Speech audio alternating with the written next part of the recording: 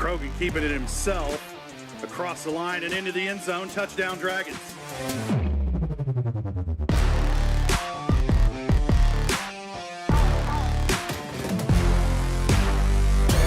That's a tight end wide open over the middle. There's the catch and the touchdown.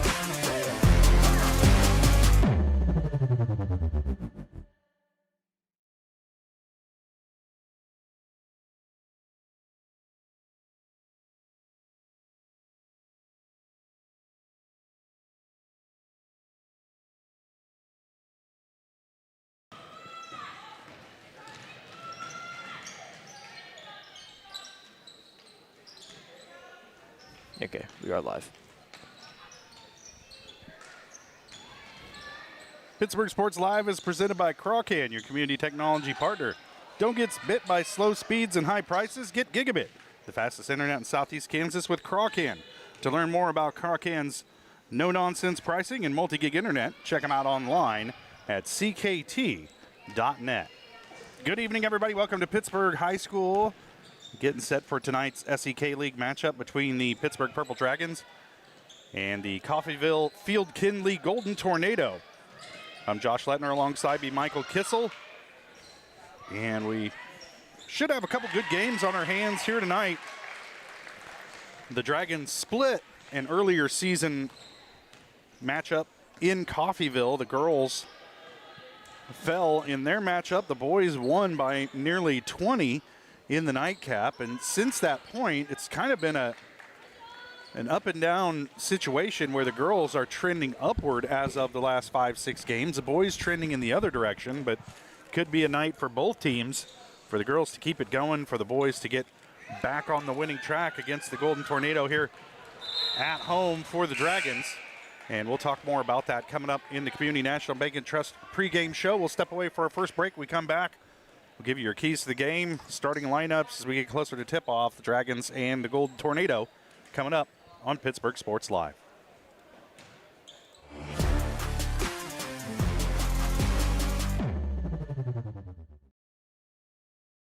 Today we're going to do an experiment to see just how fast Crawcan's multi-gig internet is. In your email, you'll find 2 links. When I say go, click on the first link to download the 500 gigabyte test file. Go! Okay, now when I say go, click on the second link in your email to upload the file. Go! I guess it really does eclipse all other internet. Release the Crawcan. Monstrous multi-gig speeds for a low, no-nonsense price. Having the right financial partner can make all the difference. Community National Bank and Trust believes banking should do more than just hold your money. We support your goals, simplify your day-to-day, and give you room to grow with quality banking services. Withdraw, transfer, invest, apply for loans, and talk with our banking professionals online, over the phone, or in person. Let Community National Bank and Trust help you build a banking experience that works for you. Community National Bank and Trust, equal housing lender and member FDIC. Whether you're trying to make the most of the next harvest, navigating a changing business landscape, or planning for the next chapter in your life, the professionals at Prime Accounting Solutions are here to help.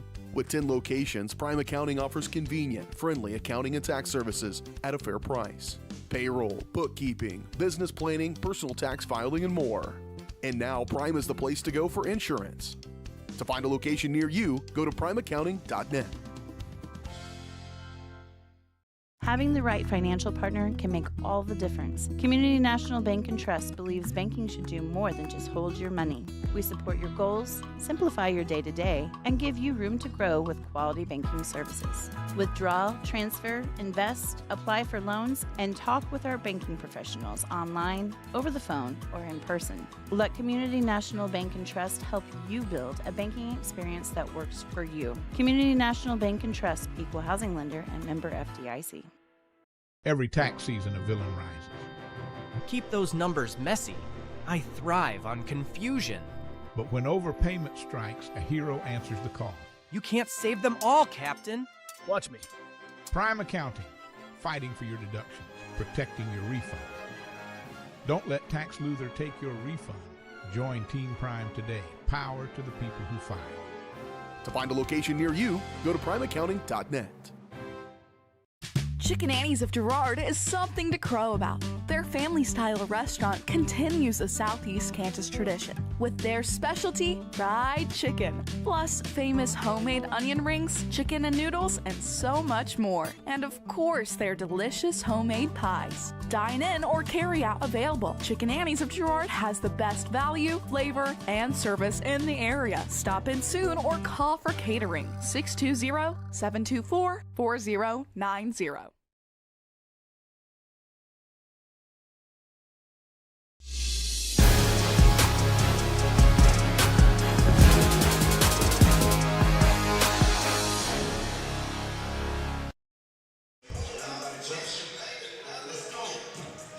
Welcome back to Pittsburg High School. Pittsburg, Kansas, getting set for tonight's matchup between the Pittsburg Purple Dragons and the Field Kindley Golden Tornado. Dragons come into tonight's game 9-6, 4-2 in the SEK. Coffeyville's girls just 2-10 on the season, 1-5 in league play, but that lone win came against the Dragons. Gosh, when was that? Right after Christmas. Yeah, I have it as December 16th, I believe. No, right before Christmas. And then the Dragons went on Christmas break, but since the girls have come back from Christmas break, looking pretty good. They've strung together a couple win streaks. They're on their way to another one right now as they are coming off a 51-47 win at Ottawa, handed Ottawa just their third loss of the season. That's a 12-win team they went up there and beat on their own floor.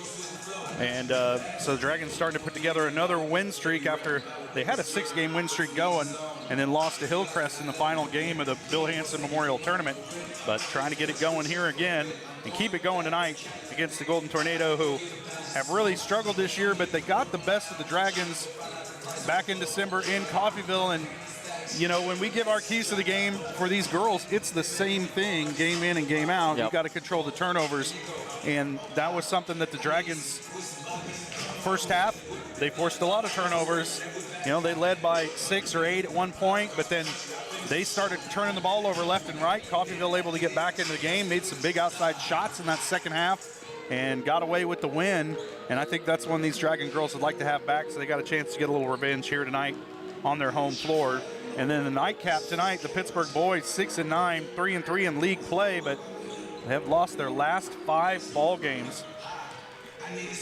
Coffeyville at 4-8, they're 3-3 in league play. And they've given some people some good runs this year, but the Dragons really got the better of them back in December in Coffeyville, won that game by 19. And, you know, Coffeyville's had their struggles. Their last game, which was, gosh, it wasn't Tuesday, it was last Friday night. They lost at Lebec County 52-46, and we know that that's a tough place to play. And Coffeyville came out losing in that one, and then it doesn't get much easier for either one of these teams. The Dragons are going to be at Independence on Tuesday, and I think Coffeyville has Independence coming up next Friday, so it'll be tough ones. And yeah, there we go. Yeah. I found out yesterday, or not yesterday, last Friday. That I've been mispronouncing. I've been Halen Moss's name. I've been saying the wrong first name because it wasn't in the roster. Yep.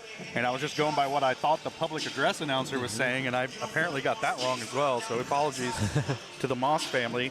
I'll get Halen's name right from here on out. And in fact, Coach Moss just came up and marked his starters for me and wrote in Halen's name. So appreciate it. Everybody's realizing, hey, they're saying the wrong name. So somebody out there's listening, and of course we're messing up. So that's how it goes.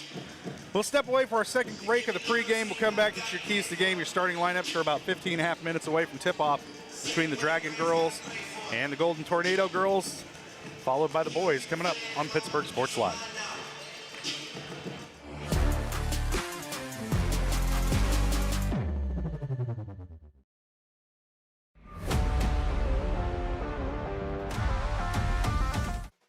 At the Farm and Ranch Division of the Four-State Agency, we're a team of experts who genuinely care about you and your farming operation. That's why whether it's a visit to your farm or a friendly chat at our office, we're committed to delivering the service you deserve. Our team is fully licensed in both crop insurance and LRP, allowing us to cover your entire farming operation across Kansas, Missouri, Oklahoma, and Arkansas. Contact us today to see how we can help. Selling equipment can be a hassle, whether you're needing to replace an old tractor or you're finally getting to retire. The time and energy needed to clean, prep, promote, and sell seems daunting. That's why you need Tyler Jackman and Big Iron Auctions. From one piece to the whole farm, Big Iron Auctions can deliver your items to more than 750,000 registered bidders. Call Tyler Jackman at 620-404-8115 or learn more at BigIronAuctions.com. At Girard Medical Center, our physical and occupational therapy department is dedicated to helping you bounce back stronger. Whether you're recovering from an injury, surgery, or just want to move better every day. From student athletes to seniors, we provide personalized care and expert support right here at home. To learn more about our therapy department and our other services, visit GirardMedicalCenter.com, a proud supporter of the Girard Trojans and your hometown team for health and healing. Rooted in rural, focused on you.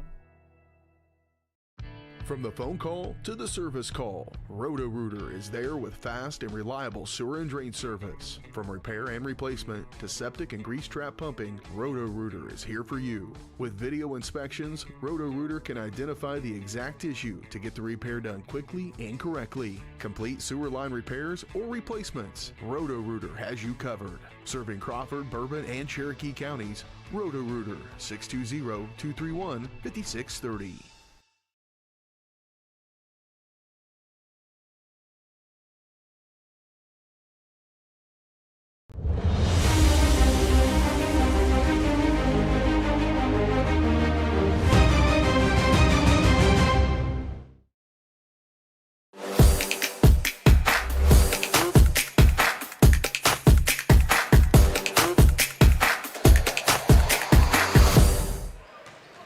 Welcome back to Pittsburg High School. Get set for tonight's matchup between the Pittsburgh Purple Dragons and the Coffeyville Field Kindley Golden Tornado. And I'm glad Kendall Elkamill's okay. She just took a ricochet to the head. She's she all right? She looks okay. I think she's going to be all right. Survivor. No surprise. All right, back to what we were talking about. This is the Community National Bank and Trust pregame show brought to you by Community National Bank and Trust. Your neighbors, your partners, and your biggest supporters from personal and business banking to mortgages, credit cards, and investments. CNB has the tools you need with the service you deserve. Equal housing lender, member FDIC. Learn more online at mybankcnb.com. Community National Bank and Trust, where community comes first.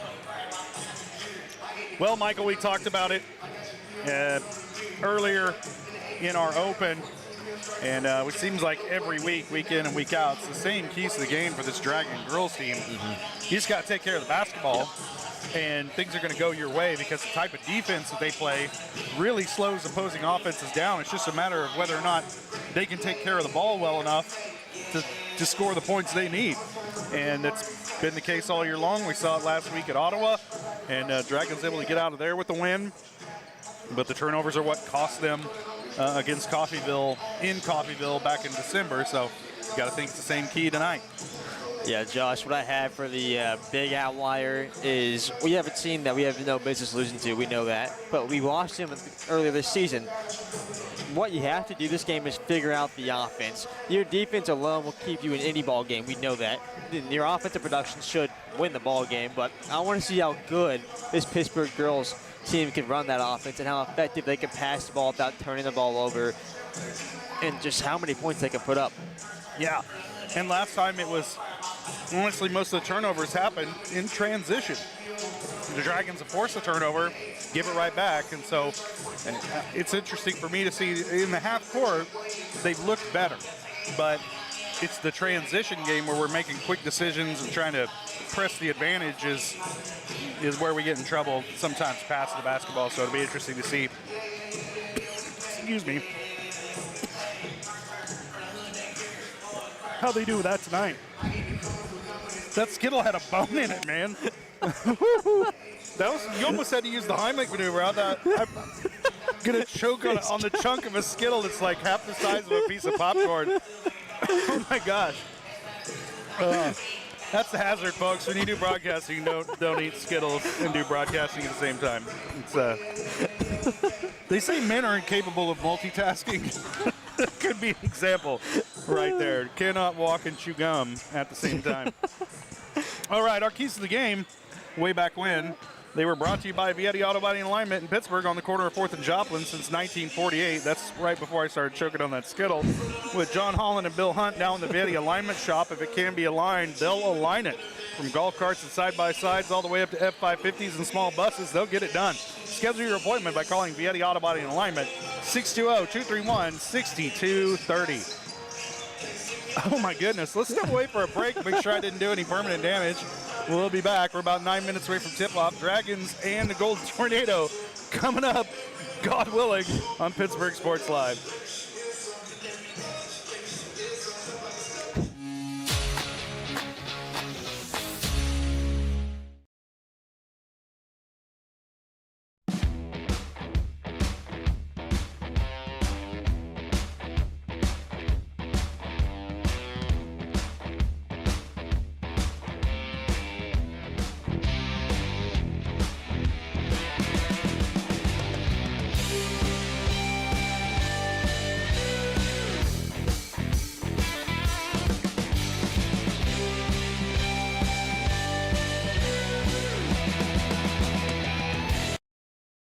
Nothing says luxury like a Lincoln.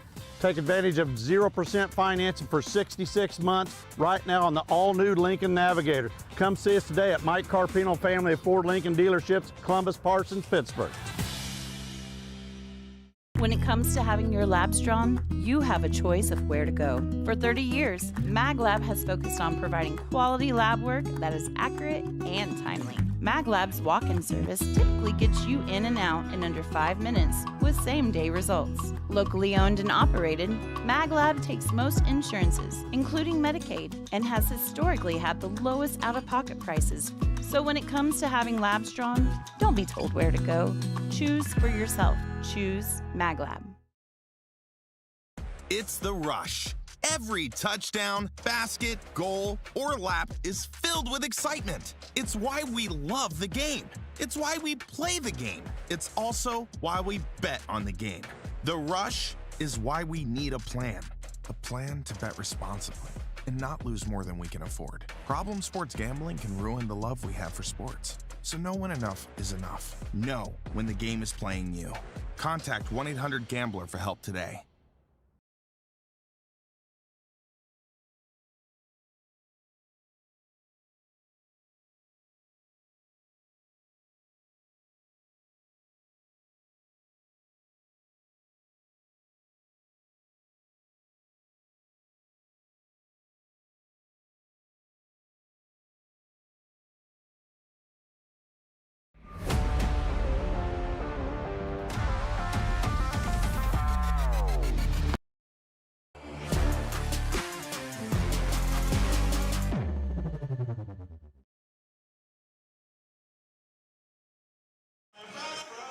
Welcome back to Pittsburgh High School, getting set for tonight's matchup between the Pittsburgh Purple Dragons and the Coffeyville Golden Tornado. I'm Josh Ledner, alongside me, Michael Kissel. Dragon girls coming into tonight's game 9-6, Coffeyville 2-10. And Coffeyville's girls just 1-5 in the SEK, but that one win came at the expense of the Dragons back in mid-December in Coffeyville. But man, Michael, we've talked about it before. This Dragons girls team is almost a completely different team than that one that Coffeyville saw back in mid-December. No, absolutely. They've just gotten so much better with the ball in their hands. And most importantly, defensively, they kind of just tidied up. Like, all their rotations have gotten a lot better. The only issue we see now is just that off-the-ball dribble and sometimes that the rebounding. And as a team, they've shot the ball so much better here over this stretch as well. I mean, they still turn it over at a pretty good clip. But when you're turning it over and not making shots, you're in real trouble. And that's what happened against Coffeyville back in December. But they've been making some shots here recently. which with the type of defense they play, if they make just a few outside shots, they're a really tough team to beat. Because they are going to make trips to the free throw line. They are going to force turnovers. They're going to get buckets in transition. It's just a matter of can they hit the open shots in the half court to really put pressure on teams, and they've done it here of late. Let's see if they can do it again tonight here on the home floor against Coffeyville. The girls team hasn't had as much trouble here in this gym this year as the boys team has, and the boys still looking for their first win here in Pittsburgh, and we're also looking for it, waiting for it. And tonight could be the night. Dragons beat Coffeyville by 19 earlier this year in Coffeyville. They played really well, though, in that game on the road. And we'll see. Yeah, that boys team, we just haven't seen that boys team since really that game. They've just kind of been like the different identity, and this is the game. This is the game to figure it out, though, for them. They need to kind of straighten the ship up. Yeah, and they look good at the Trinity tournament out in Wichita. They look good on the road against Chanute and against Parsons. I think pretty much everybody in the league's looked pretty good against Parsons this year, but it's just uncanny how differently they play at home and have played on the road this year, and hopefully the boys will turn the page on that tonight against this Coffeyville team. Again, the boys 6-9, 3-3 in the SEK. Coffeyville 4-8, 3-3 in the SEK. And both teams coming off some losses. Dragons coming off a 62-49 loss at Ottawa. And then a game that was close for the first half, and then Ottawa able to pull away in the second half, and then Coffeyville dropped a 52-46 decision at Labette County. And Dragons have lost at Labette County this year as well. Snapped their undefeated streak on the road, as a matter of fact. So can't take anything away from Coffeyville for losing at Labette County. No, Labette County was a very solid team. That gym, a great home field gym. They very well coached. They've had a coach who's coached all three sports in the fall, so just they have a great mental coach. Oh, here's your coach. song. You like this one, right? Scar Tissue? Scar Tissue is a great song. Yeah. Big Red Hot Chili Peppers. I told you this is the first song I showed my girlfriend. Yeah. Now everybody knows. No, they should. I mean, they should listen to it. They haven't. Let's take a look at our starting lineups for tonight's game. For the Dragons, the same starting lineup as usual. Number 2, senior Odessa Reed. Number 4, senior Anna Jorge. Number 11, senior Sophia Hertrick. Number 30, sophomore Mackenzie English. And number 21, sophomore Angie Miller. For Coffeyville, they'll start number 1, senior Kaylin Karen. Number 2, senior Aaron Lopez. Number 5, junior Jessica Zimmerman. Number 10, sophomore Mackenzie Jones. And number 44, junior Keandra Jennings. Got that out of the way. How about that? No. Oh, man, that guitar, though. Oh, man. That's what does it. Don't get all weepy on me. As you can see, we're about a minute and a half away from tip-off. We've gotten through all of our breaks in the pregame. Look at us, so organized, giving your starting lineups, your keys to the game, all that stuff. The only thing left to do is to play the game. And in the meantime, I'm so ready for this one, Michael. I showed up Tuesday night. Yeah? Yeah. I was in the parking lot, but quickly realized. I got up here with the stuff, and I'm like, I don't think that there's no game tonight. Yeah, the parking lot, without a bus, I was pretty worried. Nobody pointed at me or made fun of me, though, because everybody saw me carry that stuff in here. And I appreciate nobody making fun of me. But yeah, I was really concerned we were missing a away game. And I'm just really glad that's not the case. No. That would have been quite the doozy. One year I had a game in Girard and went to Chanute. Then realized I was in the wrong town. And I had to bend space and time to get from Chanute to Girard by kickoff, and I did it. Well, we were in the wrong town of Chanute on the way back from what However, game was we that? do strongly discourage all reckless driving. Not wise. No. But when necessary. Yeah, well, or you could just, pay attention and realize where you're supposed to be. We're going to pause a moment for our national anthem, and we'll come back and start talking again. Remove your caps and face your attention to the west side of the gymnasium and the flag of our United States of America as the PHS Encore leads us in our national anthem.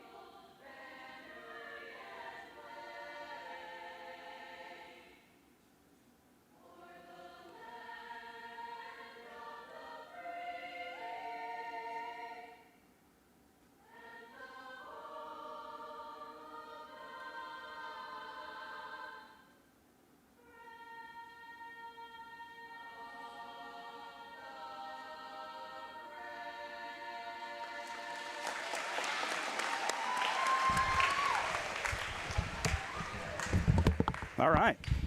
Pittsburg High School Honor Choir. Tell you what, they do a bang-up job at that. Yeah. It's just always great to listen to.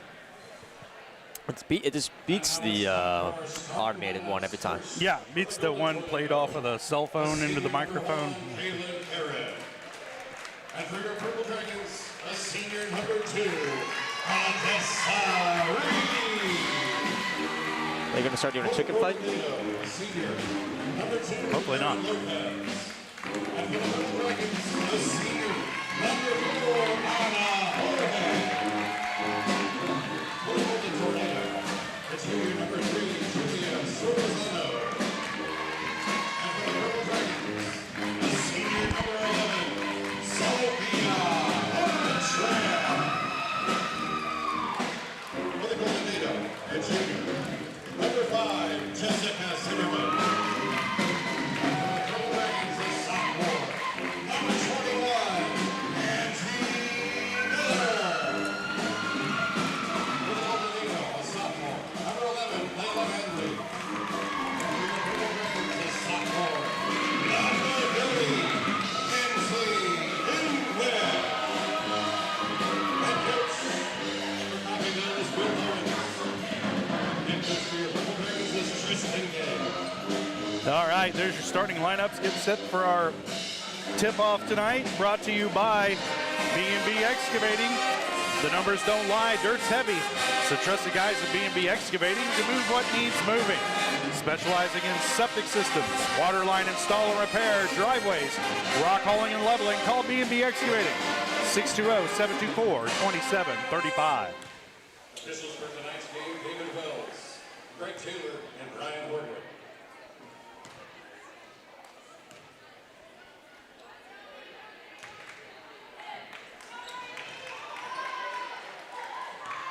Mackenzie English set to tip it off against Layla Manley. At the jump on the game, number 11, Layla Manley. For the Purple Dragons, number 30, Kinsey English.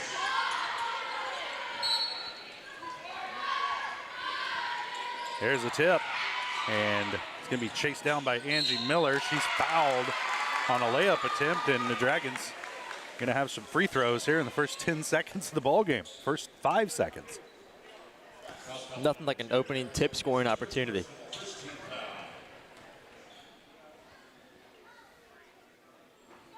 First one off the mark. And with how effective our offense has been, the one thing I can nitpick at, besides passing, is the free throw percentage. Hits the second. just over 50%, I would say we are as a team. Now, we've had games where we shot free throws very well, but there's a carry going to be called against Coffeyville. It's their first turnover of the night. Give the ball back to the Dragons, leading 1-0.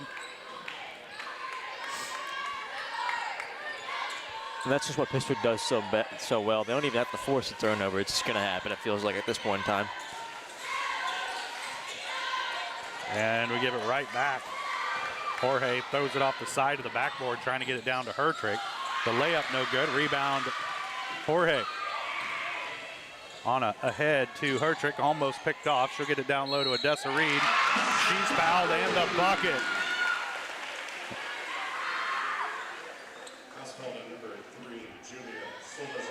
Reed, a strong move, no hesitation, going straight to the bucket. Scores it and earns a trip to the line. And she hit it. You can always count on Odessa Reed being strong around the basket. 3 for Reed. Dragons lead it by 4 here in the first 30 seconds. Karen with it. Kicks it far side to Zimmerman. They get it down low. I think that was Lopez. It was. She has her first bucket. Dragon lead is 2. Lopez, not the biggest player, but crafty, cutting to the basket. Jorge trying to feed it down low to Reed. Too high for Odessa. And there's more errant passing by the Dragons. Start this one out. And the thing about it, it's not really like forced errors. It's just simply just some missed passes. Yeah. Karen with it, guarded by Miller. Kicks it over to Manley. She'll take the shot, too strong. English comes down with it. Her pass ahead to Hertrick, poked away by Karen. And almost turned it over, but the Dragons will hang on to it. They'll inbound from the far side. Hertrick to throw it in. And Coffeyville not going to challenge the inbound as it goes right into Miller. Crossways to Hertrick. Into the corner to Jorge. She'll put it on the floor, drives into the lane, elevates, no good, tipped around. And the rebound comes down to Zimmerman for the Golden Tornado. Yeah, the Golden Tornado are showing a 2-3 defense. They're trying to shut down that interior offense that the Purple Dragons have such a strong enforce on. Reed tapped it again, and finally stole it away. And now English will bring it up the floor for the Dragons.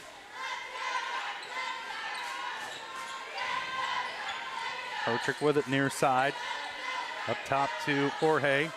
Trying to force it down low to Reed. And Manley tipped it away. And Zimmerman comes away with it for Coffeyville. Back on the offensive end. Lopez into the lane. It's poked away, but Lopez gets it back. Driving baseline. Her shot on the way. No good. Tipped out of bounds. Last touch by Reed. And it'll stay with Coffeyville. Odessa Reed always taking her hands to the basketball, and it never really ends out in a bad outcome. It's always out of balance or in Pittsburgh's favor.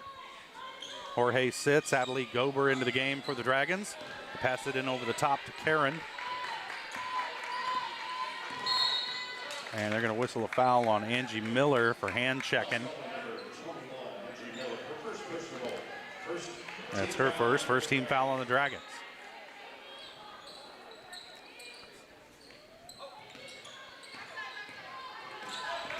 And Pittsburgh is showing a 2-2 zone with a face guard on the #1 point guard, trying to take her out of the equation. Well, there's Lopez. You got to figure out a way to take her out of the equation.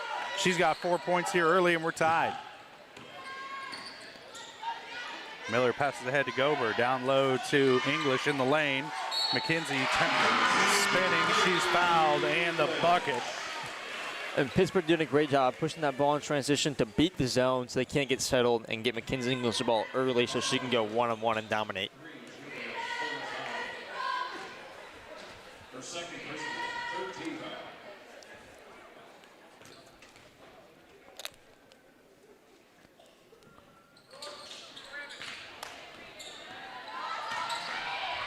Lopez comes away with the rebound off the missed second free throw from English, but it's stolen away from her by Miller.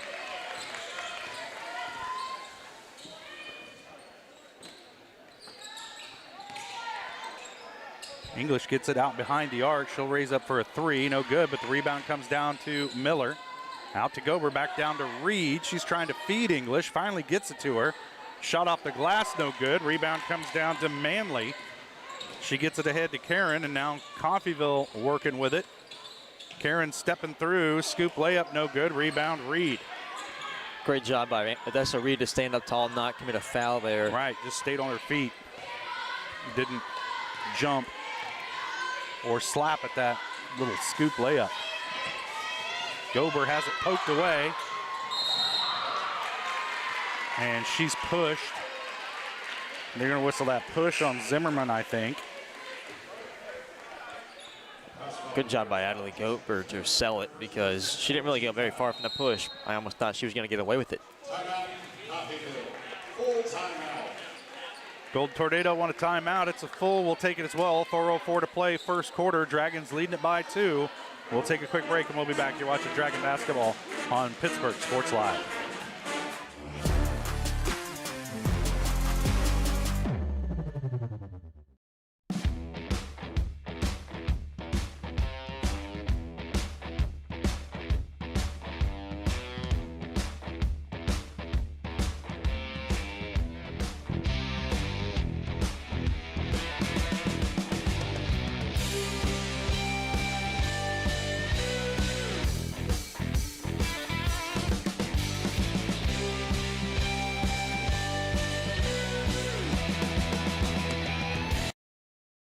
From the phone call to the service call, Roto-Rooter is there with fast and reliable sewer and drain service. From repair and replacement to septic and grease trap pumping, Roto-Rooter is here for you. With video inspections, Roto-Rooter can identify the exact issue to get the repair done quickly and correctly. Complete sewer line repairs or replacements, Roto-Rooter has you covered. Serving Crawford, Bourbon, and Cherokee counties, Roto-Rooter, 620-23.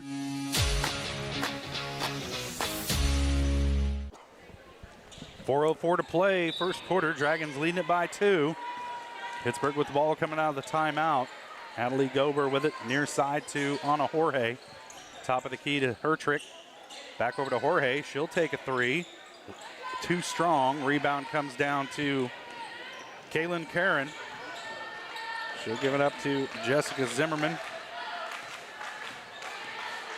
You see Adelie Gober has the assignment of guarding Karen. But just quickly switched because of the 3 off-ball screens.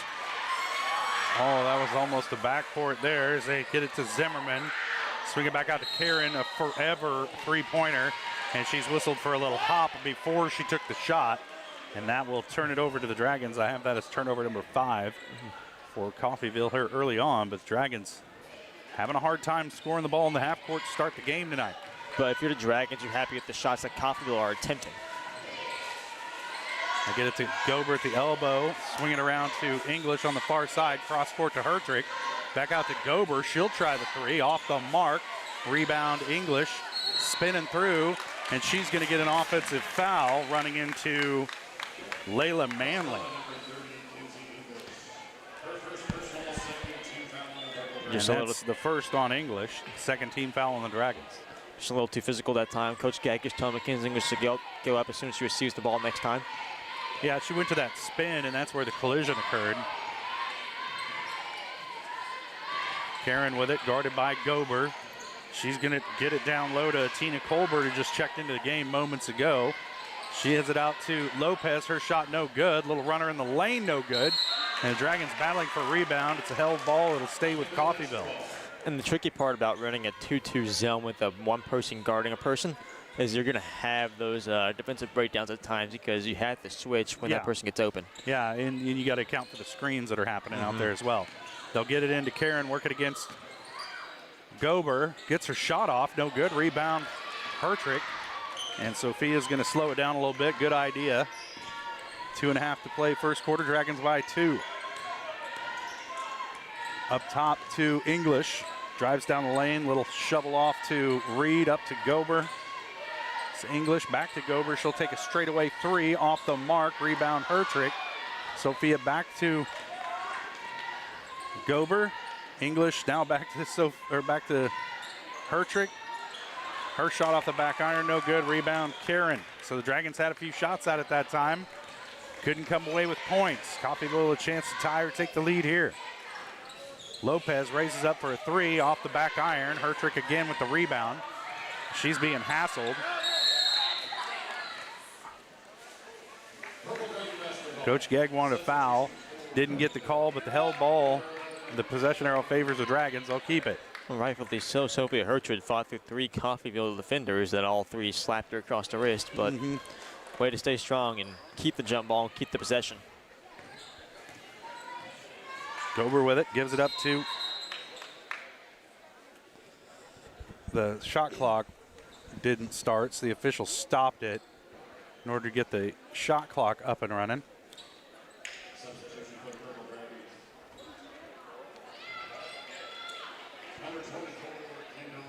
El Camil checks into the game. Jorge will sit. And Kindley El Camil has been a great player in this second half of the season for the Pittsburgh Dragons so far. Yep, she's been a spark off the bench. There's a three-pointer from El Camil, no good off the back iron. And the long rebound chased down by Zimmerman.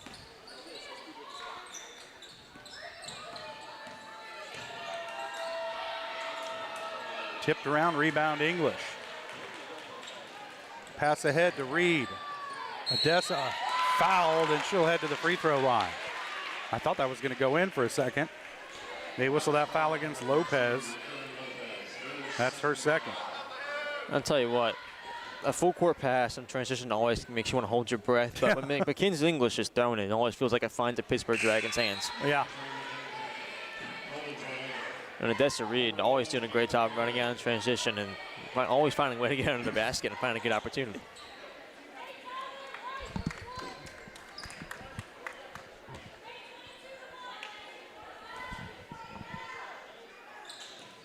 Reed comes away empty from the line.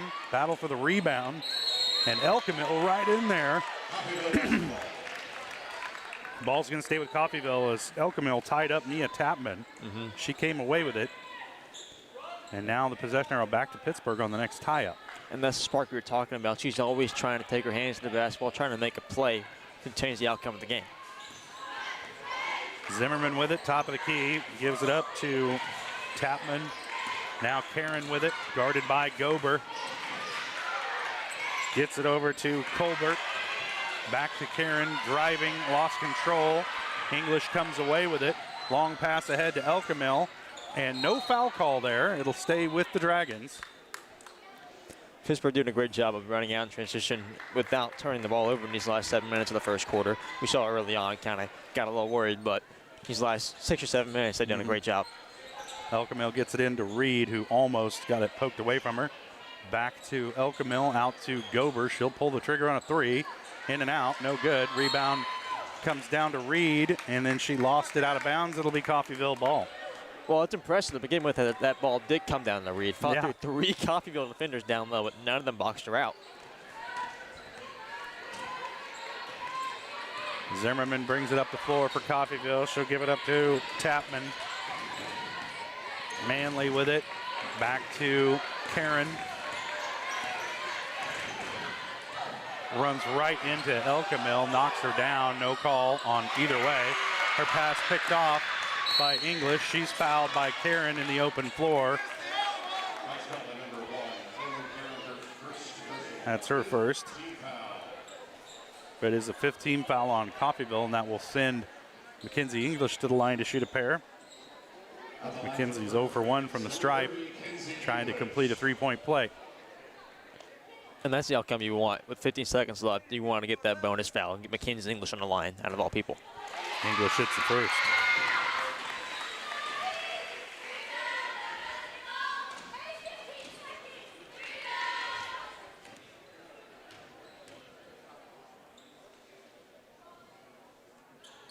English hits them both. Now Dragons need to not foul the three-point shooter. Just 15 seconds left in this first quarter.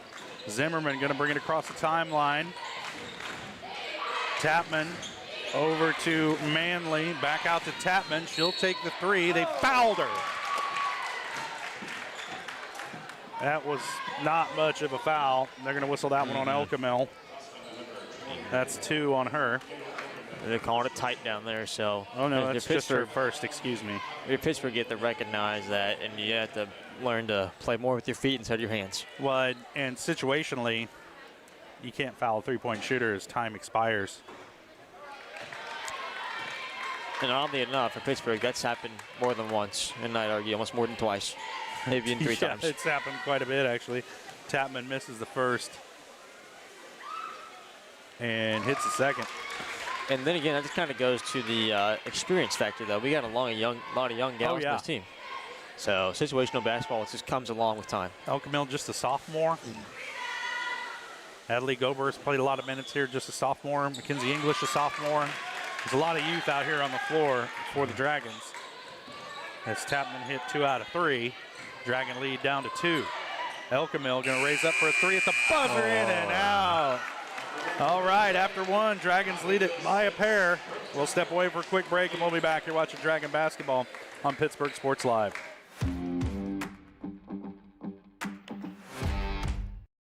At GN Bank, we're your neighbor. We see you at the store. We cheer with you at the local football games, serving you with the same friendly faces you have come to know and trust. GN Bank, the best place to bank and borrow. At the Farm and Ranch Division of the 4-State Agency, we're a team of experts who genuinely care about you and your farming operation.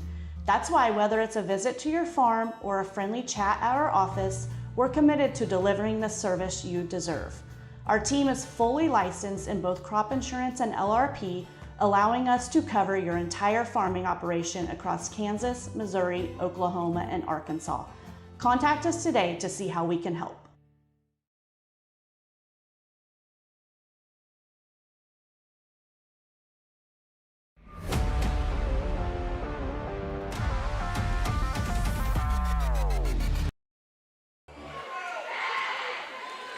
After 1, Dragons lead it by a pair. And what was a pretty wild first quarter. And the Dragons left a lot of points on the table in that first quarter. And but looked pretty good rebound the basketball. Defensively looked tough. So it's not that they didn't look good. It's just the shots weren't falling for them in that first quarter. So the second quarter is a different story for Pittsburgh. Gober with it. She's going to raise up for a 3, hand in her face, in and out. Rebound comes down to Manley. And she'll give it up to Kaylin Karen, who will walk it up the floor for Coffeyville as they start to get into the half court. Near side here to Lopez, working on Elkamil. She's cut off. Kicks it back out to Tapman. Back to Lopez for 3. No good. Rebound battled for. And English knocks it out of the hands of Manley right to Odessa Reed, so the Dragons with it now. Yeah, Pittsburgh doing all the little things right. When you're doing all that, you know the points will come eventually, especially against a team like Coffeyville, who's not running a very strong defense. English for 3, no good off the back iron. Rebound battled for, and finally Adley Gober comes away with it. You just Elkamil with it, trying to force it down low to Reed, and that's where we get in trouble. Is Reed was never open there, and Elkamil just forced it. But fortunately, the Dragons get it back. There's another 50-50 ball over the top. Ends up in the hands of Odessa Reed off the glass and good. They throw a lot of 50-50 balls, but it feels like half the time it's a 100-0 ball. It feels like we're coming down with it way more than we should. Yeah, 4 turnovers end up in 2 points there for the for the Dragons. Now Manley with the middle of the lane, way off the mark with a shot. Loose ball comes down to English. Dragons have it back, leading by 4 with 6.5 to play first half. Elkamil thought about it. Now on the baseline to Reed. Her pass right into the hands of Manley. It's like the Dragons don't see the post defenders standing in there in the lane and have thrown away lots of passes trying to force them into the post. Zimmerman over to Tapman. Her shot on the way. High off the rim, no good. Rebound English. Out ahead to Hertrick. Foot race with Karen. She's fouled. Sophia may have rolled her ankle a little bit. She came down awkwardly. Yeah, there's some deep breaths being taken down there at the other end, and it is her ankle. She seems to be in serious pain. Yeah, that hurts. Sophia hasn't even tried to get up. It looked really awkward. Yeah, the landing was super awkward. She was kind of twisting when she came down, and got a little assistance from a Coffeyville defender on the way down. Got a little bump, and that's all it takes. Kaylin Karen collided with her, and not that there was anything malicious about it. It was a basketball play. Just a basketball play, and this sort of stuff happens. This game is rough on your ankles, your knees, and your ego, I've found. Yeah, I can attest to that. It's a game of frustration. But you're seeing Pittsburgh early on in the second quarter just picking up where they left off, just transition offense. Yeah, you can see them looking at Sophia down there at the far end. And her ankle's hurt, but she's getting cracked up by the trainer, so tough. She's tough. Coach Gegg down there to help her up. And she looks like she's going to be okay. It's just scary, man, when you roll that ankle. Yeah. Woof.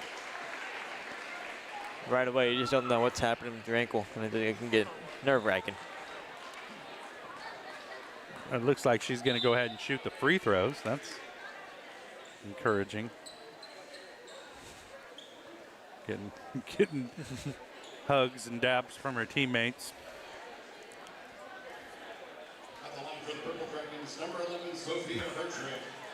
Got to wipe away the tears to shoot the free throws. Can't. There is crying, however, in basketball. I've seen it. I've done it. In and out on the first one for her tree. If you haven't cried at some point in time playing basketball, you don't love the sport. You haven't really played. Yeah.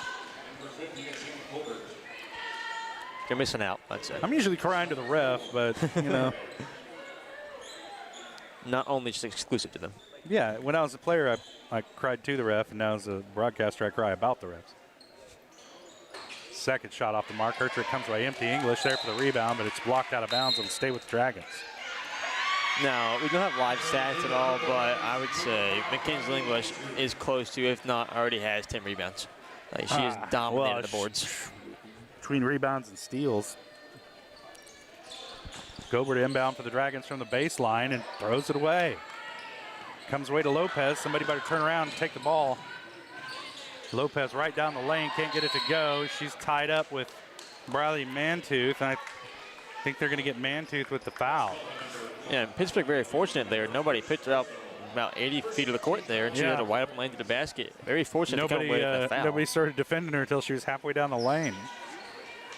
Over the top, they get it into Zimmerman. Over to Tapman, into the corner to Lopez. Back down low to Zimmerman. Blocked by English. Gober with it to Mantooth. Back up top to Gober into the lane to English. Spinning, kicks it out to Jorge. To Elkamil. Pass deflected. And the Dragons just a lot of passing there in the predictable spots. Not a lot of movement, but a lot of passing. Lopez somehow ended up with it, gave it to herself. Her shot in the lane, no good. Rebound, English, and it's encouraging for the Dragons because those were shots that she made back in December in Coffeyville. And ended up being the difference in that game, I think.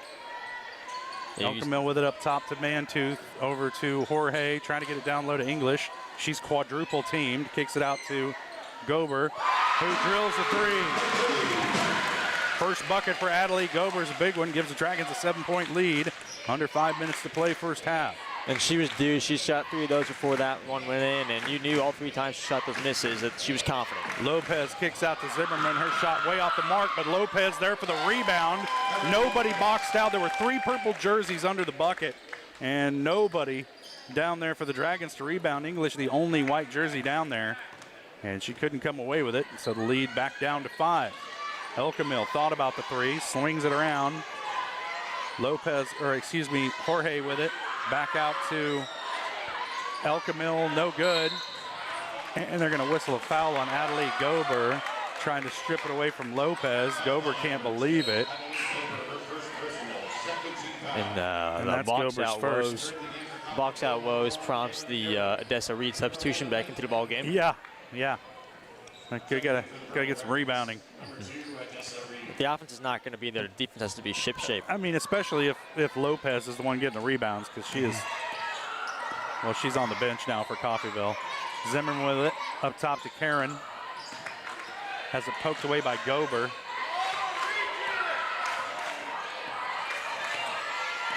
Coach Owens for Coffeyville wanted a reach. Karen down the lane, off the glass, no good. Battle for the rebound with Reed. Held ball, and it will stay with Coffeyville. I'll tell you what, you get your arms out of there. Dessa Reed doesn't play nice. She's always taking her hands to the ball, like I said, and she tries to come with it each and every time. Most times she does. Ripping at it, yep. They'll get it into Zimmerman, guarded by Jorge. Karen with it now.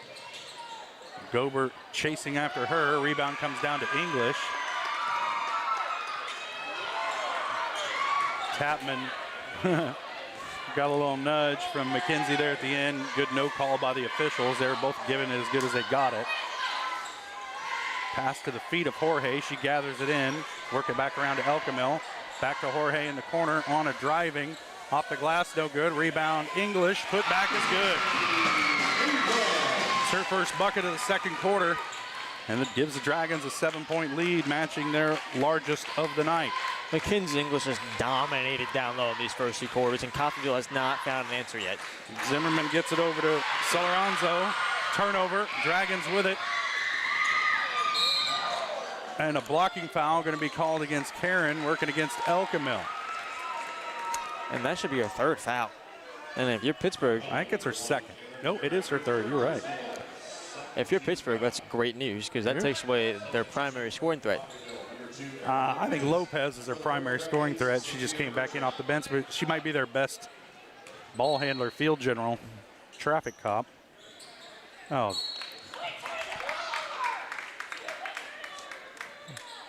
Coach Gagg telling him quit turning the ball over. Yep, sounds like a broadcaster. And there was just another completely unforced turnover, as there was nobody guarding English. It was just a terrible pass to her to get the ball inbounds. Lopez shot it in rhythm, and there's a battle for the rebound. It's Hertrick in there fighting with Zimmerman for it. It's a held ball. It'll be Dragon ball by way of the possession arrow. We've seen that possession arrow come out quite a bit tonight already. Yeah, several tie-ups tonight, and usually they favored Coffeyville just by the sheer luck of the draw, but Dragons come away with that one. Reed back to Hertrick. Forces it into Reed, who has a hard time with it. Her shot blocked by Manley, but back to Reed, or back to Hertrick, and she's fouled on the floor. And Dragons will inbound from the baseline. And while sometimes their passing can look sloppy, they never give up on the ball, on the play. They are always fighting for the ball. If it's going out of bounds, they're trying to keep it in bounds and trying to get a shot up each and every time. 3-point shot from Gober off the back iron rebound. Reed out to Hertrick. Back down to English in the lane, stepping through a double team. She's fouled. And we'll head to the line. I think they're going to get Soloranzo, Julia Soloranzo, number 3, with that one. They do. I think that's her 2nd. Nope, that's her 3rd. That's why all my stats unofficial. And that puts 2 Coffeyville backcourt ball handlers in foul trouble in this first half. English misses the first. McKenzie 2 of 4 from the stripe tonight. Soloranzo will sit. I think that's Atina Colbert check back into the game. English good on the second one. She's got 7. Dragons lead it by 7. Or I'm sorry, by 8. Math is hard. Oh, it's very difficult. English will sit. So the 5 on the floor right now is Asiana Hutchinson checks in for the first time.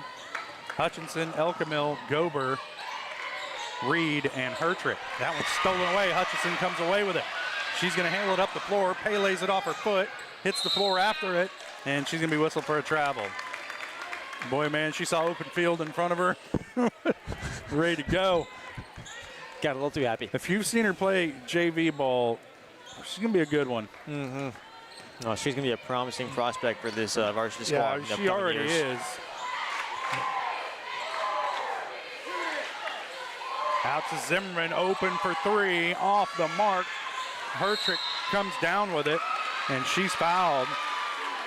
I think they're going to whistle Lopez with that one. That should be her 3rd.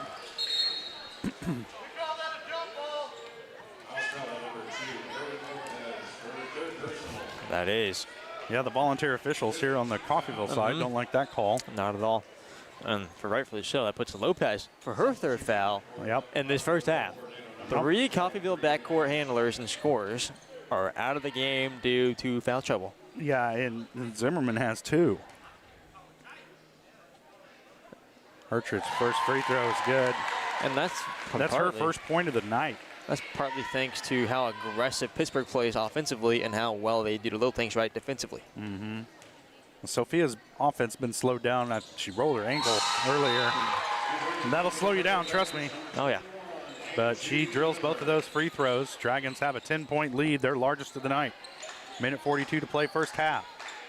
They've held Coffeyville to single digits thus far in this first half, so a really good defensive effort tonight by the Dragons.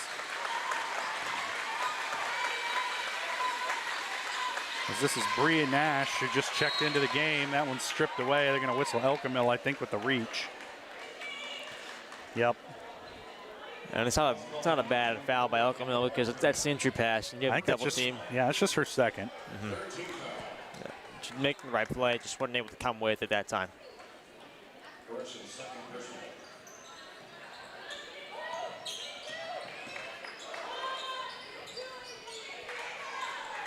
Nash with it now into the corner to Zimmerman. Cross court to Tapman. Thought about a 3. Kicks it back out to Zimmerman. And Nash has a problem with it.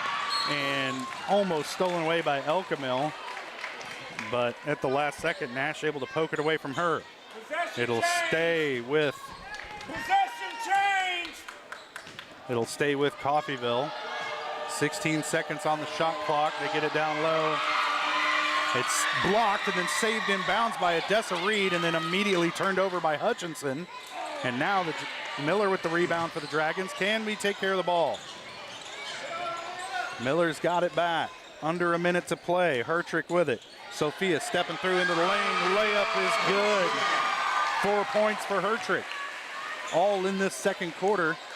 And the Dragons out to a 12-point lead. 40 seconds and counting. Here comes Zimmerman across the timeline. Over to Tapman. Near side to Nash. Back to Zimmerman on the wing. She'll drive. Kicks back out to Nash. Around to Tapman. Her pass deflected. There's a tie-up. And it's going to be a held ball. It should stay with Coffeyville, and it does. 23.7 on the game clock. 16 on the shot clock. Coffeyville will inbound from the baseline. And you can see just how good this defense is because it just speeds up Coffeyville so much, even in a half-court man coverage defense. Nash gets it into Tapman. Her pass deflected. Hutchinson comes away with it. Ahead to Elkamil. Her outlet pass ahead to Hertrich off the glass and good. Dragons winning the track meet tonight. They lead it by 14. There's a carry by Zimmerman. Gets away with it. Near side to Tapman. Can't handle the pass. Tipped out of bounds. It's going to be Dragon ball. I don't know about, but they'll take it. Yes, they will. And that's going to do it for the first half. After one, the Dragons lead it 22-8. They've held the Golden Tornadoes single digits in an entire half of basketball, so a good defensive effort tonight by the Dragons, and the scoring showed up a little bit there in the second quarter, so Pittsburgh looking good here at the break. We'll step away, and we'll be back with the GN Bank Halftime Show. You're watching Dragon Basketball on Pittsburgh Sports Live.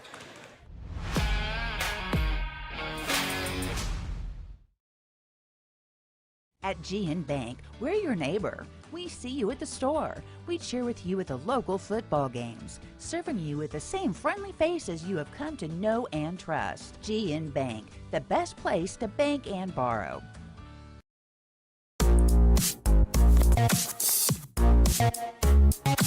Hold on.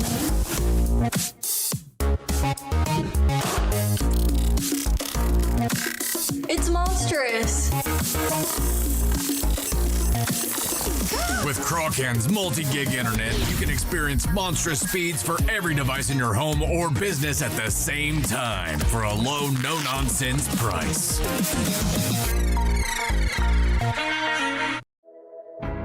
At Girard Medical Center, our physical and occupational therapy department is dedicated to helping you bounce back stronger. whether you're recovering from an injury, surgery, or just want to move better every day. From student athletes to seniors, we provide personalized care and expert support right here at home. To learn more about our therapy department and our other services, visit GirardMedicalCenter.com, a proud supporter of the Girard Trojans and your hometown team for health and healing. Rooted in rural, focused on you. From the phone call to the service call, Roto-Rooter is there with fast and reliable sewer and drain service. From repair and replacement to septic and grease trap pumping, Roto-Rooter is here for you. With video inspections, Roto-Rooter can identify the exact issue to get the repair done quickly and correctly. Complete sewer line repairs or replacements, Roto-Rooter has you covered. Serving Crawford, Bourbon, and Cherokee counties, Roto-Rooter, 620-231-5630. When it comes to having your labs drawn, you have a choice of where to go. For 30 years, MagLab has focused on providing quality lab work that is accurate and timely. MagLab's walk-in service typically gets you in and out in under 5 minutes with same-day results. Locally owned and operated, MagLab takes most insurances, including Medicaid, and has historically had the lowest out-of-pocket prices. So when it comes to having labs drawn, don't be told where to go. Choose for yourself. Choose MagLab. It's the rush. Every touchdown, basket, goal, or lap is filled with excitement. It's why we love the game. It's why we play the game. It's also why we bet on the game. The rush is why we need a plan to bet responsibly and not lose more than we can afford. Problem sports gambling can ruin the love we have for sports. So know when enough is enough. Know when the game is playing you. Contact 1-800-GAMBLER for help today.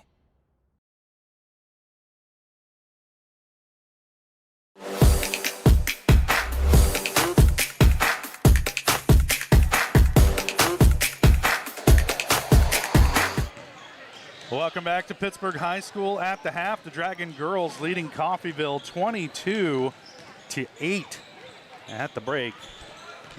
I'm Josh Leonard. Beside me, Michael Kissel. And Michael, just a smothering defensive effort by the Dragons. And finally in that second quarter, shots started to fall. And they really just pulled away. Yeah, it was incredible how great we did defensively. Offensively, the only issue we really saw was yet again that turnover from time to time. But besides that, they put a pretty complete brand of basketball. Yeah, the Dragons with 4 turnovers in that first half.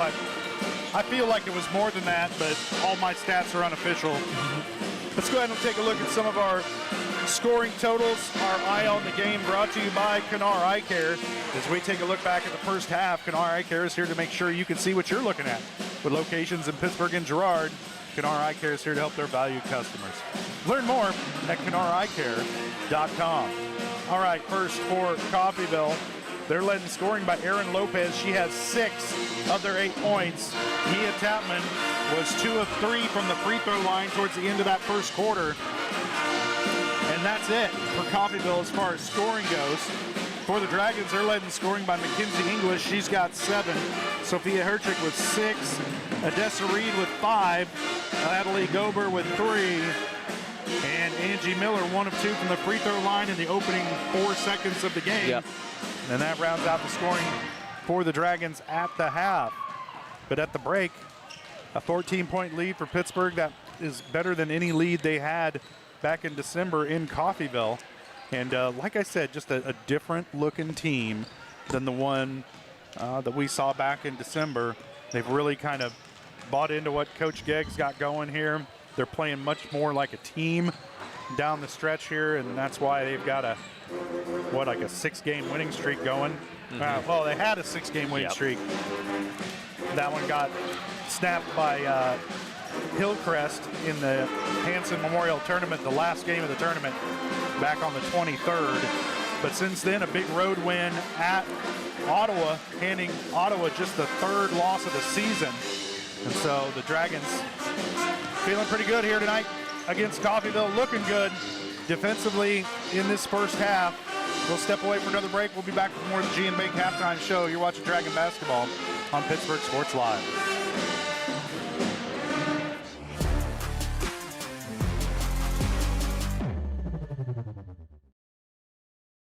Thanks to your support, Canara Eye Care has expanded. With double the space, they offer more exam rooms, larger optical selection, and extended hours to fit your schedule. And with the latest technology, they can quickly diagnose any eye-related issues. All patients are welcome at Canara Eye Care, the clear choice for your. It's a bird. It's a plane. It's Chicken Annie's Girard. When you're facing a chicken emergency, there's only one hero. Catering and carry out from Chicken Annie's Girard. When an onion ring craving is too much to bear, when the family's coming over and you weren't aware, it's Chicken Annie's Girard to the rescue. When there's 20, 30, 100 to feed, you need Chicken Annie's Girard indeed. A heroic value, superb flavor. When there's a chicken emergency, there's only one hero. Chicken Annie's Girard. Having the right financial partner can make all the difference. Community National Bank and Trust believes banking should do more than just hold your money.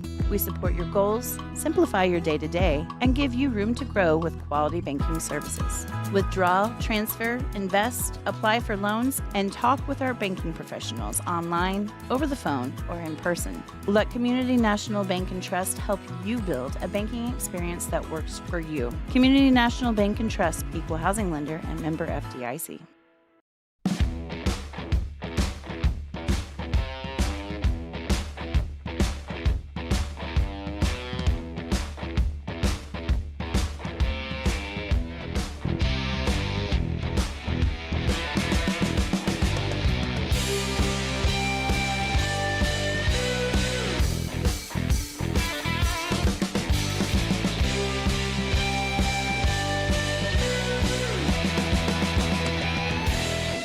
Every tax season a villain rises. Keep those numbers messy. I thrive on confusion. But when overpayment strikes, a hero answers the call. You can't save them all, Captain. Watch me. Prime Accounting, fighting for your deductions, protecting your refund. Don't let tax luther take your refund. Join Team Prime today. Power to the people who file. To find a location near you, go to primeaccounting.net.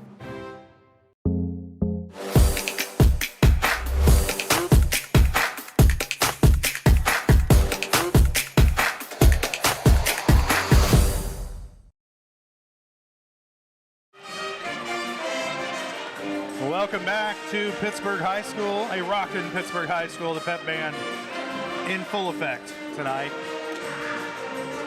It's just not the same without a good pep band. It really isn't. They bring the atmosphere. It makes it feel like a true high school experience. Yeah, they playing some Chicago earlier, a little 25 or 6-4. This one was, I think it was Tommy Two-Tone doing a little 8675309. I guess the name of the song is Jenny. I know that because that's my wife's name. Oh? Yeah. The more you know. Yeah. See, I knew that, but the viewer, I imagine the viewer didn't. So. What? I knew your name was Jenny. Your mom's wife's name was Jenny. Yeah. Well, because I talk about her all the time. Yeah. Well, as you should. Yeah. You know? As any husband should, right? Yeah. Everybody talks about their boss, right? We're about 40 seconds away from tip-off or the start of the second half. I guess they don't tip it off. Dragons lead it by 14. If they can hang on here, they'll pick up their 10th win of the season. Well, Josh, I'll tell you what's been so impressive of this Dragon team. Obviously, held them under 10 points in the first half. And more impressive, that second quarter, just a 2 points allowed. And that was pretty, right away in the second quarter. So their defense has been pretty stellar. And their offense, only 22 points. That's honestly not as much as we're accustomed to scoring in the first half of basketball. So we're very thankful that defense came to play. Indeed. See if the Dragons can keep that smothering defense going here in this third quarter. But first, they're going to get a shot on the offensive end as Pittsburgh will have the ball to start the second half. Angie Miller with it, kicks it over to Anna Jorge on the far side. Baseline to Reed, top to Hertrick, open for three, she'll take it. Off the front iron, no good, rebound Reed, put back is good. 7 points for Odessa Reed, and the Dragon lead is 16. Lopez, she'll take a three and hits it, answers back. I'm sorry, that was Zimmerman. Jessica Zimmerman with the three. That's her first bucket of the night for Coffeyville.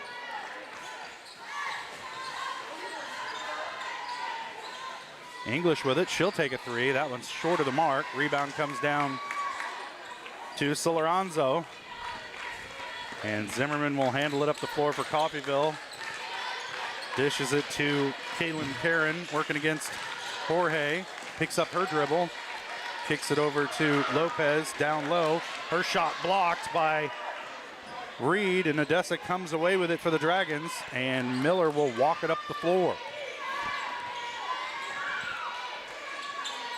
English with it at the free throw line, into the corner to Hertrick, open for three, steps into it off the mark, rebound Miller. She'll take a little 15-footer and hits. Miller's like, well, if nobody's gonna come out here and guard me, I'm just gonna take this little, well, it's about a 12-footer. She hit it. Dragons by 15. I'll tell you what, the inside of the arc scoring by Pittsburgh's been very good, but outside the arc, slim to none. Soloranzo gets it down low to Lopez. She's not afraid to play under the bucket, but Mackenzie English right there to reject that shot out of bounds. It'll stay with Coffeyville. Kaylin Karen going to inbound it. She gets it in to Manley, working against Reed. She picks up her dribble. Odessa pokes it away and steals it away. Good defense that time by Reed. And now English with it on the Dragon end of the floor. Hertrick back to English. How are you going to whistle a travel? She must have moved her pivot foot or something. Yeah, well, that referee is right there. So yeah, he had a way better angle on it than I did. Got to trust his decision. Yep. And that's just what it is for Pittsburgh offensively, is turnovers. That's always just going to be the name of the game. Just minimizing that's their biggest task. Lopez with it. And the shot clock, again, we're having shot clock issues. So the officials are going to stop it until we can get the shot clock going. It's inbounded. Shot clock's still not going. Yeah. There it is. Karen with it now. Working off a screen from Lopez. Jorge cuts her off. Gives it up to Lopez.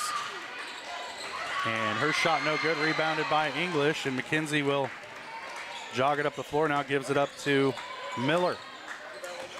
5.5 to play, third quarter. Dragons by 15, Hertrick with it. Picked up her dribble, gets it up top to Jorge. Free throw line for Miller, she's fouled from behind by Karen, and that's her fourth.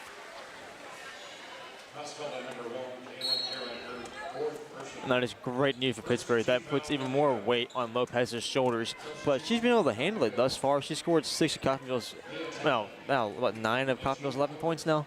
Karen No, that's Zimmerman. But she scored 6 points.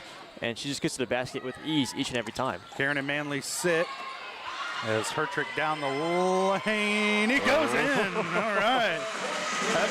That one just laid up there and formed a committee before it fell down into the bucket. I thought it was just going to settle on up there. Tapman and Atina Colbert have checked into the game for Coffeyville. There's an offensive foul called against Zimmerman as she was elbowing Ana Jorge in the chest, and the official let her get away with the first two and called her on the third. Not a popular call with the folks from Coffeyville behind us, but clear as day, I thought. But Ana Jorge, can be very frustrating to guard her and go against her. She's a very physical defenseman. Maria Nash back into the game for Coffeyville. Zimmerman sits. I think she has 3. Get it down low to English. Shot no good. Knocked away by Reed. Lopez. They try and get it down low to English, and it's going to be not out of bounds. Last touch by the Dragons, as English collided with Colbert.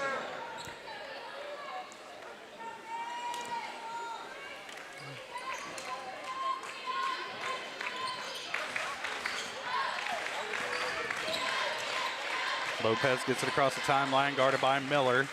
They get it outside to Tapman for 3. Off the front iron, no good. Rebound English. Pass out ahead to Ana Jorge. Nash on her. Jorge shot off the glass. It's good. That's the first bucket for Ana Jorge.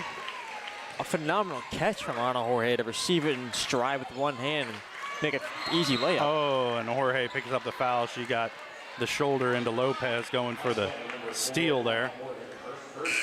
That's her first. And that's perfectly okay because this whole Pittsburgh Dragons team has plenty of fouls to give. Hutchinson and Gober into the game. Miller and English will sit. Lopez handling it for Coffeyville. Her pass deflected and stolen away by Jorge, but Anna couldn't come away with it. Lopez tracks it down, gets it ahead to Soloranzo. Her pass picked off by Hutchinson. And over to Hertrick for three. No good. Rebound, Reed. She comes away with it. Gober with it. Coach Gegg saying, hold on a minute. Let's get things set a little bit here as they go into the lane to Hutchinson. Man, Gober just forced that one in there, taken away by Lopez, and Hutchinson fouls her to prevent the easy layup, and that'll send Lopez to the free throw line to shoot two. Yeah, just Gober, like you said, forcing it into the high post to Hutchinson. The pass wasn't open. She had two wingers on both sides wide open. It was never open. But when you're running a 2-3 zone, when you get that ball into the high post, the zone does break down, and she just tried to rush that process. Yep. First free throw off the back iron, but falls through for Aaron Lopez. She's got 7. And you can see that fatigue starting to hit her. She's had to run up and down the court for multiple minutes now. And with Anna Jorge on your hip the whole way through, it is not an easy task. Second shot missed everything, and so it'll be Dragon ball.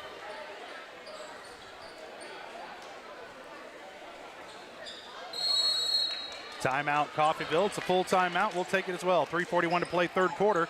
Dragons leading it by 18. You're watching Dragon basketball on Pittsburgh Sports Live.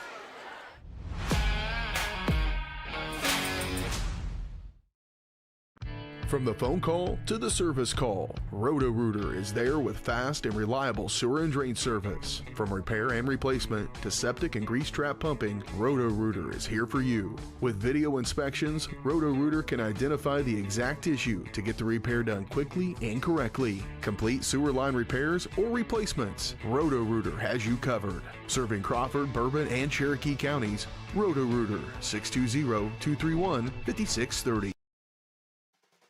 At the Farm and Ranch Division of the Four-State Agency, we're a team of experts who genuinely care about you and your farming operation. That's why whether it's a visit to your farm or a friendly chat at our office, we're committed to delivering the service you deserve. Our team is fully licensed in both crop insurance and LRP, allowing us to cover your entire farming operation across Kansas, Missouri, Oklahoma, and Arkansas. Contact us today to see how we can help.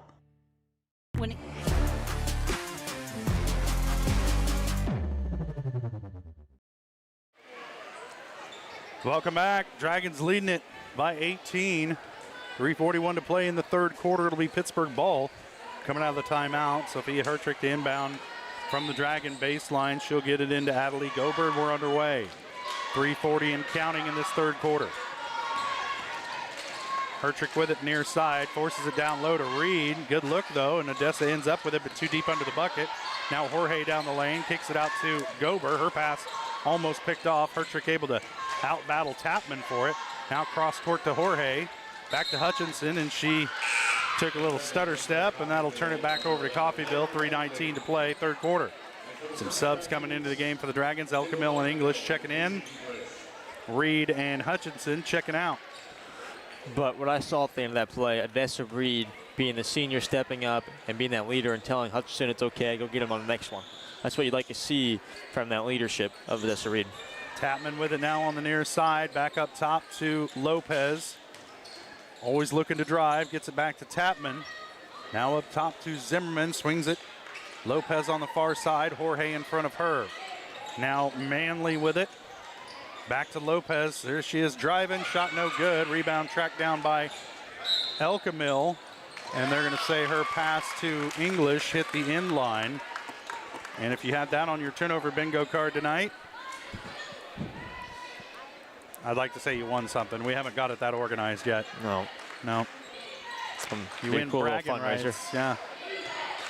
Lopez saves it in to Zimmerman, and fortunately none of the Dragons were watching the ball. She's able to save it in there. Jorge had her eye on that one. She comes away with it. She's fouled in the open floor by Tapman. Now, Anna Jorge is just a ball hawk in those passing lanes. If you give her even a chance, give her a second to jump on it, she's going to do it. That's Tapman's first third-team foul on the Golden Tornado in this third quarter. Elkamil with it on the far side into the corner to English. She'll pull the trigger on a 3 and hits it.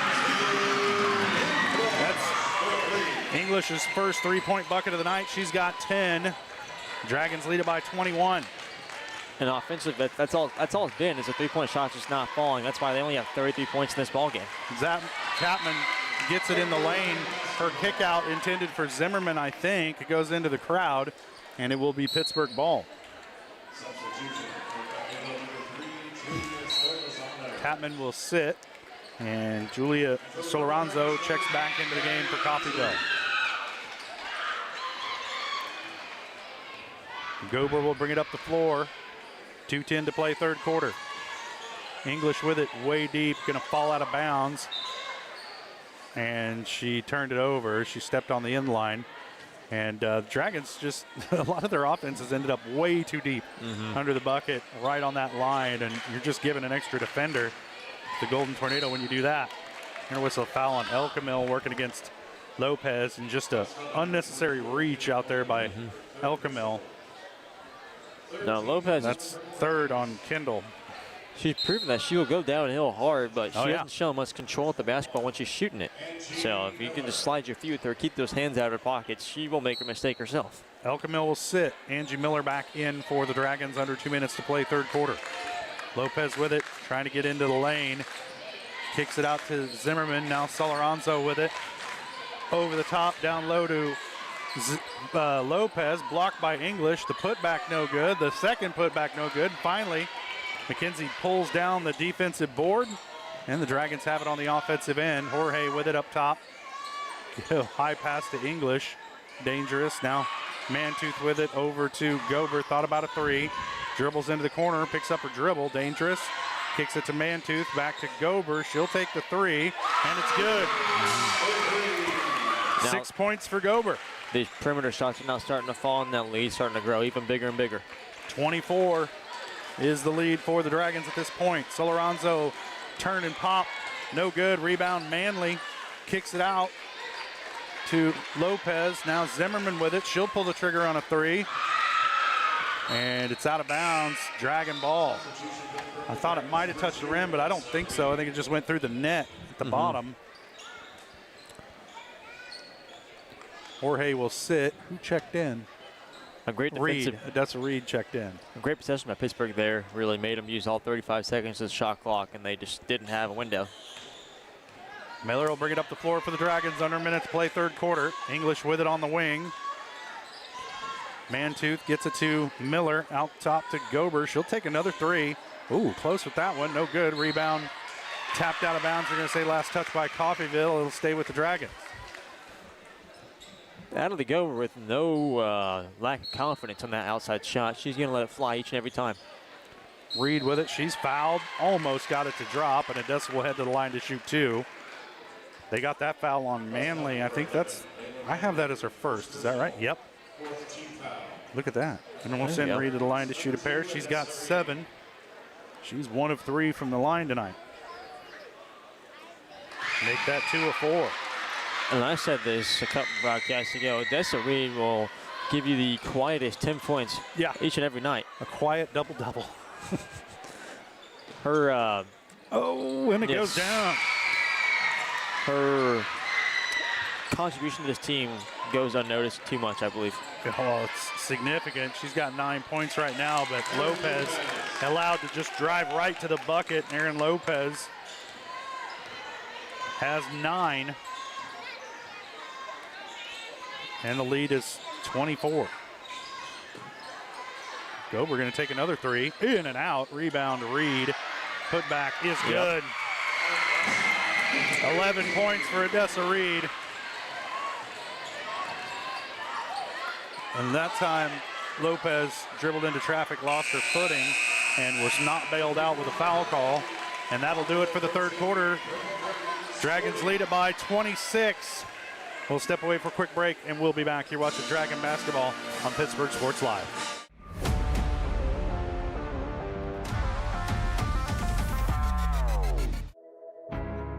Girard Medical Center, our physical and occupational therapy department is dedicated to helping you bounce back stronger.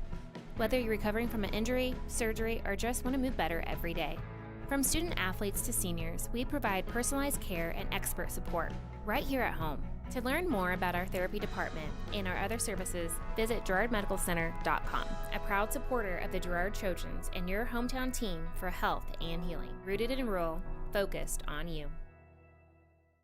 Having the right financial partner can make all the difference. Community National Bank and Trust believes banking should do more than just hold your money.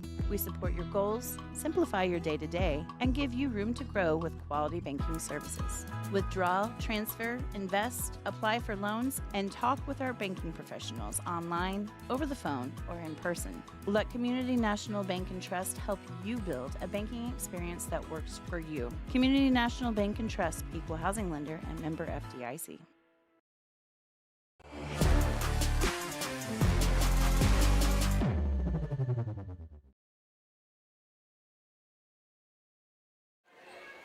Welcome back to Pittsburg High School. It will be Coffeyville ball coming out of the break to start the fourth quarter, and they'll get it into Zimmerman. And they're almost playing like a box and one with Adelie Gober on Kaylin Karen. And they whistle a foul away from the ball on Gober. That's her second. You can see her, she's very eager to guard her, got a little too handsy, got a little too happy. Yep, they are running a box and one. Now it's gonna, yep, no, still a box and one. Gober poked away, almost came away with a steal. Karen with it. Zimmerman with it. Now Tapman back up top to Karen. Puts it down the floor, down the lane, scoop layup, no good. Rebound, Reed. And Dragons don't need to rush, no need to rush. Miller ahead to Gober to Reed, underhand to English, trying to get it back to Reed. Mantooth ends up with it. Briley will shoot a three, off the glass, no good. Rebound comes down to Soloranzo, and you would like to see the Dragons use a little more time before chucking a three up. But Coffeyville not exactly putting on an offensive clinic tonight as Karen loses that one out of bounds, and it will give it back to the Dragons with just the high pressing defense just gives so much teams such a difficult time offensively, and Coffeyville having one of the hardest at times. Anna Jorge back in the game, so defensively I think the one in that box and one is going to be Jorge guarding Karen. Miller with it, guarded by Zimmerman, gives it up to English into the corner to Reed. Her pass off the goal, deflected, but Odessa somehow gets it back to English. Pulls the trigger on a three, no good. Rebound, Reed again. Goodness gracious. And she is collided with, and it's going to be out of bounds. It'll be Coffeyville ball as Soloranzo collided with Reed. She got the short end of it, but Coffeyville will end up with the ball. When Odessa Reed gets her eyes locked onto a basketball, it's scary. Look out. So Zimmerman with it across the timeline now for Coffeyville, looking for something offensively. Dragons outscored them 18-6 in that third quarter. Outscored them 14-2 in the second quarter. It was an 8-6 game at the end of the first quarter. Seems like a long time ago. Karen down the lane, shot no good. English tracks down the rebound. I thought Karen might have gotten it back for a moment because she was following her shot, but McKenzie able to get a hand in there and secure it. Mantooth with it. They try to trap her. Puts it on the floor, now gets it over to Reed. They try and trap her. Pass over to English, intercepted by Lopez. And there's that get hurried up passing game, but the shot no good. English comes away with it. Jorge over to Mantooth, back out top to Miller. And Coffeyville really trying to turn up the defensive pressure on the Dragons. Came away with a turnover the last time down and come up with a turnover this time down. Coach Geggs just telling them, settle down. You don't need to, it's not like you have to throw the ball within 2 seconds of having it. No, and it's not like you need any urgency to score the basketball. Right. Just take your time. Yeah, built a very large cushion. So Reed will sit, and Hutchinson back in the game for the Dragons. Zimmerman got away with a carry there. She's going to go cross court to Lopez. Hutchinson picks her up. Lopez shakes her baseline. Shot is good. She likes that little runner, and she shoots it proficiently. does Kaylin Karen. She's got 11. And Hutchinson with it. And Gianna's on the board for the first time tonight. She's got 2. Very flashy pass from Mackenzie English to create that wide open bucket. Yeah. Good ball movement that time by the Dragons. And a deflection by English ends up in the hands of Hutchinson. She'll give it back to English, who will handle it up the floor against Tapman. Mantooth with it on the near side. Back to English in the lane. Out to Miller. Open for 3. She'll pull the trigger. Off the back iron. Tipped around. Hutchinson comes away with it. Nice bounce pass to find English. Shot no good. Gets a rebound. Put back no good. Hutchinson with it. Her shot no good. Deflected. Dragons can't buy a foul down low. And Lopez comes away with it for Coffeyville. Stepping through. And they're going to get a blocking foul on Ana Jorge. Stepping into the lane. Yet again, Gio Lopez just be able to go the full length of the floor, right into the lane, uncontested. That's the only issue Pittsburgh has had, is standing in front of Lopez. Yep. And the way she handles the ball, I'm sure we're not the only team that's had a hard time staying in front of her. She's one First of the free throw, no good. She's one of the quickest defenders we've seen, attackers we've seen to date. She kind of disappears from where she's standing. She moves laterally very well with the basketball, and it's hard to stay in front of out on the perimeter. And that's how she's able to get in the lane so easily. 4.5 to play. As Lopez misses them both, Jorge tracks down the long rebound in front of Manley.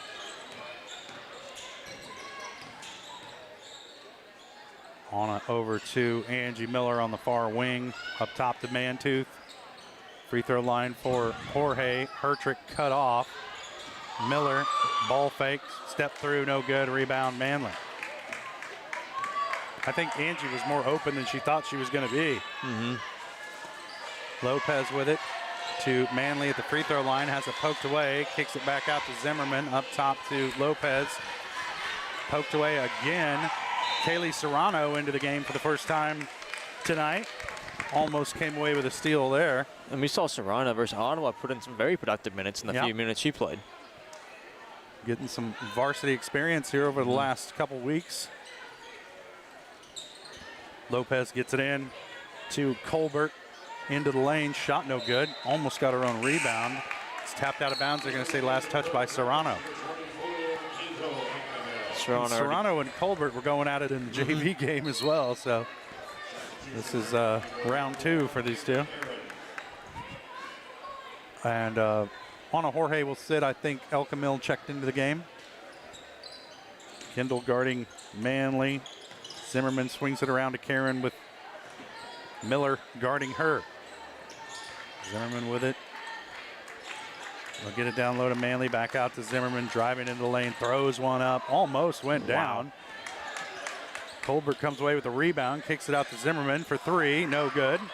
And Angie Miller's not looking the right direction. The ball goes off the back of her leg and is kicked out of bounds. Yeah, when you're face guarding somebody, you're not looking anywhere else but that person's hip, trying to see where they're going, with or without the ball. Briley Mantooth will sit. Adriana Hutchinson back into the game for the Dragons. Pretty young lineup out there. Hertrick, the lone senior, on the floor for the Dragons as she pokes away the inbound pass from Zimmerman. How many ball deflections do we have from this possession alone? Quite a few. I can't possibly keep that stat. Colbert with it. Serrano in front of her. She'll give it up to Zimmerman. Now Karen with it, and she's going to be fouled by Hertrick, grabbing her outside the three-point line. These last couple of sessions now, they're just Pittsburgh's kind of having a hard time staying in front of their defenders. Well, that's Hertrick's first third team foul on the Dragons in this fourth quarter. Coffeyville has yet to commit a team foul. It's something you might want to keep your eye on coming down the stretch. This Coffeyville can really slow this game down and drag it out if they're able to get into the bonus and get to the free throw line. Lopez with it into the lane, shot on the way, no good. Rebound, Hertrick. And while we've committed 3 fouls, I don't think Coffeyville has scored a point yet this quarter. Oh yeah, Lopez has a bucket. Oh, she does? Yeah, So she had the little 14. runner. Okay. Yeah, she did. I thought they had 16 going into the fourth. No, it's Pittsburg who's yet to score. Ah. In this fourth quarter. Hertrick going to raise up for 3, in and out. Rebound Hutchinson in a crowd. And she's going to be whistled for a travel.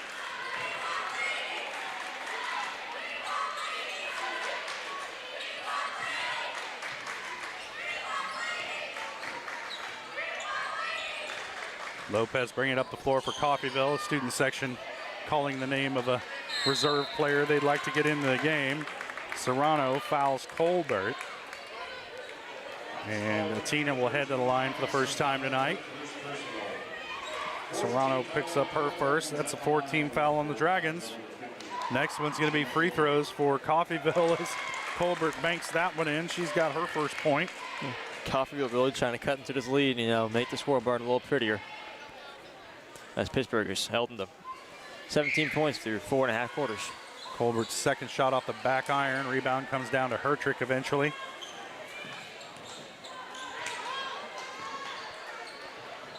Hutchinson with it, guarded by Karen. Steps in the side of the three-point line. Now they'll throw it back out to the perimeter.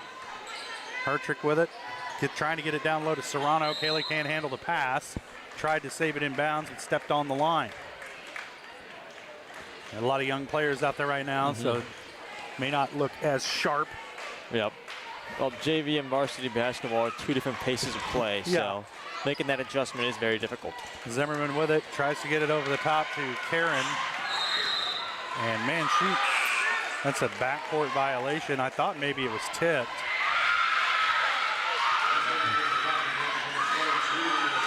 I think the student section's prayers were answered. Student section's going crazy as Lainey Trissler, sophomore, checked into the game.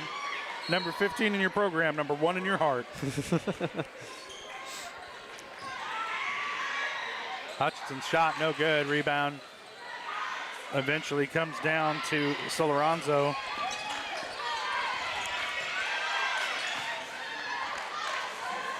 Zimmerman with it, kicks it back over to Soloranzo, and she raises up. Nobody's going to guard her. She hits a little 10-footer.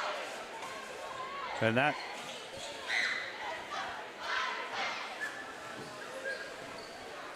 is her first bucket of the game. Hutchinson down the lane, no good. Gets her own rebound, put back, no good. Still battling. And man, she wants it down low. Well, great ball fake by Hutchinson to get that ball, the defender in the air. Got a great opportunity, just couldn't convert. Karen and Coach Gegg wanting to know, why are you fouling the three-point shooter? And she was out like 8 feet beyond the three-point arc, and she was fouled by Lainey Trissler, who just checked into the game. And I think Karen made that first one. Yes, she did. That's the first point of the night for Kaylin Karen. Really? Yeah. Well, that's the second. If I had to speculate, that was the game plan was to shut her down because and she was face guarded. Certainly done that. And Pittsburgh did a great job with that, and the scoreboard directly reflects it. So kudos to Coach Gegg, drawing up a great game plan, and kudos to these Dragons for executing it to the best of their ability. In and out, but the rebound tipped out of bounds by Hutchinson. It'll stay with Coffeyville.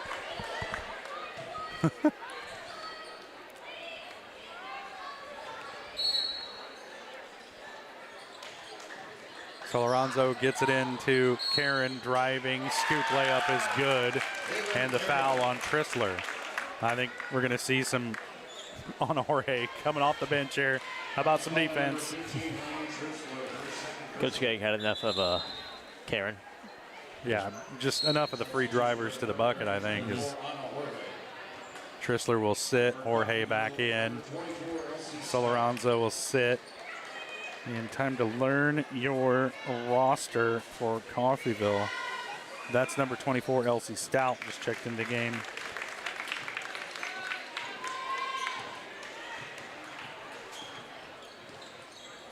Elkamil to Hutchinson.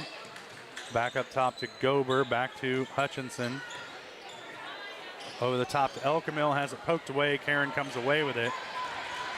Stepping through. Scoop layup is good. And I think Coach Gegg's seen enough of that. Yep. Timeout Dragons. Full timeout, we'll take it as well. 104 to play. Pittsburgh way out in front, 42-26. We'll be back. You're watching Dragon Basketball on Pittsburgh Sports Live.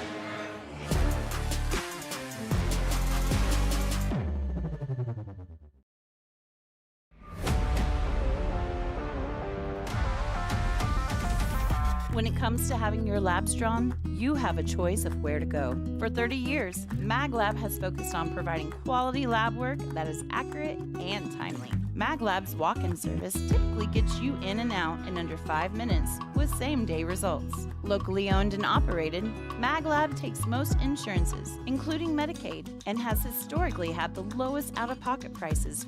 So when it comes to having labs drawn, don't be told where to go. Choose for yourself. Choose MagLab.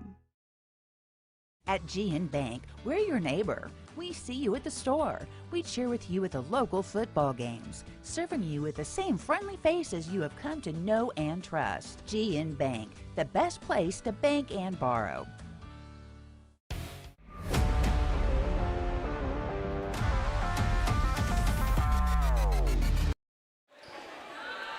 .104 to play. Dragons way out in front. They got the ball coming out of the timeout. I think Coach just wanted to refocus the team. Gomer with it at the elbow, kicks it out to Elkamil. She'll take the open three off the mark. Rebound tipped around, saved by Serrano. She'll get it to Jorge. Back over to Elkamil, driving, stepping through off the glass, no good. Kindle's had some good looks at it. Tipped around, rebounds going to be a foul called after the loose ball. They're going to whistle Hutchinson with that one.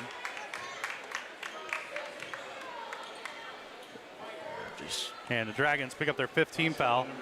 Coffeyville yet to commit a team foul in this 4th quarter, if you believe in that sort of thing. Yeah, it's really, this 4th quarter, it's been all Coffeyville. Yeah, Dragons have not gotten the benefit of any calls, and they've only scored 2 points in this 4th quarter, as they've kind of brought in some subs and gone into autopilot.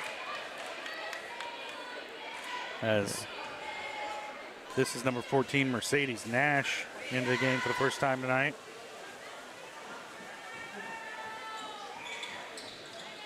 And she misses them both. Rebound tipped around, and then Hutchinson comes away with it for the Dragons. Hutchinson with it down low. And she got it. 4 points for Hutchinson. The Dragon lead is 18.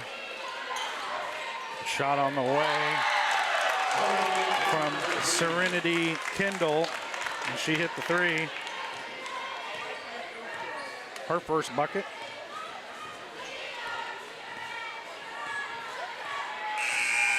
And that's going to do it. Dragons win it 44-29.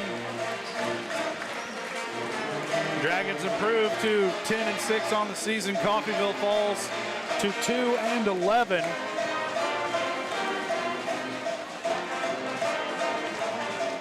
And a resounding revenge game for the Dragons, who fell to Coffeyville back in December in Montgomery County.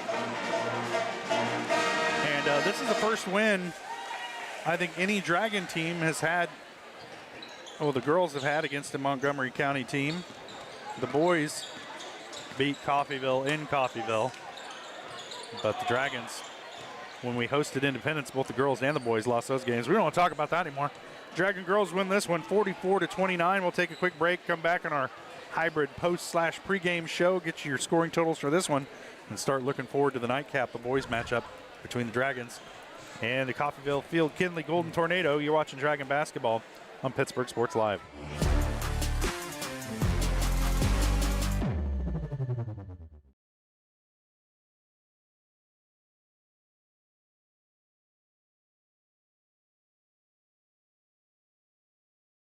Every tax season, a villain rises. Keep those numbers messy. I thrive on confusion. But when overpayment strikes, a hero answers the call. You can't save them all, Captain. Watch me. Prime Accounting, fighting for your deductions, protecting your refund. Don't let Tax Luther take your refund. Join Team Prime today. Power to the people who fight. To find a location near you, go to primeaccounting.net. At the Farm and Ranch Division of the Four-State Agency, we're a team of experts who genuinely care about you and your farming operation. That's why whether it's a visit to your farm or a friendly chat at our office, we're committed to delivering the service you deserve. Our team is fully licensed.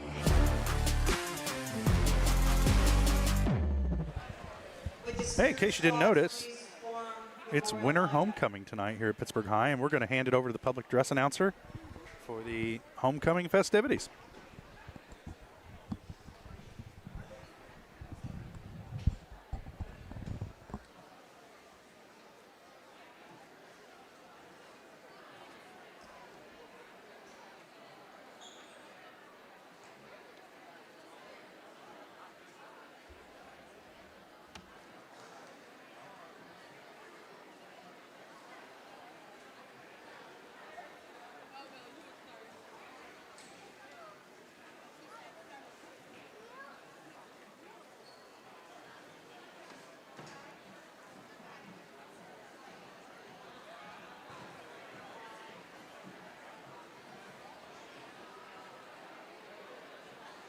It's now time to introduce the 2026 Winter and Homecoming Court. Ladies and gentlemen, on behalf of Pittsburg High School and Student Council, it is my honor to welcome you in the 2026 Winter and Homecoming Ceremony. Now, let's welcome our first junior queen candidate, Kindley Schroeder, to the court.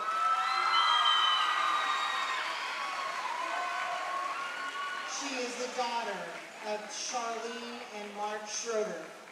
Kindley participates in Encore, Multicultural Club, and Key Club. Her advice for incoming freshmen is to not procrastinate and to find the right friend group for yourself. Tonight, Kindley is escorted by Taryn Rich.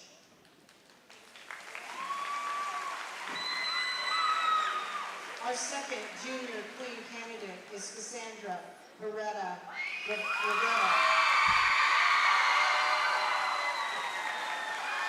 Cassandra is the daughter of Diana and Juan Beretta. She is involved in band, soccer, cheer, and cross country. Cassandra's advice for upcoming freshmen is to build a strong academic foundation, always be kind to yourself and others. Cassandra is being escorted by Jonathan Windsor.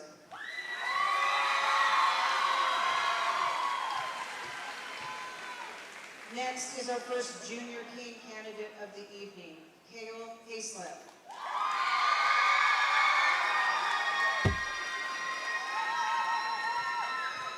He is the son of Amber and Michael Hayslip. He is involved in forensics, Get Busy Living, National Honor Society, theater, and Encore.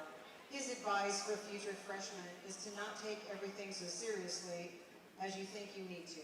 Cale's escort tonight is Jessie Doe.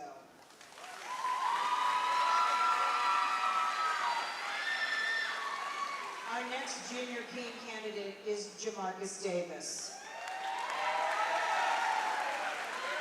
Son of Krista Scritchfield. Jamarcus participates in basketball, football, and student athletic advisory group. His advice for upcoming freshmen is to just be yourself. Jamarcus is being escorted by Adelie Gober.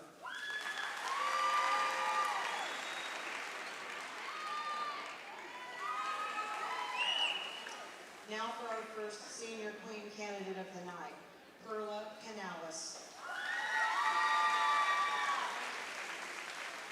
Daughter of Maria and Marcos Canales.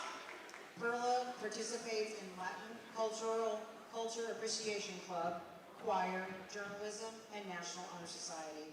Her advice for future freshmen is to make new connections and don't be afraid to speak up and use your voice. Perla is escorted by Amanu Harrigan.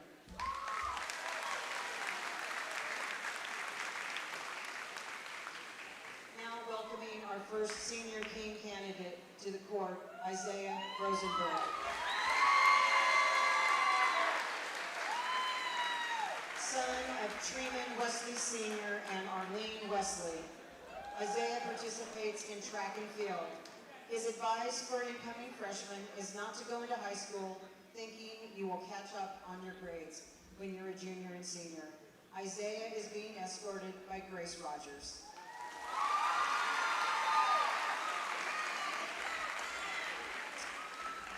Our second senior queen candidate is Ana Jorge.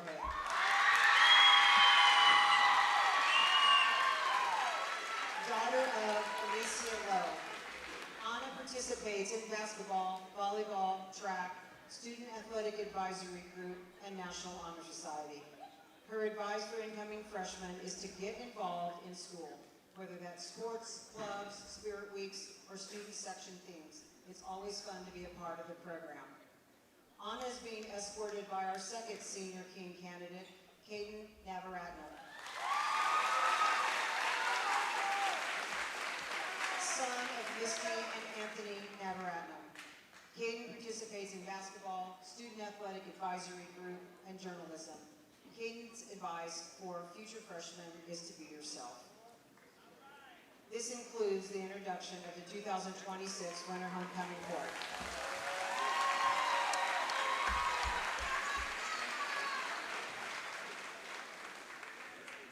Would the following candidates please step forward? Ana Jorge, Cale Hayslip, Cassandra Beretta Rivera, Isaiah Rosenberg.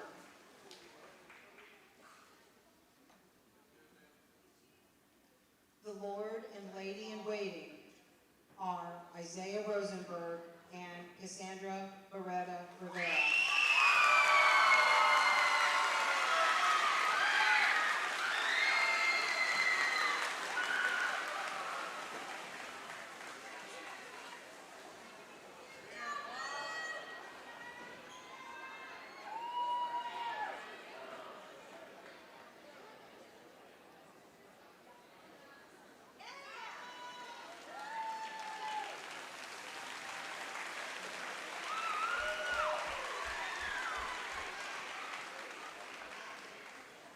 Our homecoming king is Cale Hayslip.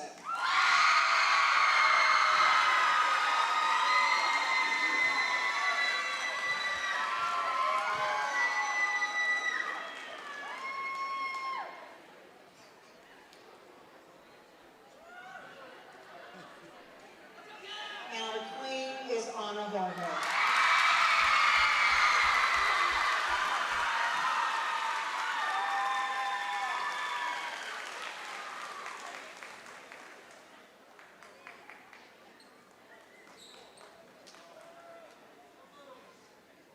Would everyone please join us in congratulating our 2026 Winter Homecoming Royalty.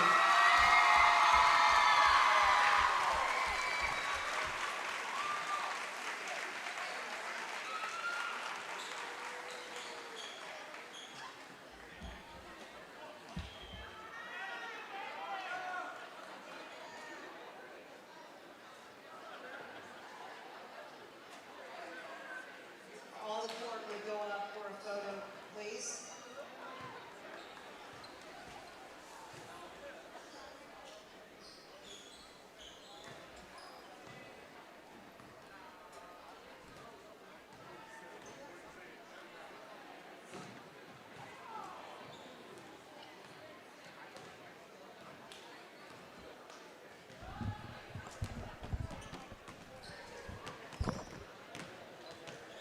All right, well, there you have it. Congratulations to the 2026 Winter Homecoming Royalty.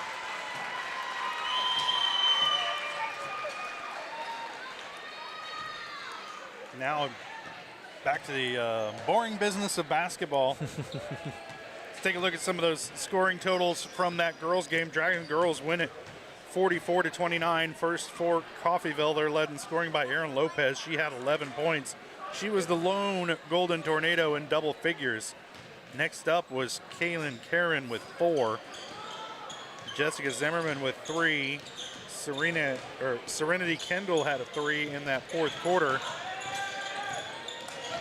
And then Julia Soloranzo and Mia Tapman with a bucket each.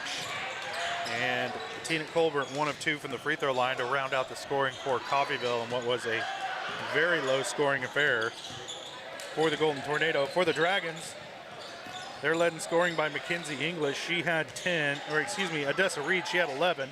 Mackenzie English had 10. Sophia Hertrick finished with 8. Adelie Gober with 6. Asiana Hutchinson with 4.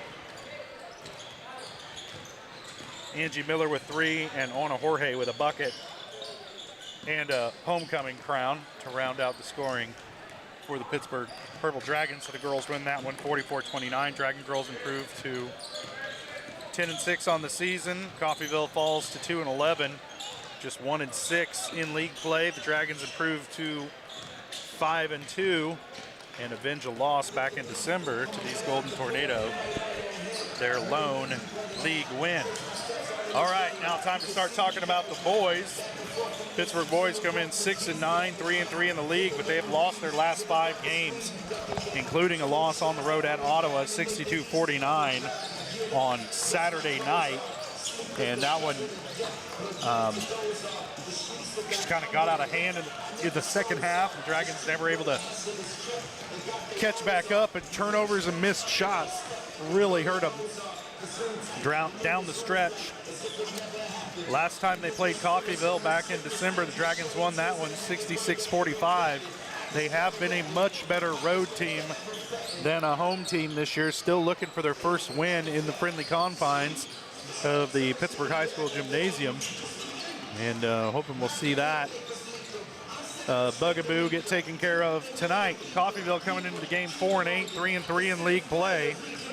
They're coming off a 52-46 loss at Labette County, and both of these teams going to play Independence at some point next week. So, yeah, Dragon boys just trying to been in a bit of a funk, and they're trying to shake it off. So hopefully they can get that one done here. Michael, your thoughts? Well, this is the team to do it against. They're on a 4-game losing streak. Pittsburgh's on a 5-game losing streak. One of these teams is going to win. Somebody's got to win. Somebody's got to win. And like you said, I don't think they'll let it end in a tie. It'll come down to a coin flip or something. Yeah. With our luck, it would. A game of rock, paper, scissors. But yeah, no, Phil Kindley, we beat them by 19 points last time we met. But since then, Phil Kindley has held Fort Scott to 47 points. A very good Fort Scott team that scored 70+ on us. They beat Independence, which we didn't, and they have the exact same outcome against Labette, that 6-point differential. That's a rivalry game, though. You throw the records out the window when Coffeyville and Independence play, because there's general animosity between those two schools. And so, yeah, of course, Coffeyville played Independence tough, and we appreciate them for picking up that league win against Independence. So it gives the Dragons a puncher's chance in the league this year. But both of these teams sitting with identical 3-3 SEK League records. But it's weird because if Pittsburgh beat them, Coffeyville lost to them, and if Coffeyville lost to them or beat them, Pittsburgh lost to them. And so it's an interesting mix between these two schools when we talk about common opponents. Yeah, the mutual components is really confusing. It's kind of hard to take away who the team is based off of strength of opponents. But at the home court, Pittsburgh's strength of opponents has probably been one of the toughest in the league. Oh, my goodness, yeah. It's been a murderer's row here at home this year for the Dragons. And they had a tough one on the road against Ottawa for sure. And they've played some tough opponents on the road. But, man, here at home, it's been brutal for these Dragons. But hopefully it's, steel sharpens steel. Hopefully the Dragons learned from that and got some positives to take into this game here tonight against Coffeyville. But again, you look at this Golden Tornado squad, they've got good size. They've got some good ball handlers. This last time these two teams met, Coffeyville just couldn't get shots to fall. And we understand how that goes, not being able to make shots in your home gym. And so the Dragons here tonight hoping they get some of theirs to fall early, get the confidence up. And a change to the starting lineup tonight. We'll talk about that on the other side of the break. We do want to let you know that Pittsburgh Sports Live is brought to you by Crawcan, your community technology partner. Don't get bit by slow speeds and high prices. Get Gigabit, the fastest internet in Southeast Kansas. Learn more about Crocan's no-nonsense pricing and multi-gig internet at ckt.net. We'll take a quick break and we'll be back. You're watching Dragon Basketball on Pittsburg Sports Live.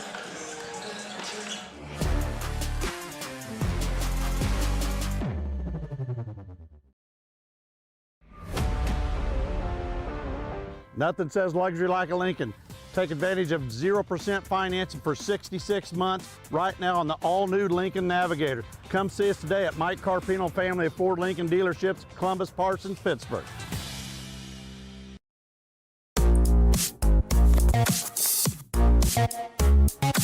Hold on.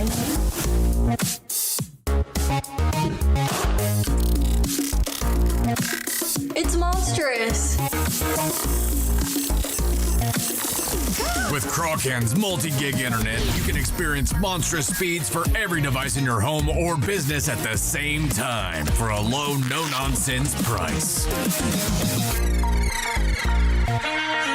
At GN Bank, we're your neighbor. We see you at the store. We cheer with you at the local football games, serving you with the same friendly faces you have come to know and trust. GN Bank, the best place to bank and borrow.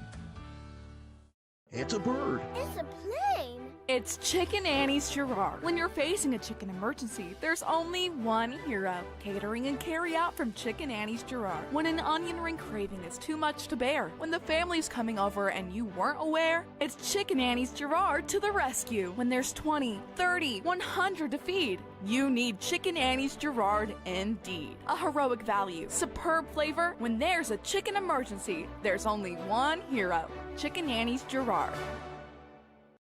When it comes to having your labs drawn, you have a choice of where to go. For 30 years, MagLab has focused on providing quality lab work that is accurate and timely. MagLab's walk-in service typically gets you in and out in under 5 minutes with same-day results. Locally owned and operated, MagLab takes most insurances, including Medicaid, and has historically had the lowest out-of-pocket prices. So when it comes to having labs drawn, don't be told where to go.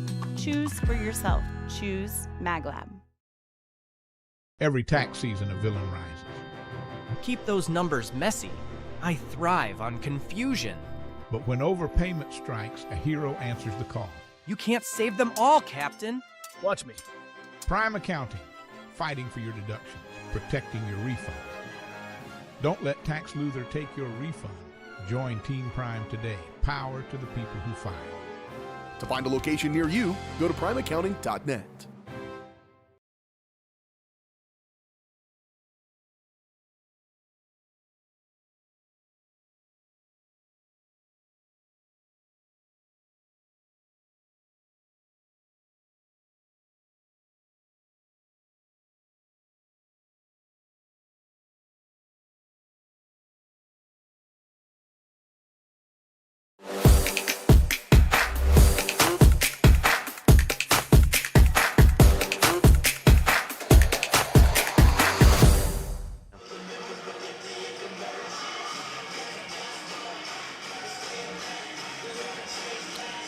Welcome back to Pittsburg High.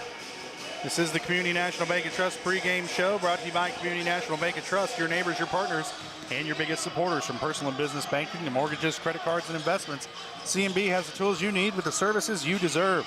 Equal housing lender, member FDIC. Learn more online at mybankcnb.com. Community National Bank and Trust, where community comes first. Both teams out on the floor warming up here in this kind of abbreviated warm-up period due to the homecoming festivities. Let's go ahead and take a look at the starting lineups for tonight's game. Your starting lineups brought to you by Vietti Auto Body and Alignment on the corner of 4th and Joplin in Pittsburgh since 1948. With John Holland and Bill Hunt now in the Vietti Alignment shop. If it can be aligned, they'll align it. From golf carts and side-by-sides all the way up to F550s and small buses, they'll get it done. Schedule your appointment by calling Vietti Auto Body and Alignment, 620-231-6230. First for the visiting Coffeyville Golden Tornado, they'll start 6'2" senior Kayshawn Feeling, 5'5" sophomore Kobe Kirk, a 6'3" senior Keontae Stevens, a 5'6" senior Jackson Hershey, and a 6'1" junior Kalen Austin. The Dragons a big time shift in the starting lineup tonight for Pittsburgh is they're going to start sophomore Wyatt Thomas, junior Jamarcus Davis, junior Zane Miller, junior Landon Jesse, and sophomore Halen Moss. So those are your starting 5 tonight for the Dragons. Not a single senior starting tonight for Pittsburgh, and I don't know if that has to do with them being involved in, I know I saw Caden Navaratnam in the homecoming festivities or not, but everybody's out there warming up, so maybe just looking to shake things up a little bit for Coach Moss, as we got a younger starting 5 tonight, going to take this game off the starting line for the Dragons. For about 4 minutes, 20 seconds away from tip-off here in Pittsburgh. We'll take our final pregame break and be back with tip-off. The Dragons and the Coffeyville Golden Tornado coming up on the other side of the break. You're watching Dragon Basketball on Pittsburgh Sports Live.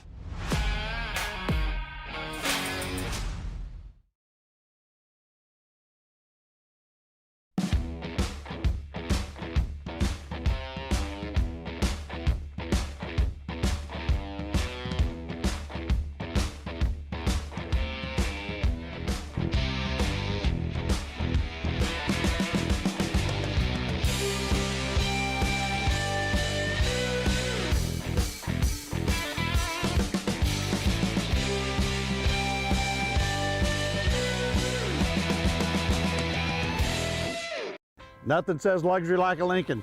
Take advantage of 0% financing for 66 months right now on the all-new Lincoln Navigator. Come see us today at Mike Carpino Family of Ford Lincoln Dealerships, Columbus, Parsons, Pittsburgh.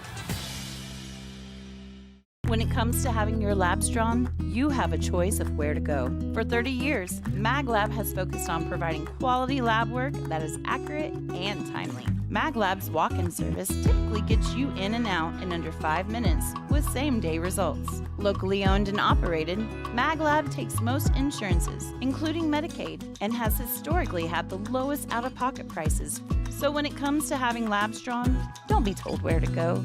Choose for yourself. Choose MagLab. It's the rush.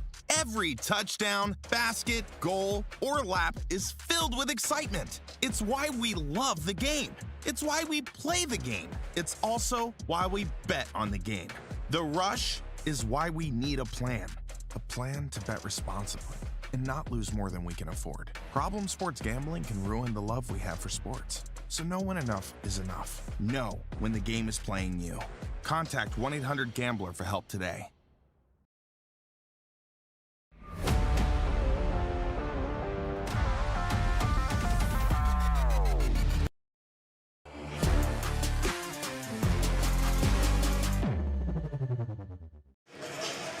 Welcome back to Pittsburgh High School. Get set for the nightcap. Dragon Boys taking on the Coffeyville Golden Tornado. Dragon Boys coming in 6-9, 3-3 in league play. Coffeyville 4-4, also 3-3 in league play. Last time these two met, the Dragons won at 66-45 back in mid-December at Coffeyville. And Dragon Boys have struggled, lost their last 5 games. And trying to turn it around here against Coffeyville. They've been on a bit of a losing streak as well. Well, what did you say, that 4 games? Mm-hmm. Yes, sir. So somebody's got to win. Yep. Somebody is going to come out victorious. Hopefully the Purple Dragons. Allegedly. Yeah. Like you said, in this gym, you never know. Yeah, you never know what could happen. But Dragons have not shot the ball well in this gym all season long. Hopefully they can turn that around here tonight. And are we going to have another national anthem? I believe we are. The Pittsburgh Show Choir is out to perform the national anthem. And, man, we'd cut away and do a commercial if they weren't so darn good at it. We'll just let them go ahead and sing it here. So I'm going to be quiet, and we're going to honor America with our national anthem. At this time, we'd ask you to please rise, remove your caps, and face your attention to the west side of the gymnasium and the flag of our United States of America as the PHS Encore leads us in our national anthem.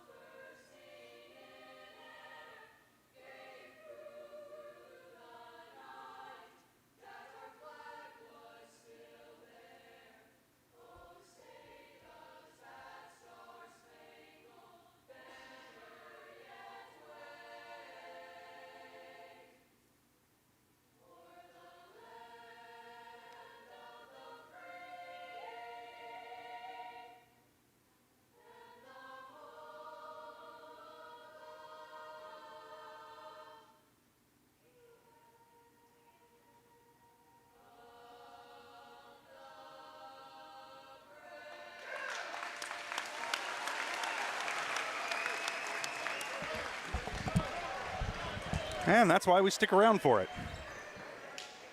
Hope you could hear that through our microphones. It sounds great in here. Spectacular, if I may add. Only the top quality audio from Pittsburgh Sports Live. I'm sure it rang through clear as a bell for everybody. Don't take it for granted. Tell you what, next Yeah, Tuesday. that audio, yeah, you never know. Next week, I believe you're going to enjoy it because we're going to literally be sitting inside the Independence Pep Band for our broadcast from Bulldog Country.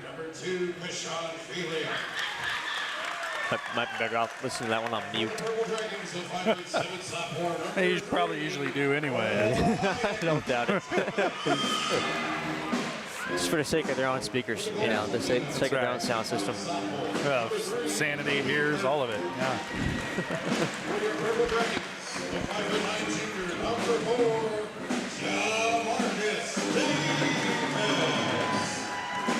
Yeah, Coach Moss looking dapper as ever. Yeah, sporting the suit tonight with the pink tie.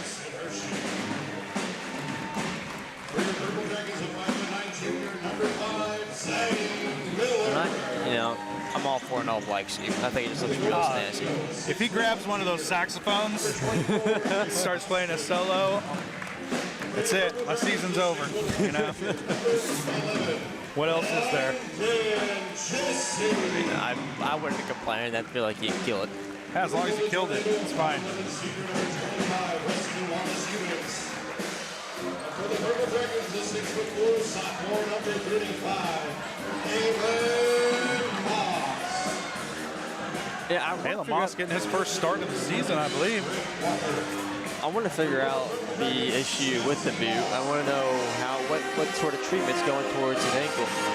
Because, you know, we see him pregame. He's got a boot occasionally when they're not playing and then he comes out and plays basketball.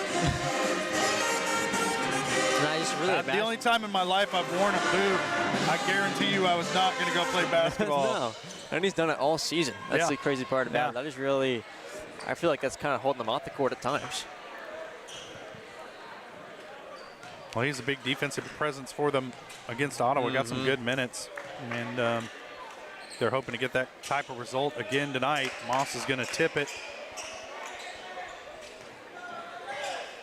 And no surprise, he has the height advantage. He's going to tip it against Kalen Austin, our opening tip. Brought to you by B&B Excavating. The numbers don't lie, dirt's heavy, so trust the guys at B&B Excavating to move what needs moving. Specializing in septic systems, water line install and repair, driveways, rock hauling and leveling. Call B&B Excavating, 620-724-2735. Great job by Wyatt Thomas to deflect the ball off the defender and save an opening bucket. Yeah, Coffeyville controlled it off the tip, not really controlled it, but they were going to get it if not for Wyatt Thomas. This is Landon Jesse with it up top. Back to Jesse, open for three. He's going to pull the trigger, short on it. Rebound comes down to Weston Wallace Eubanks, 5'11" senior. But almost forced a turnover by Zane Miller, crashing from the opposite wing to try to get that offensive rebound. Showing the aggressiveness early.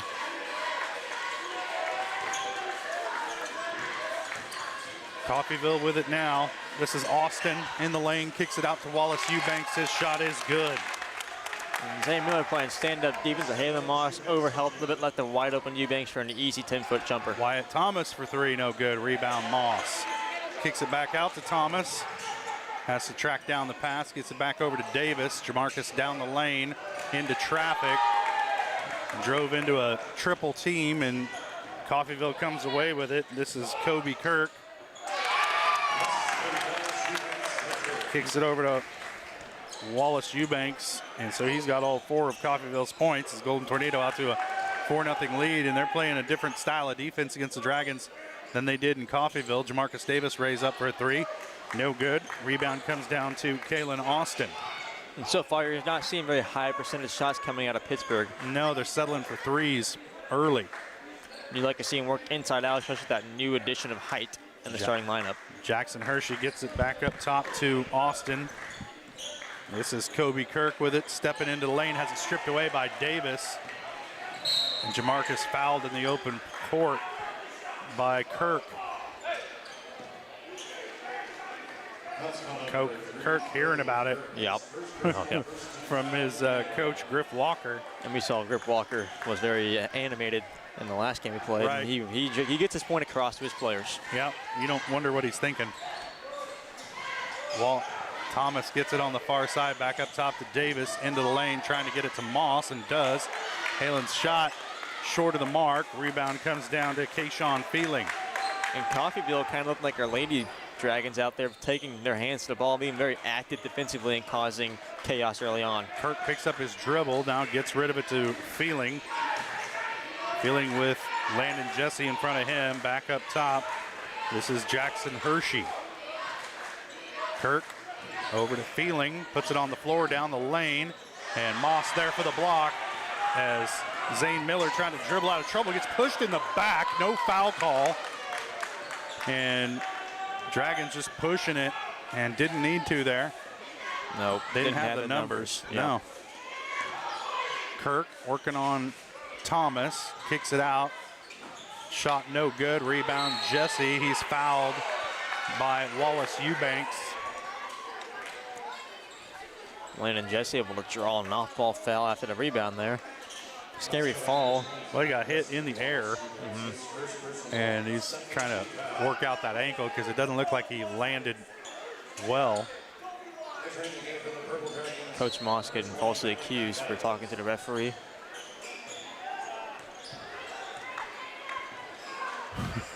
That was a weird exchange. It really was. It was super weird. Zane Miller open for three, off the mark. And they're going to get Halen Moss with a push. And he can battling for the rebound.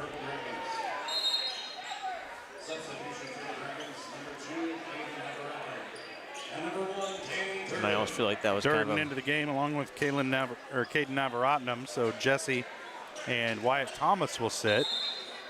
So quite a bit of height out there on the floor now for the Dragons with both Moss and Durden on the floor. Timeout, I guess.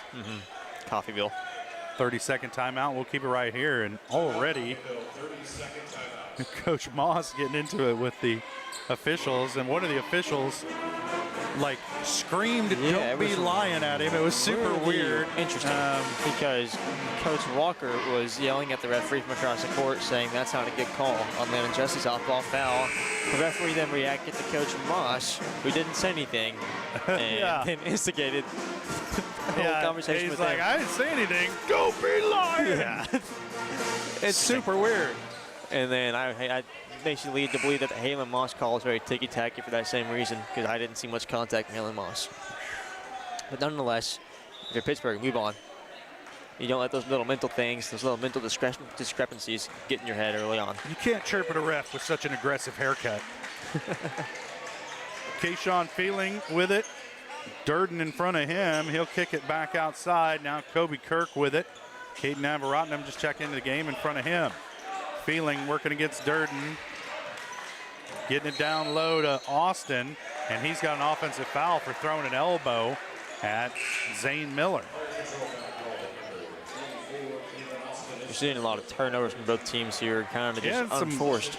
Odd calls, too, to start this one out. Yeah, it's been an interesting first half of the first quarter. Yeah. See, these bingo cards are getting filled out. Yeah. Navaratnam collided into Austin. Ball comes away. Coffeyville with it. Yet again, just Pittsburgh having a hard time of settling into the offense and getting not any anticipating that half-court trap. Nope. Coffeyville had it knocked away, but Austin able to save it in. Outside shot, no good, in and out. Moss with the rebound, ahead to Navaratnam. Now to Meadows. Into the corner, Durden swinging it around. Navaratnam deep three, no good. Rebound, Kayshawn Feeling. And just nothing's been close from outside tonight for the Dragons. And now that I surveyed the bench and the court, I'm not seeing Jamarcus Davis anywhere. All right. I don't know.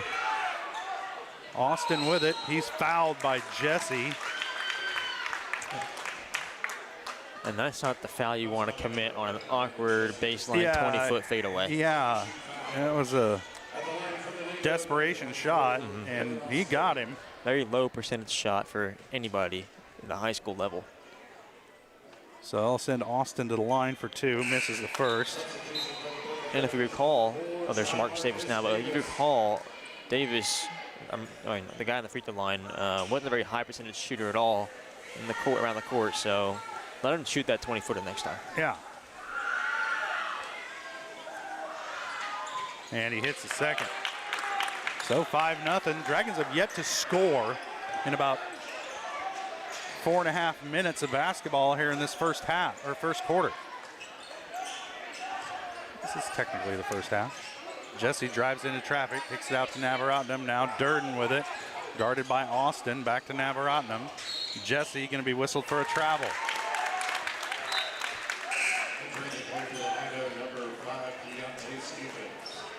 Coach Moss visibly not impressed. No, I mean, not exactly an offensive clinic here by the Dragons to start this one out. Kirk with it.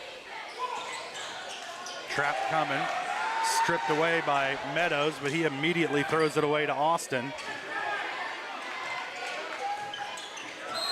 And Davis going to be whistled for the foul. A little over pursuit there by Jamarcus Nettleson.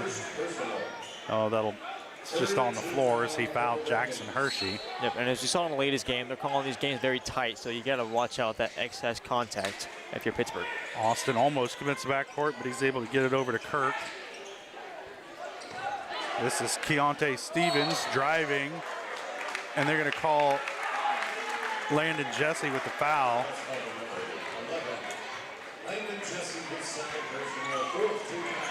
They'll send Stevens to the line. Dragons have committed 4 team fouls, so the next one is going to be a parade to the free throw line for the rest of the 2:46 to play, or however long after they commit their next foul as Stevens misses the free throw.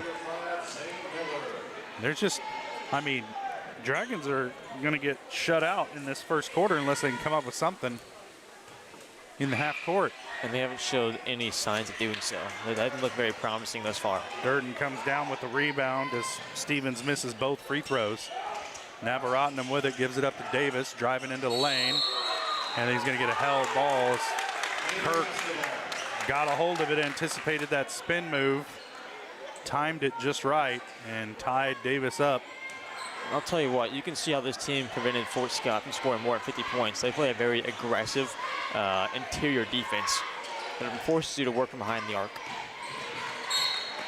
They're a whistle foul against Malachi Meadows, working against Jackson Hershey.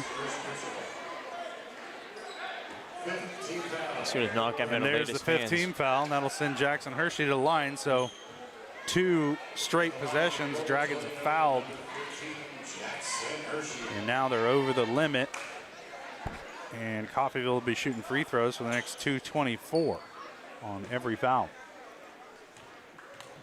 And I wouldn't say they're being very contactful defensively. It's just, I guess, they're doing just enough. Yeah, and they just gotta, and the officials are calling it tight, and you have to adjust to how it's being called. Yep. And when you play a very aggressive identity of defense, that's a hard. Yeah, if they're letting you slap and grab, go ahead and do it. But if they're calling it, you got to stop. Yep. Rebound over the top by Stevens, over the top of Zane Miller. Austin with it, getting the down low to Feeling. I have no idea how he got that shot through. Durden rejected it under the bucket. A big block by Durden there. Hopefully brings some momentum into this offense and they can get a spark going. Meadows with it, up top to Durden, over to Miller. Problem is you don't have well, yeah, you got a few shooters out on the floor right now if you're the Dragons. Durden back up top to Zane Miller. He's going to put it on the floor. Back to Durden. And where was that pass going? There's not even a white jersey over there. No, this 2-3 zone just posing so many issues. We don't have an answer. Threw it right into the hands of Keontae Stevens. Dragons turn it over. Trailing at 6-0. Jackson Hershey with the 3. And man, oh man. We've seen Hershey try to step into a couple of those now very confidently. We want to close out him on a little harder. And Jamarcus Davis gets the contact and the bucket. And that's the spark you need offensively. Jamarcus Davis, that's his identity of basketball, drive to the basket hard. Once he can get past his defender and there's not 4 other defenders waiting for him in that paint, he's going to go to the basket and he's going to succeed. That foul's on Kobe Kirk. That's his second.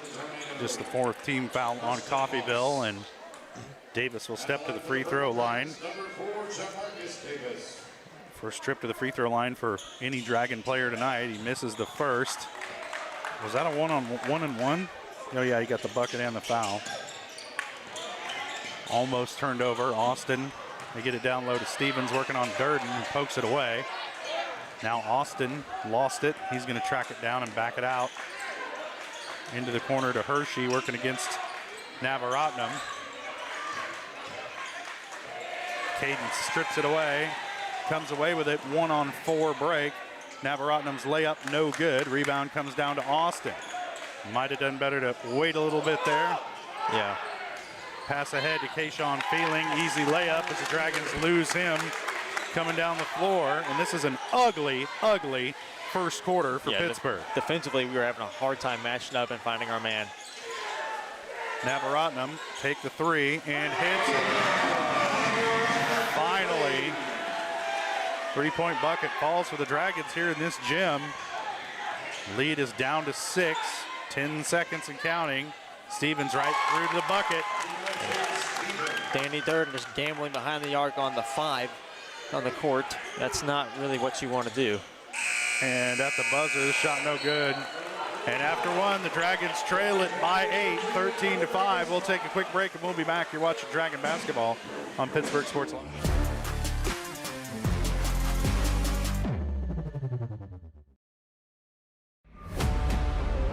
At GN Bank, we're your neighbor. We see you at the store. We cheer with you at the local football games, serving you with the same friendly faces you have come to know and trust. GN Bank, the best place to bank and borrow. At the Farm and Ranch Division of the 4-State Agency, we're a team of experts who genuinely care about you and your farming operation. That's why whether it's a visit to your farm or a friendly chat at our office, we're committed to delivering the service you deserve. Our team is fully licensed in both crop insurance and LRP, allowing us to cover your entire farming operation across Kansas, Missouri, Oklahoma, and Arkansas. Contact us today to see how we can help.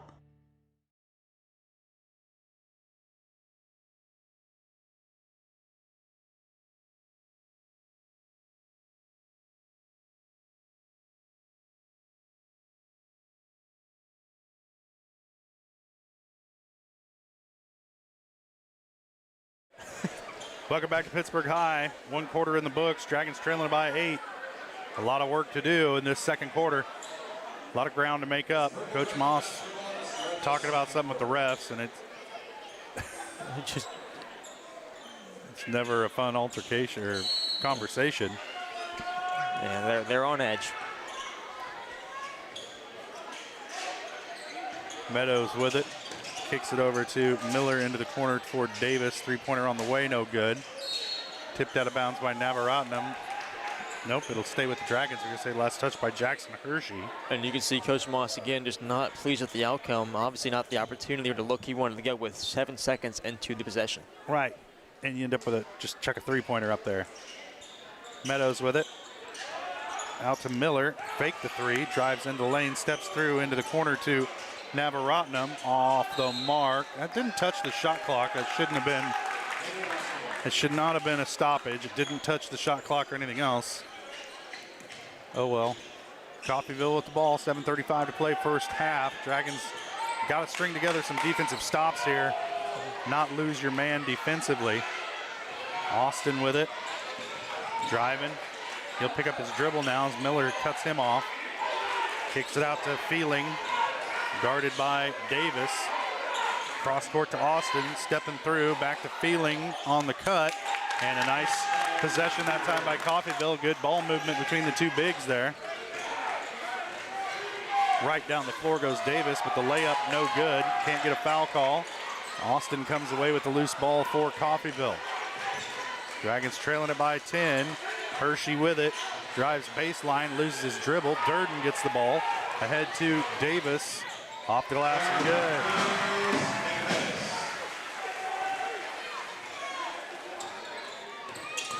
So the lead is 8. Oh, Stevens comes away with it, takes it out of the hands of Davis. And nobody there to help on the defense.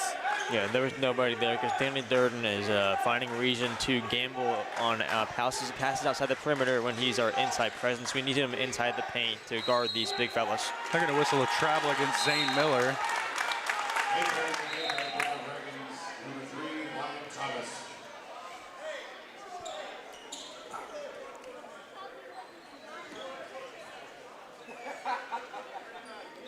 Well, that ref is real talkative.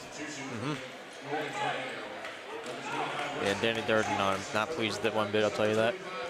Or anybody in Pittsburgh. Austin driving baseline, he'll kick it back out to Wallace Eubanks. They get it down. Wallace Eubanks drives to the bucket, gets that one. Well, 6 points for Wallace Eubanks. The Dragons getting blown out here in their own gym. In and out from Miller. Outside shots just don't want to fall. They get it down low to Moss. He's fouled. There's the bucket. Halen Moss sets his first field goal of the night, and he'll head to the line to try and complete the three-point play. Right now, Pittsburgh has the height advantage by a large sum with Halen Moss right now being guarded by Eubanks. We got to exploit that while we can. Never mind. And Eubanks will sit. And that'll bring in Davison Sutherland. And he looks somehow even taller than Halen Moss.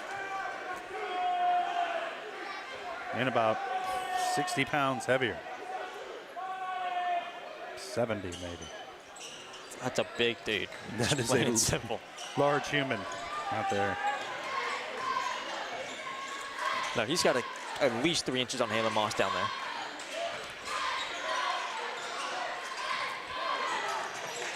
Stevens right down the lane, won't go. Tipped around, tipped out. Meadows comes away with it. Austin trailing him. Malachi's layup, no good. Miller with it in amongst the trees, kicks it out to Wyatt Thomas for 3, and he drills it. And we haven't seen that from Wyatt Thomas all year. The confidence to do a catch and shoot, step into it, and drill it. It's great to see that development in his little young career. And Dragons call a 30-second timeout. We'll stay right here as they've cut the lead to 7. They got it down to as few as 6 earlier. Long way to go. Yeah, 5:19 to play first half. In my notes I had Dragons need to get a string of defensive stops together. We need to get some defensive stops in a row so we can let the offense go on a run and make this league shorter. We haven't seen Pittsburgh do that really at all these last couple of games, just string a bunch of stops together. But it comes with just concentrating defensively and not losing your man, not letting somebody get behind the defense. And that's happened ample amount of times this game.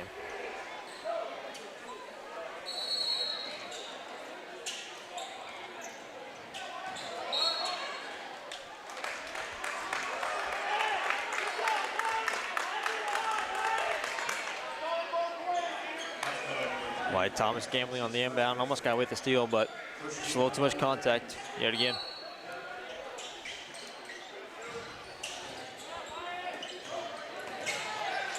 Austin has to stop and pick up his dribble, throws it ahead to Stevens. His pass broken up by Moss. Miller comes away with it for the Dragons, looking to run, but his pass to Meadows off the mark. Out to Navaratnam for 3, and he drills it.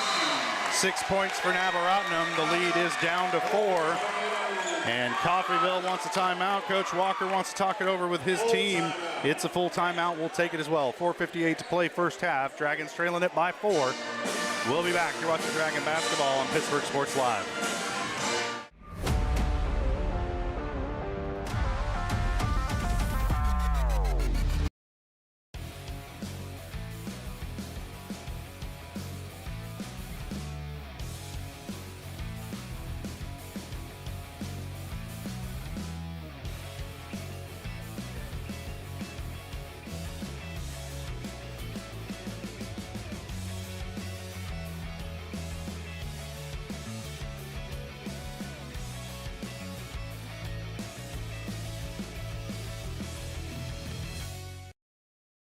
It's the rush. Every touchdown, basket, goal, or lap is filled with excitement. It's why we love the game. It's why we play the game. It's also why we bet on the game. The rush is why we need a plan to bet responsibly and not lose more than we can afford. Problem sports gambling can ruin the love we have for sports. So know when enough is enough. Know when the game is playing you. Contact one. Coffee with the ball coming out of the timeout. They'll get it ahead to Kayshawn Feeling. Now to Stevens at the free throw line. He's going to dribble in, kick it out into the corner to Austin. Back out to Karsten Voss, and they're going to whistle a foul on the floor. They're going to get that on Malachi Meadows. That's going to be his second. Yeah, and that's not a bad foul by Meadows because he has a sizable disadvantage in height right there. Just unable to get that three-quarter full front on the defender to not allow that entry pass at all. I get it to Stevens over the top. He'll hand it off to Austin.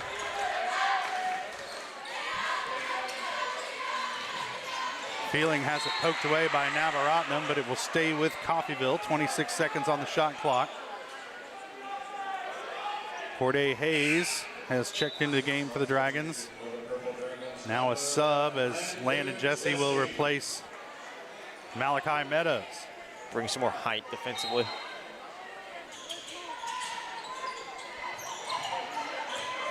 Austin with it, guarded by Hayes. Kicks it out to Feeling. Down low to Stevens. Moss in his face. The shot rattles in. Nice little baby hook there by Stevens. Very difficult shot. Able to get it over Halen Moss somehow. He's got 6 points. And the lead is 6. Hayes almost walked with it. Got it back to Jesse. Now Thomas with it. Back to Hayes. They'll work it around the horn. Jesse with it. Trying to get it down low to Moss. Not a very good entry pass. Back out to Navaratnam. Hayes back out to Navaratnam, thought about a three. Jesse with it. 7 seconds on the shot clock. Hayes will take it. Missed it. Rebound battled for.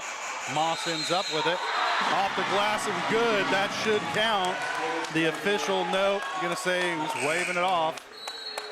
Other 2 officials didn't say anything, and then the one on the baseline who can't see the shot clock waved it off. Durden into the game, replacing Moss. Jesse will sit, and Jamarcus Davis in for him. Stevens with it. Navaratnam guarding him right at the timeline. He'll get it off to Austin.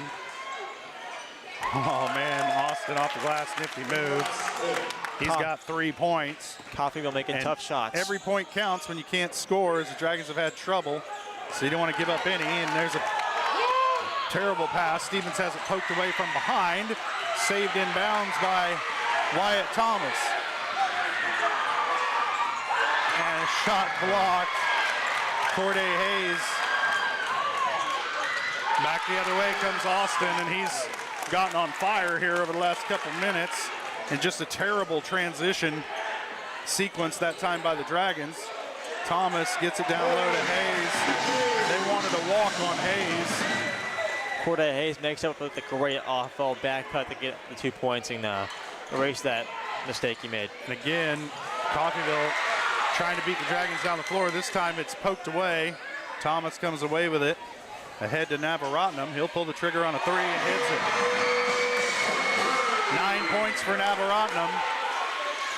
And the Dragons are within 5. We got to get a stop here, though. Stevens pushes off but loses the dribble. Wyatt Thomas coming back the other way for Pittsburg. Kicks it out. Navaratnam open for 3 off the iron. Rebound comes down to Austin.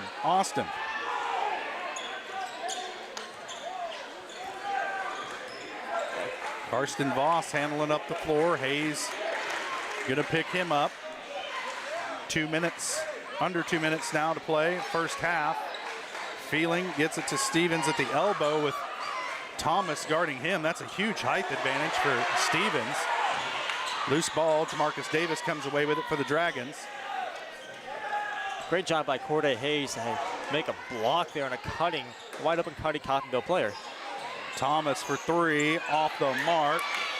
Rebound comes down to Sutherland as Durden went up with him and just kind of bounced off him.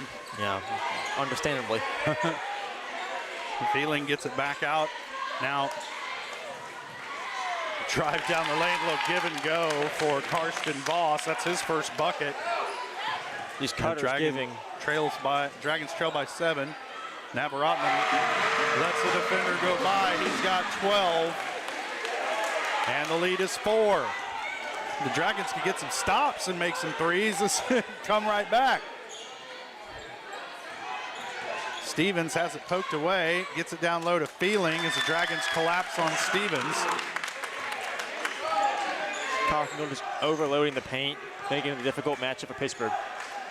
Davis kicks it over. He'll get it back for 3, in and out. And the pass stolen by Navaratnam. Caden, no good. Oh, Durden went for the dunk. He could have come down with the rebound.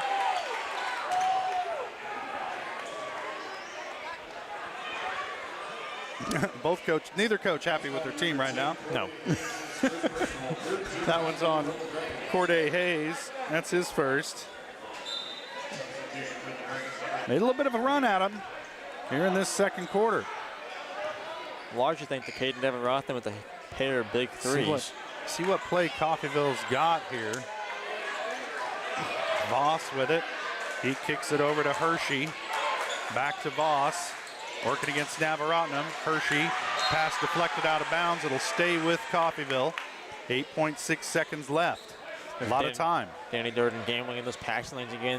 That time not coming with Coffeyville scoring points. Voss gives it up to Stevens, puts it on the floor, and when he does, it's an adventure. Just throws one up, can't get it. Austin throws one up, can't get it. And that'll do it for the first half. Dragons trail it by 6 at the break, 29-23. But after putting up just 5 points in that first quarter, the Dragons really get the offense going to pull within 6 of the Golden Tornado. We'll take a quick break. We'll be back with the GN Bank halftime show. You're watching Dragon Basketball on Pittsburgh Sports Live.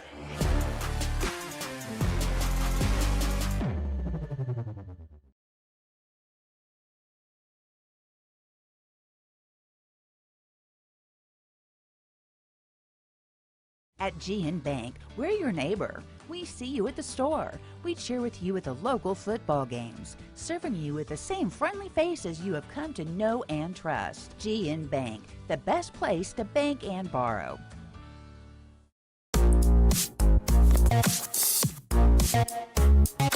Hold on.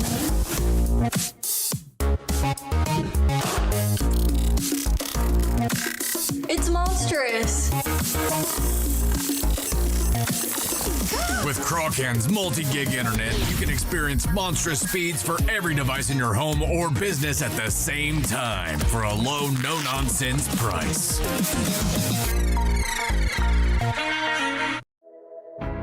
At Girard Medical Center, our physical and occupational therapy department is dedicated to helping you bounce back stronger. Whether you're recovering from an injury, surgery, or just want to move better every day. From student athletes to seniors, we provide personalized care and expert support right here at home. To learn more about our therapy department and our other services, visit GirardMedicalCenter.com, a proud supporter of the Girard Trojans and your hometown team for health and healing. Rooted in rural, focused on you.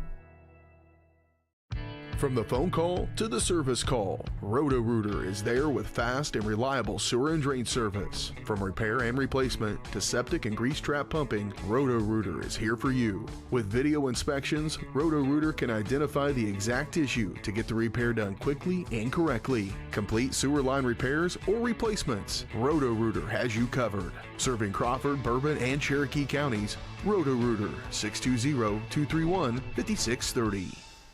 When it comes to having your labs drawn, you have a choice of where to go. For 30 years, MagLab has focused on providing quality lab work that is accurate and timely. MagLab's walk-in service typically gets you in and out in under 5 minutes with same-day results. Locally owned and operated, MagLab takes most insurances, including Medicaid, and has historically had the lowest out-of-pocket prices. So when it comes to having labs drawn, don't be told where to go. Choose for yourself. Choose MagLab. It's the rush. Every touchdown, basket, goal, or lap is filled with excitement. It's why we love the game. It's why we play the game. It's also why we bet on the game. The rush is why we need a plan. A plan to bet responsibly and not lose more than we can afford. Problem sports gambling can ruin the love we have for sports. So know when enough is enough. Know when the game is playing you. Contact 1-800-GAMBLER for help today.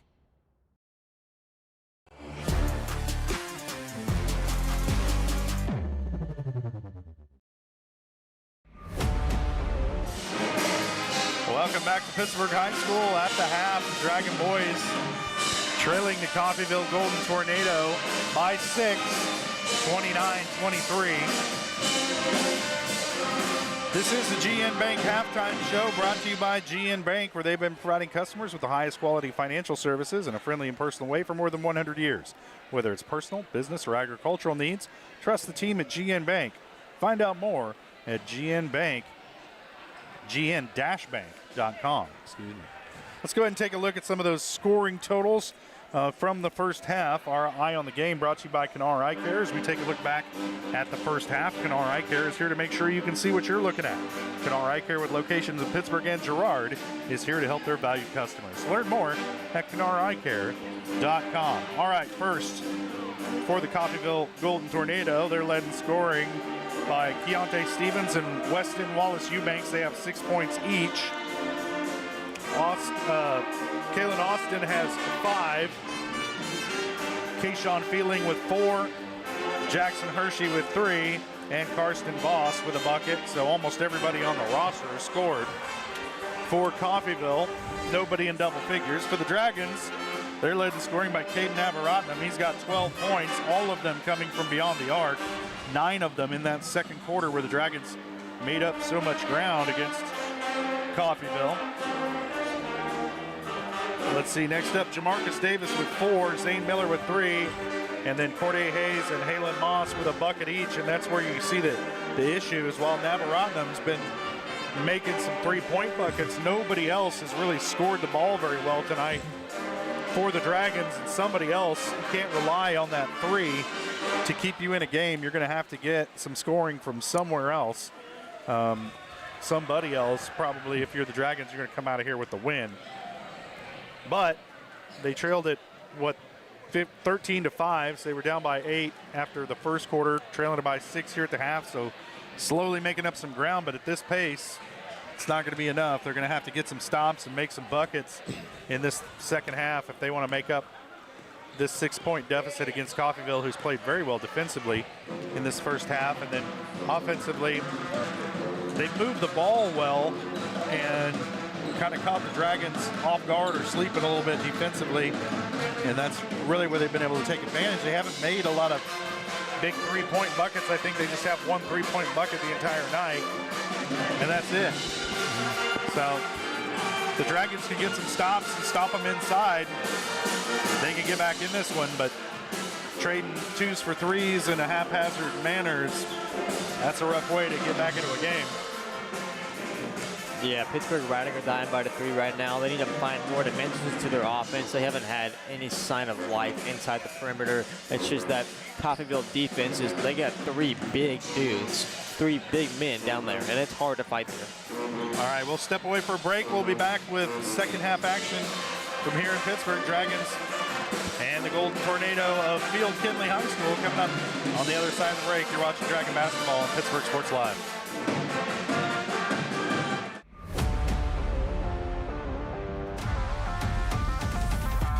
Thanks to your support, Kennar Eye Care has expanded. With double the space, they offer more exam rooms, larger optical selection, and extended hours to fit your schedule. And with the latest technology, they can quickly diagnose any eye-related issues. All patients are welcome at Kennar Eye Care, the clear choice for your family's vision. It's a bird. It's a plane. It's Chicken Annie's Girard. When you're facing a chicken emergency, there's only one hero. Catering and carry out from Chicken Annie's Girard. When an onion ring craving is too much to bear, when the family's coming over and you weren't aware, it's Chicken Annie's Girard to the rescue. When there's 20, 30, 100 to feed, you need Chicken Annie's Girard indeed. A heroic value, superb flavor. When there's a chicken emergency, there's only one hero. Chicken Annie's Girard. Having the right financial partner can make all the difference. Community National Bank and Trust believes banking should do more than just hold your money. We support your goals, simplify your day-to-day, and give you room to grow with quality banking services. Withdraw, transfer, invest, apply for loans, and talk with our banking professionals online, over the phone, or in person. Let Community National Bank and Trust help you build a banking experience that works for you. Community National Bank and Trust, equal housing lender and member FDIC.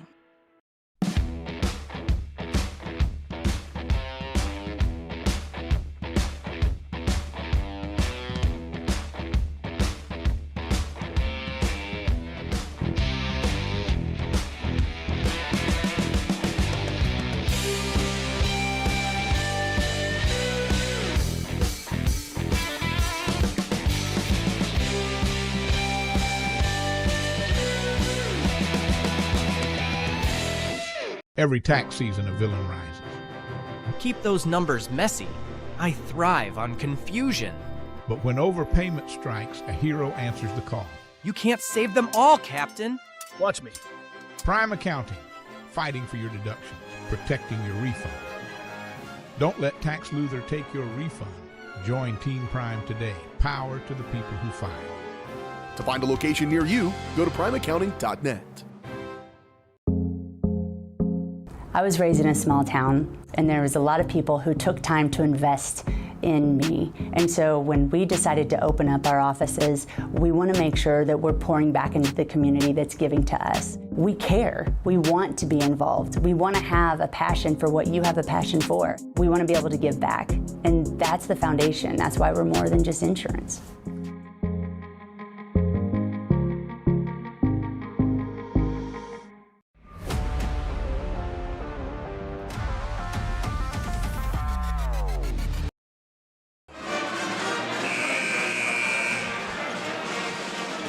Welcome back to Pittsburg High, getting set for the second half. Dragons trailing by 6 after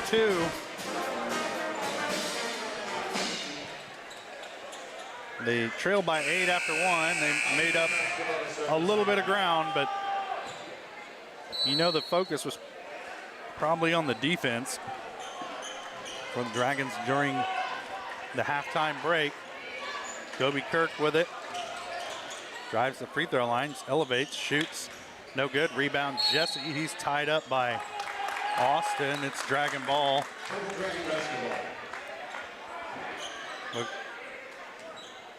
Hey, Pittsburgh, that's not the jump ball you want to have. No. Because that takes away your possession. I'll say that's a good play by Austin to take care of that possession because Pittsburgh already had it. Jesse gives it up to Wyatt Thomas, swings it around Davis. Back to Thomas. Jesse with it on the wing. Gets it down low to Halen Moss. Back out to Jesse. He'll elevate for a 3. And it's good. That's a good sign for the Dragons. That's landed Jesse's first bucket of the night. Cuts the lead to 3. Yep. They just feel confident. You got enough guys that they feel like they got good shooters. And they want them taking those shots. And if they fall, it's great. Kirk with it. Kicks it over to Hershey. Drives in on Moss. Shot up on the way, no good. Tipped around. Moss the only one battling for it. Now Davis is going to pick up a foul going for the loose ball. Battling with Hershey for it. That should be 2 on Davis, and it is. Just unable to come away with the rebound there and provide a second chance effort, which then leads to Davis's foul. Kirk gives it up to Hershey, now near side to Feeling. Middle of the lane to Austin, back out to Kirk. Now Feeling with it, thought about a 3. Steps baseline, he'll steps in for a 2. And they're gonna whistle a foul against the Dragons away from the ball. They got a push against Zane Miller. That's his first. Hershey quick 3. I thought it was a 2, but they're going to give him the 3. Hershey just 6 points for Hershey. A quick draw sharpshooter. Just got it down low to Moss. Kicks it out to Miller. Fake the 3. Lost his dribble. Gives it back up to Davis. Driving into the lane. kicks out to Jesse, open for three. Oh, off the mark. The rebound comes down to Austin.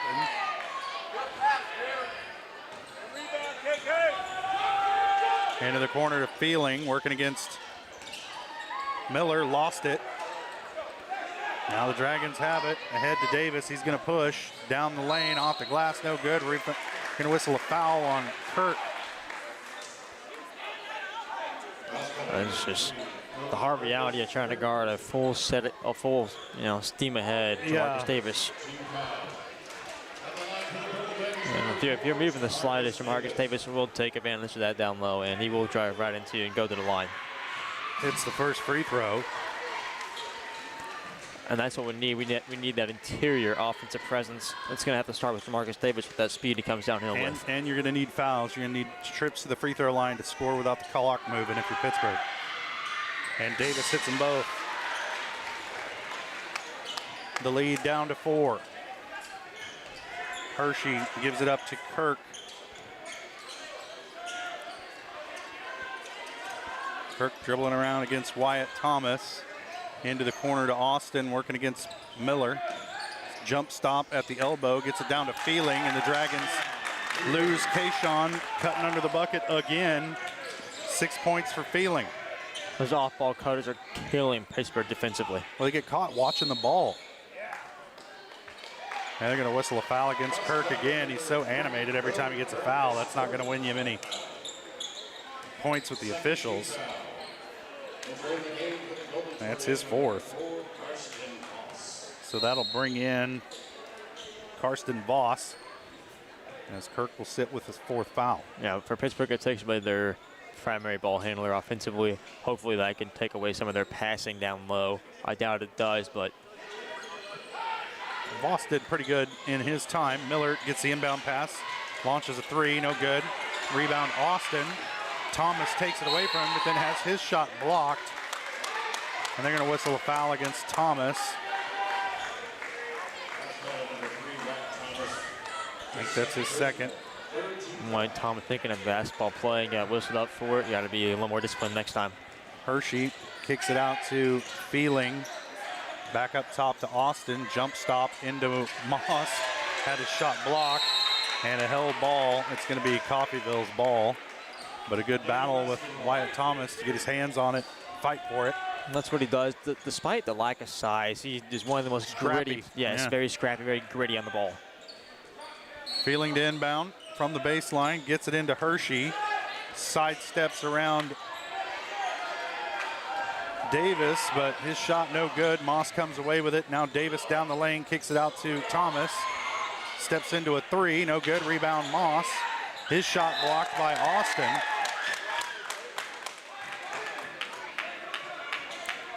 Been a lot of blocks this game. Ball fake. Can't just go up in rhythm. Got to say, I think Zane Miller should get a ball fake class this team. Davis down the lane, off the glass, and good. So I've never seen a ball fake work as good as Zane Miller's. 8 points for Jamarcus Davis. Once again, the Dragons have the lead down to 4. Can they get a stop? Hershey with it. Out top to Feeling, working against Miller. Down low, now Austin in the lane, off the glass, no good. There's Feeling, nobody boxed him out. He has quite a height advantage over Zane Miller. Wyatt Thomas trying to get it to Moss, streaking down the lane. I don't know how wise that was. Timeout called by Jamarcus Davis. It'll save the possession for the Dragons. Heads-up play by Jamarcus Davis to save that possession there, so it still favors Pittsburgh, and we get the ball because of the timeout. 30-second timeout. We'll stay right here. 4:03 to play, 3rd quarter. Dragons trailing by 6. They've gotten it down to as few as 4, but have struggled to get stops when they've really needed them against this Coffeyville offense, and it's just cutters, not finding the cutters. Yeah. And you can't get caught watching all the window dressing and the ball handling. You got to watch the guys moving without the ball. Yeah, it's cutters galore for Coffeyville. Pittsburgh just not being able to hit that cutter. It's not illegal. When they're cutting to the lane, you can run in there and you can stop them. So they got to find a way to do that. And when the shot goes up, especially if you're on a big man box out, don't allow those second chance points. That'll take away a lot of possessions in itself. Malachi Meadows back into the game. He's going to inbound here for the Dragons. So the 5 on the floor are Durden, Navaratnam, Jesse, Davis, and Meadows. Durden with it in the lane, kicks it back out to Navaratnam, over to Meadows. Driving back out to Navaratnam. They'll swing it. Davis baseline. Swinging it some more out to Jesse. He'll raise up for a 3, and it's good. 6 points for Jesse, all of them in this second half, and the lead down to 3. This is as close as the Dragons have had it in a while, a one-possession game. Can they get a stop defensively? Austin working against Meadows, drives baseline, kicks it back out for Feeling, and he throws it into the crowd. Little miscommunication on the perimeter for Coffeyville. Comes at just the right time for the Dragons. Pittsburg needs to capitalize. Davis driving baseline, reverse layup, no good. Rebounded by Austin. Davis really pushing the issue. Comes away empty. He found a window and he tried to jump it. Voss kicks it over to Hershey, working against Davis. Trying to get the cutter down the lane, but it ends up in the hands of Feeling. Launches a 3, no good. Rebound Davis. Jamarcus had a man behind him the whole time, lost the trailer, and we're going to have a travel called against Coffeyville. Now Stevens checks back into the game, and really Stevens has been the difference maker tonight, him and Austin, and so Feeling will sit, and you don't lose anything if you're Coffeyville bringing Stevens in for Feeling. Nope. A lot more size, and he's been more aggressive on the offensive end tonight. Davis with it at the elbow. Jamarcus going to put it on the floor, drives to the bucket. He's fouled by Austin, and he'll head to the line to shoot 2. Jamarcus Davis just forcing his authority down low, forcing these Coffeyville players to play defense on him, trying to get to the line, like you said, score points while the clock is not moving and put some team fouls on that board. That's fouls on Austin. That's his second.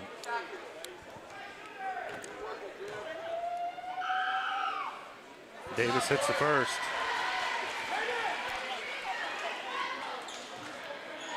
And Josh, what Pittsburgh has done these last couple minutes is strung together some stops. That's allowed them to go on some runs and cut into this lead. Now Coffeyville's helped them a little bit with some turnovers, unforced. And Davis cashes in on the free throws. We're at a 1-point game. Austin with it, being trapped in the half court, trying to get it to Gets it to Wallace Eubanks. Durden right there, but didn't get there in time to stop it.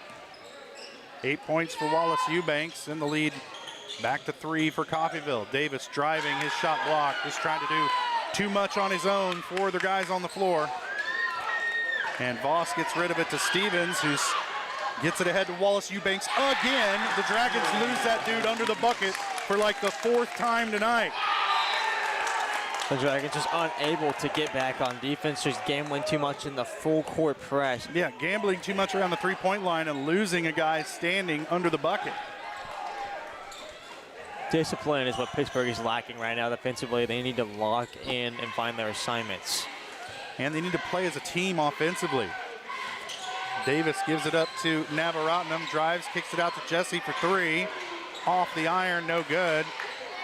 Rebound comes down to Weston Wallace Eubanks. Durden gets it back. His shot is good. That's the first bucket of the game for Danny Durden.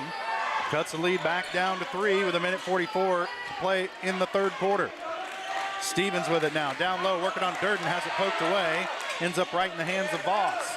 Austin working against Meadows, picks up his dribble. Back down to Stevens. Back to a cutting Austin. And man, that give and go action between those two is potent. Yeah, Davis gets it. Working against Voss. Davis down the lane, loses it. Durden tracks down the loose ball. Back to Navaratnam, over to Jesse for 3, nope. Back out to Davis in the trees. Navaratnam passes on an open 3. Meadows back out to Navaratnam, over to Jesse. He'll shoot one in rhythm. Off the back iron. Rebound tracked down by Meadows. Great ball movement this possession by Navaratnam working against Wallace Eubanks. Now back to Davis. Davis working on Voss. into the lane, and they're going to get a charge on Davis.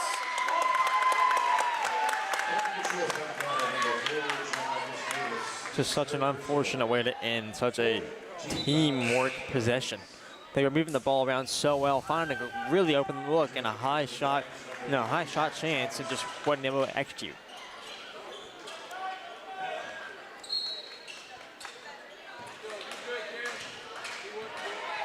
Moss will handle it up the floor for Coffeyville. 40 seconds left to play, third quarter. Austin with it, working against Meadows. Gets away with a little bit of a push. Fadeaway jumper, no good. Rebound, Stevens. His putback off the glass is good. And the Dragons have just been getting killed on the boards by Coffeyville tonight. Thomas gets it across the timeline. Dribbles out of the trap. He's fouled. I think they're going to get Austin with that one. And they do. That's his third. And a great job by White Thomas to stay composed while being double teamed almost the full length of the court and drawing a foul. Meadows will sit. Zane Miller going to check into the game for the Dragons.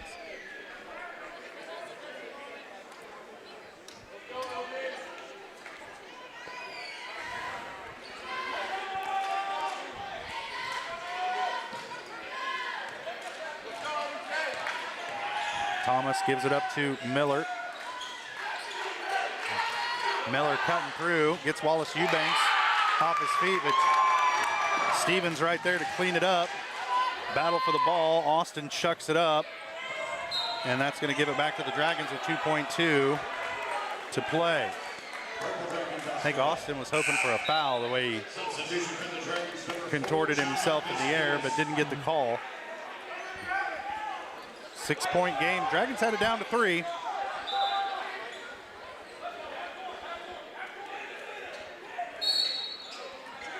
Davis to throw it in. Over the top to Durden.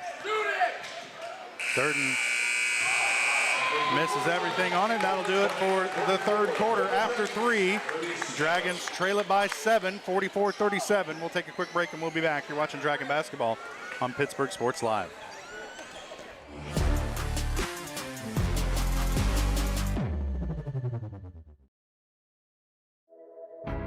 At Girard Medical Center, our physical and occupational therapy department is dedicated to helping you bounce back stronger. Whether you're recovering from an injury, surgery, or just want to move better every day. From student athletes to seniors, we provide personalized care and expert support right here at home. To learn more about our therapy department and our other services, visit GirardMedicalCenter.com, a proud supporter of the Girard Trojans and your hometown team for health and healing. Rooted in rural, focused on you.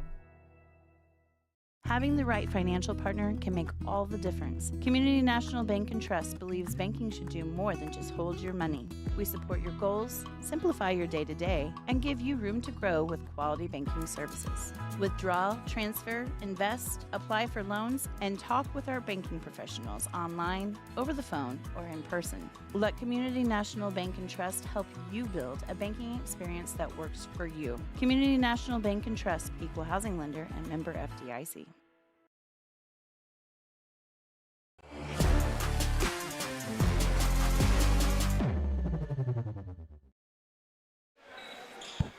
One quarter left to play. Dragons trailing it by 7. Pittsburgh with the ball to start the fourth quarter. Durden with it at the elbow. Danny's seen limited action tonight. Navaratnam with it around to Davis. Put it on the floor. Gives it up to Durden, who slips, loses the ball, and Dragons turn it over.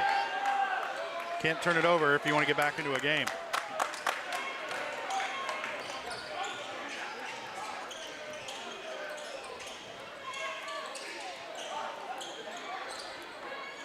Austin with it, guarded by Meadows. Going to put it on the floor. Kicks it to Wallace Eubanks. His pass tipped, stolen by Navaratnam.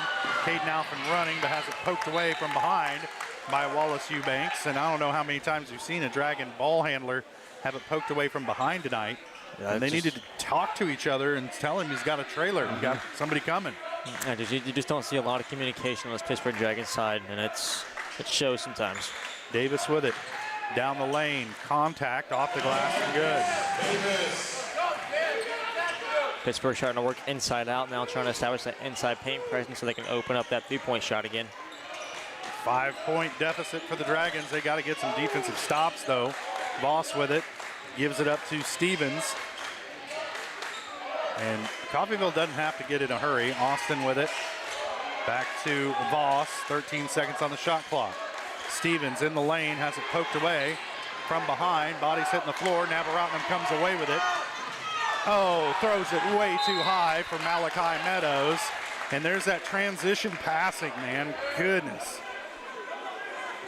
Just need a good pass. Defensively creating so much carnage these last couple of minutes and just can't execute offensively. Pass over the top to Stevens. His shot in and out. Rebound by Davis. Pass ahead to Miller.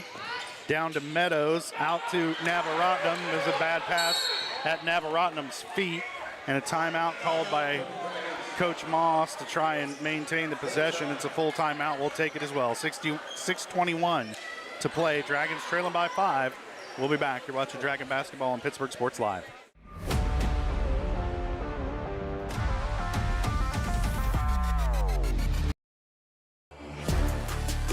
It's the rush. Every touchdown, basket, goal, or lap is filled with excitement. It's why we love the game. It's why we play the game. It's also why we bet on the game. The rush is why we need a plan to bet responsibly and not lose more than we can afford. Problem sports gambling can ruin the love we have for sports. So know when enough is enough. Know when the game is playing you. Contact 1-800-GAMBLER for help today. Chicken Annie's of Girard is something to crow about. Their family-style restaurant continues a Southeast Kansas tradition with their specialty, fried chicken, plus famous homemade onion rings, chicken and noodles, and so much more. And of course, their delicious homemade pies. Dine in or carry out available. Chicken Annie's of Girard has the best value, flavor, and service in the area. Stop in soon or call for catering. 620-724-4090.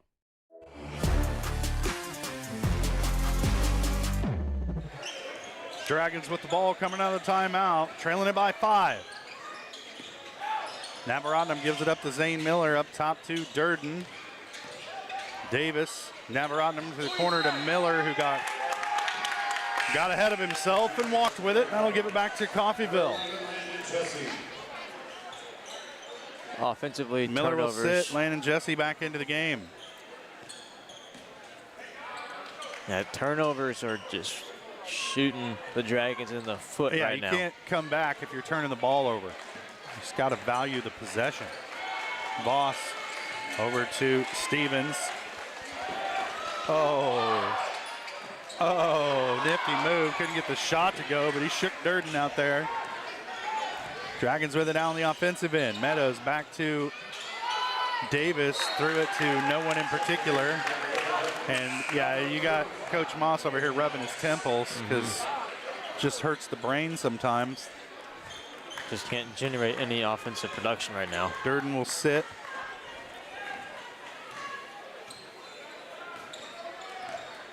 Jackson Hershey handling the ball up the floor for Coffeyville, and Dragons only got so many possessions left.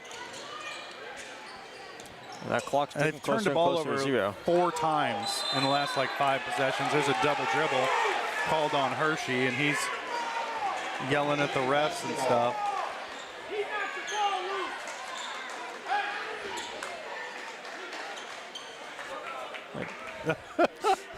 Well, as long as everybody's upset with the officials, I guess it's all good. Navaratnam walking it up floor for the Dragons after that weird double dribble call where Coffeyville's fans thought the ball was knocked away from Hershey. The official didn't see that, but did see the double dribble. Davis down the lane, trying to get it to Moss. Deflected back to Davis. His shot no good, but he's fouled and will head to the line. Nice little self-pass from Davis off Coffeyville defender's hands. Thankfully didn't fall into him this time. But Jamarcus Davis, once he gets on the basket, you know he's going to the line where it's going in. They whistled that one on Wallace Eubanks. That's his third. Davis' first shot, no good. Free throws are important as well coming down the stretch here. Every point matters for the Dragons.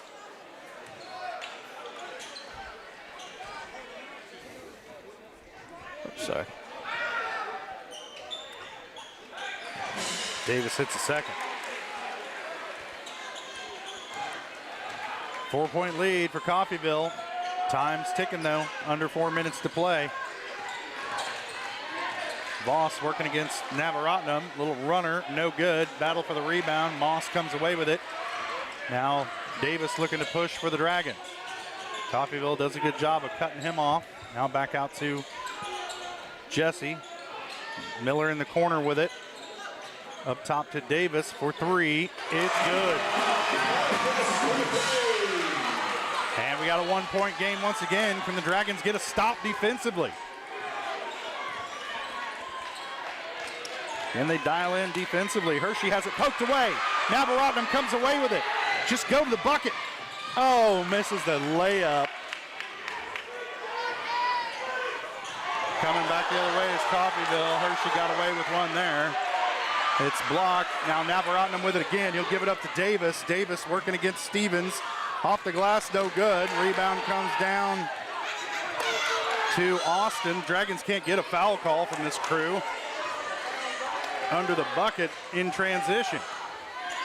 Austin with it. Up top to Hershey. And again, how many chances are the Dragons going to get tonight? There's 4 points that were left on the board on those two possessions. Stevens working on Moss. Kicks it into the corner. Hershey for three, no good. Rebound tipped around. Miller comes away with it for the Dragons. Got to get some points here if you're Pittsburgh. 3.5 to play. Coach Moss trying to get a play called. Moss with it up top, swings it to Miller on that left wing, guarded by Austin. Over to Navaratnam, he'll raise up for three, off the back iron. You got to follow your shot. Davis comes away with it, back to Navaratnam, to Miller, into the corner. Jesse, there's a three, didn't take it, gives it up to Navaratnam, middle of the lane. Davis will step into a three and drills it. And the Dragons have their first lead since maybe ever in this game. Ride and die by the three-point ball. Yep. Austin with it. Steps back to a three. And no good. And there's a foul on somebody somewhere. Couldn't have been on the shooter. No way. They called that on Zane Miller. I didn't see any contact. Did you see contact? 3 free throws now coming up for Austin. That's Zane Miller's second foul, but it's a big one. Send a three-point shooter to the line. Austin's first free throw is good. Yeah, just a situational basketball from Pittsburgh. That's his first point of the second half. Defensively, we've done great the second half. We've held the production to a low compared to the first half at least. Caused a lot more turnovers. Most of the points have come from transition.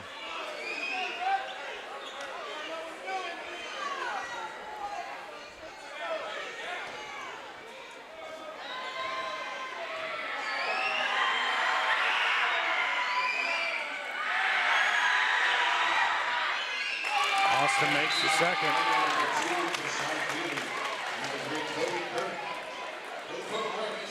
Coffeyville taking off a lot of height on the court right now. The tallest player is the guy at the line. So Pittsburgh, going to have to be able to run in transition with them. Yeah, and you want to work the ball down low then offensively. But Austin and Feeling are a couple of good bigs. As Austin makes all 3 free throws, because of course he did. And Coffeyville back up by 1. Now the Dragons are going to have to execute offensively again. Davis guarded by Voss. Austin coming out off of the screen to guard him. Over to Navaratnam for 3 off the back iron. Follow your shot, and you'd have had the rebound. A lot of balls bouncing right back to where he would be.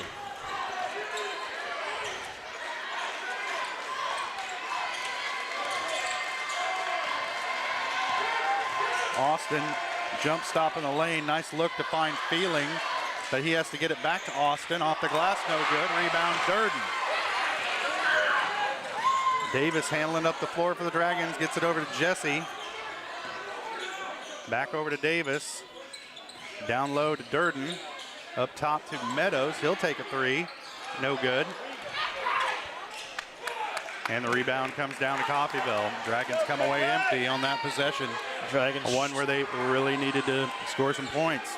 Struggling to find a high percentage shot. And stop the dribble penetration as Kobe Kirk drives right by Navaratnam. That's his first bucket of the night, though. Davis gives it up to Jesse, gives it back to Davis for three. And we're tied at 49. The Dragon coaching staff fired up as Jamarcus Davis has woken up in a big way in this fourth quarter. He's got 14 points in this final period and has brought the Dragons to a 49-49 tie. Is this a full timeout? I didn't see an indication. Looks like it. Let's go ahead and step away for 30 seconds. We'll be back to watch the Dragon basketball on Pittsburgh Sports Live.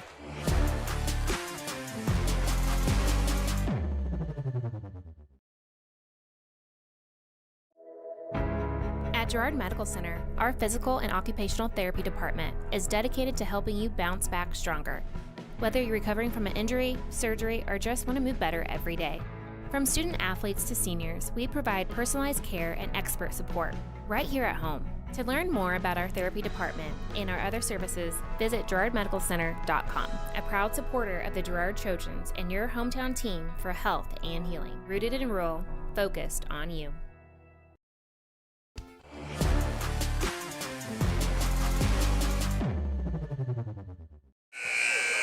1:21 to play, tied at 49. It'll be Coffeyville ball coming out of the timeout.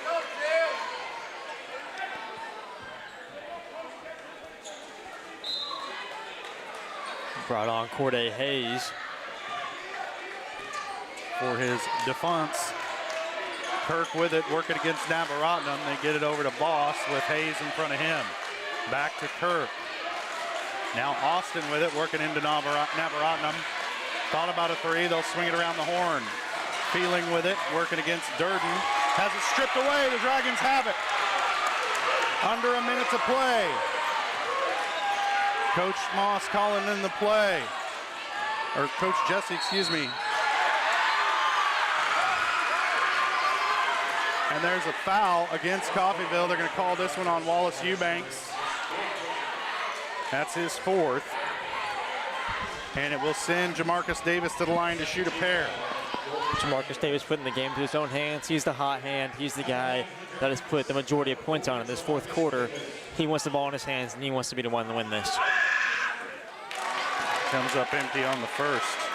But what's nice about that, such a quick shot that leads to a foul, you now are looking at the last possession of the ball game. Yeah, it would be nice to have the lead, though. Certainly would be. There's a timeout on the floor as they're trying to ice the shooter, I think, is Coach Walker. And it's just a 30-second timeout. We'll stay here. This is a must-make for Jamarcus Davis. Put the pressure on Coffeyville to make a basket. It's a must-make for Jamarcus Davis, which will lead to a must-make for Coffeyville, who hasn't looked very good offensively this quarter. They've really got most of the points from the transition. Well, if you're Coach Griff Walker on the offensive end, you're calling one of those plays with the backdoor cutters. Yeah. Because the Dragons haven't stopped that all night. Any sort of cutting action, you got to freelance to the basket. A little give and go action with your big men, because it's just killed us all night. It's basically charity. Big free throw here for Jamarcus Davis. The last one was big. This one's bigger. And he drains it. Dragons with the slimmest of leads. Kobe Kirk with it, timeout. Coffeyville, they want to talk it over. 45.2 to play, 31 seconds on the shot clock, so plenty of time for the Golden Tornado to get a good shot. And they're drawing one up right now, and if you're the Dragons, you better watch the cutters away from the ball. Yeah, what I want you to do is look at the scoreboard. 1 team foul for Pittsburgh, 2 for Coffeyville. That means there's fouls in the game. You can take your hands to the basketball. Do not do it while they're shooting. That is a no-no. Don't give them a free trip to take the lead. Sure don't foul them when they're shooting a three. Oh, it's happened twice. Yeah, it happened in the girls' game, and it's happened here in the boys' game Twice? I'm pretty sure it's twice. Just boys game. Too many. That's all I know. Yeah. Once too many. That's just disciplinary things you got to learn as a basketball player. And that cannot happen this late in the game. Well, you can't go over every scenario in the huddle, but I'm pretty sure don't foul the three-point shooters is being uttered. Yep. You got 50 seconds, 45 seconds. You got a chance to get your first win on home soil. This is a team to do it against. Make it happen. Why not now? Exactly. And like we said earlier, watch the cutters. I have to imagine they're going to have a lot of off-ball movement to try to generate mismatches and open spaces. You would think. Because it's worked all night. Why would they not do it now? Voss inbounds it to Kobe Kirk. We're underway. Clock running, 40 seconds and counting. Feeling back out to Kirk. Guarded by Navaratnam. Back out to Feeling with Durden in his face. He'll put it on the floor into the lane. Loses the dribble. Davis comes away with it for the Dragons. And loses his dribble. It's poked away. They're going to say it stays with Pittsburgh. Man, oh man, I don't know. Corday Hayes making a huge defensive play. That's why you have him in, the defensive specialist. Landon Jesse going to check into the game. I think he's going to replace Hayes as they're going to bring in a shooter in this situation. Yeah, because the shot clock is off. All you have to do for Pittsburgh is inbound the ball successfully. They have to foul you. Davis to inbound it. Gets it into Navaratnam. Over to Davis. Over to Meadows. Corner to Jesse. Oh, no! Throws it away. Terrible pass. Terrible pass. Feeling to Austin. And he's fouled. Oh, my gosh.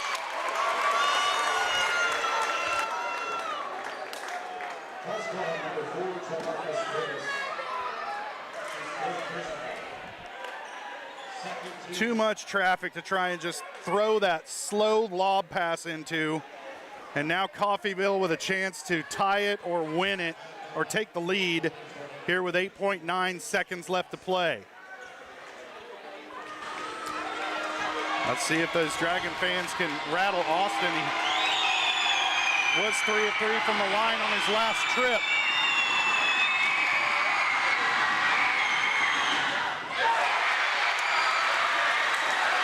So, also, if there's a miss here, this rebound is critical. This game is crazy. You have to imagine the ball has to go into Jamarcus Davis's hands here if he makes it. Make or miss. He's the hot hand. You have to hit him going down the court. Austin's second free throw attempt on the way. And he hits it. Push the court. Davis with it. 5 seconds. Timeout, Dragons. Coach Moss upset about something. Jamarcus Davis not pushing the court to get more time on the clock. Yeah, get across the timeline so I can call timeout. Also can't be very impressed with the turnover that led to this whole scenario to begin with. Yeah. Situational basketball. Yeah, I think I've already said enough about that. Like all you have to do is maintain possession. You can get fouled, maintain possession. You just saw them subbing Halen Moss. They're on the half-court inbound. You got 4.7 seconds. You have to imagine they're either using him to create space down low, create separation to Jamarcus Davis so he can dump it off to him, or he can attack the basket. I have to imagine the ball's going to Jamarcus Davis's hands no matter what. Well, I just hope it doesn't end in a three-point heave because you just need a bucket or a foul. If you're the Dragons, you don't need a three-point shot. No, you just need Jamarcus Davis to attack the basket. He's got a very light whistle. They're calling it when he embraces contact. So you want him to attack the basket, try to find a good look. Well, sometimes they are. We'll see.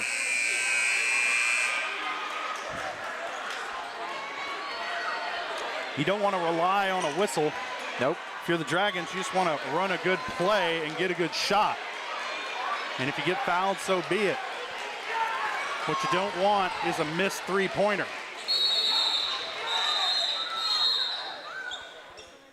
What are we talking about here?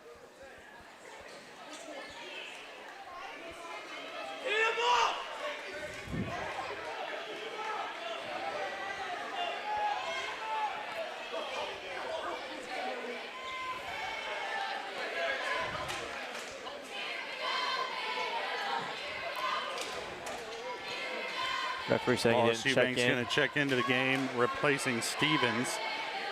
What is going on? Okay, they're going to allow the substitution, and here we go.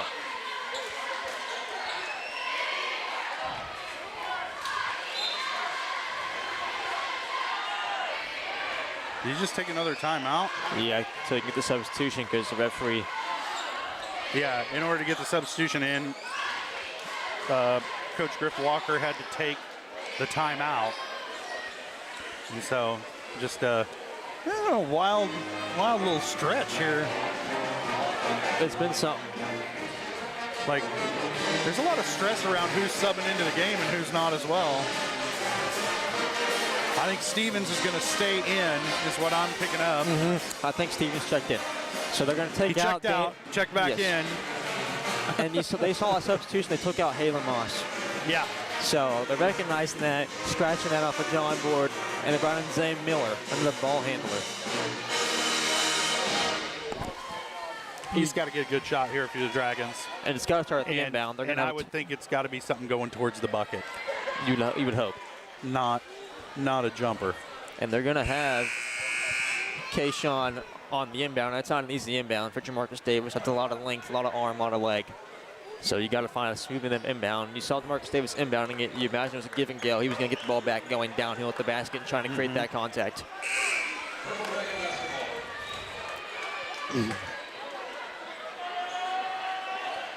So it's Dragon ball, 4.7 seconds. Shot clock's turned off. Tied at 50.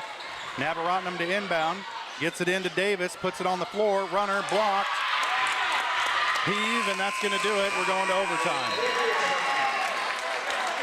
Bonus basketball coming up. We'll step away for a quick break, and we'll be back. You're watching Dragon basketball on Pittsburgh Sports Live.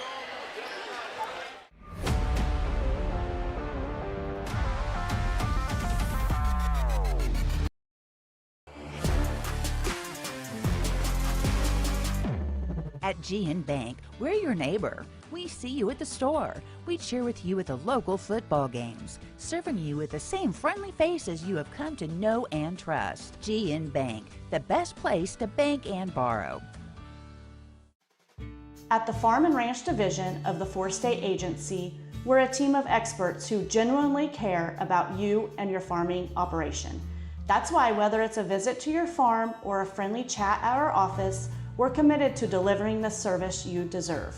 Our team is fully licensed in both crop insurance and LRP, allowing us to cover your entire farming operation across Kansas, Missouri, Oklahoma, and Arkansas. Welcome back. Getting set for overtime. Austin gonna tip it against Danny Durden. I don't know what is going on.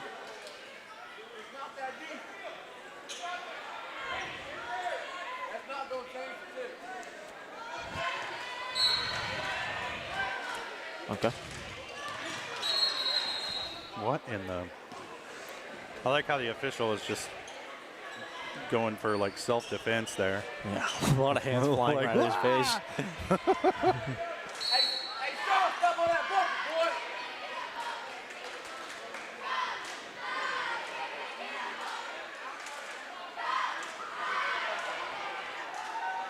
Getting a I'm not sure they're really picky where everybody's standing right now. Yeah. It's tipped out. One more step backwards. Davis comes away with it for the Dragons. And we're going under 4 minutes now in this overtime period. Meadows falls, but gets it over to Miller. The Dragons looking a little bit rushed here. Davis with it, kicks it over to Meadows, puts it on the floor. Bad pass. Miller tracks it down. Gets it to Navaratnam, guarded by Austin. Back over to Davis. Back to Navaratnam, raises up for a three. Off the deadheads off the back iron. Battle for the loose ball. Durden comes away with it. Back to Meadows. Now Davis with it. 27 seconds on the shot clock as it reset off the miss. Tied at 50. Meadows out to Navaratnam. He'll take another three. No good. And a push called against Durden on, I believe that was Kobe Kirk. Yep. That's Durden's first.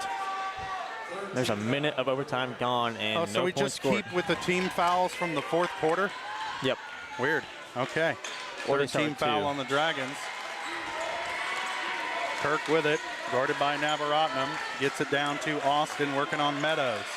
Kicks it back out. It's tipped away. Navaratnam comes away with it for the Dragons. And he missed the layup again. 2 transition layups that they've missed. Trying to avoid Stevens. Why not just go into him and get the contact? Situational basketball has been. There's a big man there. Go into his chest. What is this? Coach Moss just got technical.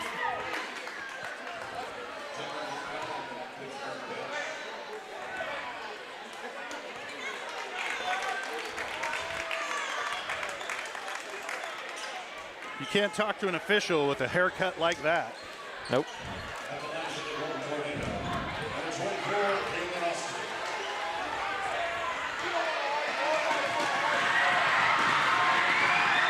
So again, Austin at the free throw line for Coffeyville. First one rattles out. This is some of the hardest free throws this kid's ever going to shoot in his life. Well, he went 1 for 2 last time.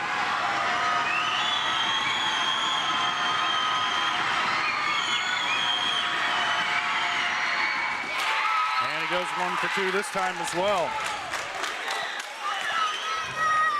And now Coffeyville's going to have the ball after the technical free throws.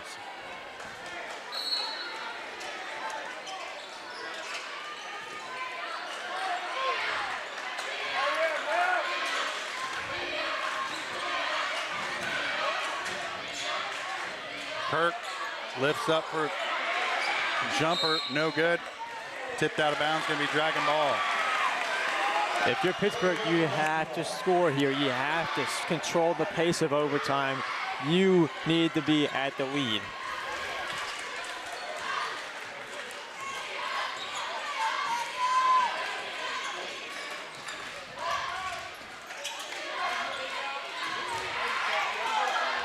Jesse cutting through off the glass is good. Nice move. 8 points for Landon Jesse. The Dragons on top by 1. Can they get a stop here? Kobe Kirk working against Navaratnam. Surveying the floor. Gives it up to Austin. Working off the screen, has to give it back to Stevens. Back outside to Austin. Three-pointer no good. Rebound Davis.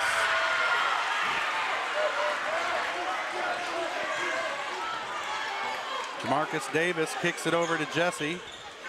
Up top to Meadows. Down Navaratnam with it. Around to Davis.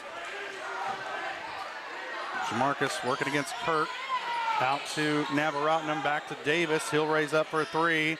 Off the back iron, no good. They're going to whistle a foul against Durden. Battling for the rebound. That's 2 on Durden. And that should be their 5th foul. Yeah, that's going to be free throws now for Coffeyville. And guess who? Austin probably is going to be the one shooting them because he was fouled on the rebound. Oh no, or is it going to be Feeling? No, it's Austin.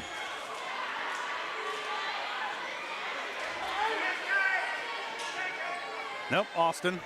Last guy you want shooting free throws. This would be like his 23rd free throw attempt tonight.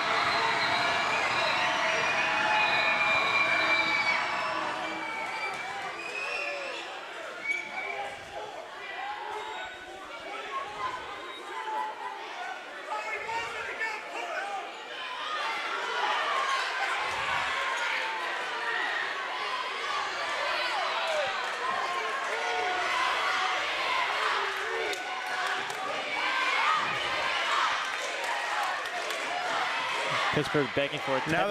Now they're trying to figure out who should be shooting these free throws. Everybody from Coffeyville wants Austin shooting them. The Dragons want Feeling to shoot them, and I think they're going to decide in the favor of Pittsburgh. And Kayshawn Feeling is going to shoot these free throws. So Like, you can't be really reassured if you're feeling everybody going against This is you there. Feeling's first trip to the line tonight. Hits the first.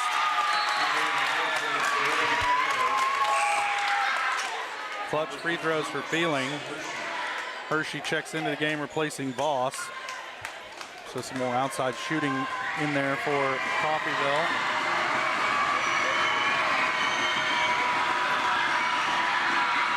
And Feeling hits them both. Well, I don't think we really wanted that guy shooting those free throws. Nope. Dragons trailing it by 1. Jesse into the corner to Meadows. Picks up his dribble. Now he's in trouble. Got a pass. Needs some help. That's 5 seconds. And it's a timeout by Coach Moss. And you can't just pick up the dribble that quick either. It's everybody's mistake, I think, on that possession. Yeah. Everybody was watching him not coming to help, but at the same time, you take one dribble and pick it up. You don't do anybody any favors. And especially in the corner. Yeah, that you're in the corner. 2 defenders under back. Yeah.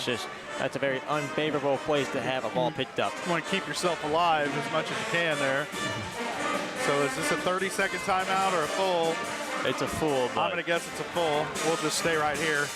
Tell you what, if you're Pittsburgh, you have to find an answer. Offensively in this overtime, we haven't found one. DeMarcus Davis was our option, but and Davis for a while there was going to the hole and things were going well. And since then, we've settled for jumpers. And I think we got to get back to aggressively going for the bucket. This possession counts. It's 1:07 left. You're only going to get 1, if not two more possessions. Yeah, maybe, yeah. And that you've got to come away with points here if you're Pittsburgh. This is the most expensive possession you're going to play all night. You don't have to have a 3. It could be a 2, but you got to come away with something here. Put the pressure back on Coffeyville. Meadows to inbound. Gets it in over the top to Davis. Guarded by Kirk. His pass deflected. Navarotnam comes away with it. Durden into the lane. Can't get the layup to go. Gets it back.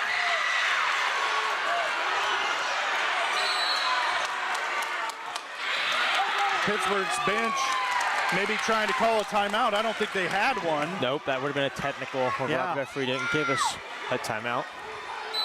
And so Coffeyville with the ball off of the held ball. And the Dragons, there's some time here. You got to get a stop. You cannot allow a score here. Feeling gives it up top to Hershey.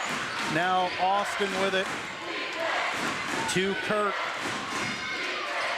Kirk got away with a carry there. Now gives it up to Austin into the lane. And a blocking foul called against Meadows. And that's going to send Austin to the line to shoot a pair. Austin just taking Malachi Meadows on the dribble and just running into him. Malachi Meadows moving, so of course the blocking foul. He wasn't set, and so it's the right call. It's just unfortunate. Just rough if you're a Dragon fan. And Austin now at the line. He could really put the pressure on the Dragons if he can make both of these free throws. He misses the first.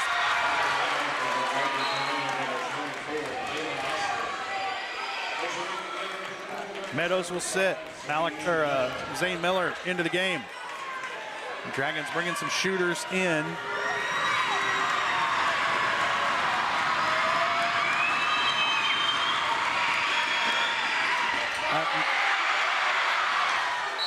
That's a miss by Coffeyville, and it'll be Dragon basketball. 22.4 on the clock. Pittsburgh trailing by 1. Here is the most expensive possession you're going to play if you're Pittsburgh tonight. You have to cash in. Jesse gets it into Davis. 19 seconds in counting. I don't know if anybody saw the play call coming in from Coach Moss. Davis gets it over to Miller. Fakes the 3 into the lane. Back out to Davis. Over to Navarotnam. He'll raise up for 3. No good. Jesse, no good. And how many layups the Dragons missed tonight? You get one of those and you win, but a heck of a comeback And an exciting game. Dragons come up short, 52-53, and is still yet to win a game on their home floor this season. And it didn't get any closer than this one right here. 53-52, Coffeyville comes away with the win.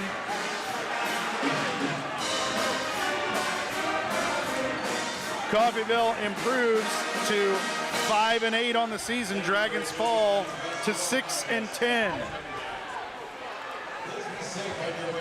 It's just a heartbreaker through and through. Dragons 3-4 now in the league. Coffeyville 4-3, and this is one, man, if you're the Dragons, you had to have this one as far as league play goes. And they certainly had their shots at it down the stretch. Several opportunities in transition, couldn't get layups to fall. And then right at the end, Landon Jesse with a good look. A lot of traffic, a lot of stress, but a good look at it.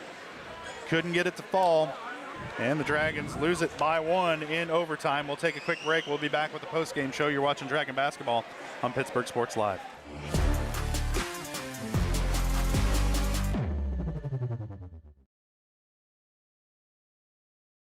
Every tax season a villain rises. Keep those numbers messy. I thrive on confusion. But when overpayment strikes, a hero answers the call. You can't save them all, Captain. Watch me. Prime Accounting, fighting for your deductions, protecting your refund. Don't let Tax Luther take your refund. Join Team Prime today. Power to the people who file. To find a location near you, go to primeaccounting.net. At the Farm and Ranch Division of the Four-State Agency, we're a team of experts who genuinely care about you and your farming operation. That's why whether it's a visit to your farm or a friendly chat at our office, we're committed to delivering the service you deserve.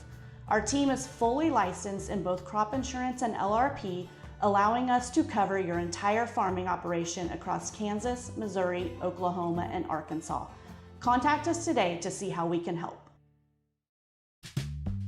Selling equipment can be a hassle. Whether you're needing to replace an old tractor or you're finally getting to retire, the time and energy needed to clean, prep, promote, and sell seems daunting. That's why you need Tyler Jackman and Big Iron Auctions. From one piece to the whole farm, Big Iron Auctions can deliver your items to more than 750,000 registered bidders. Call Tyler Jackman at 620-404-8115 or learn more at bigironauctions.com.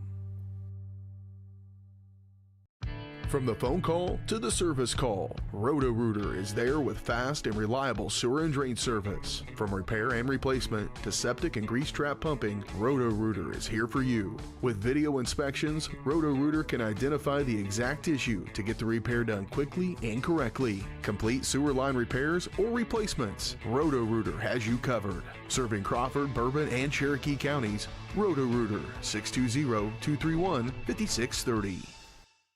Nothing says luxury like a Lincoln. Take advantage of 0% financing for 66 months right now on the all-new Lincoln Navigator. Come see us today at Mike Carpino Family of Ford Lincoln Dealerships, Columbus, Parsons, Pittsburgh.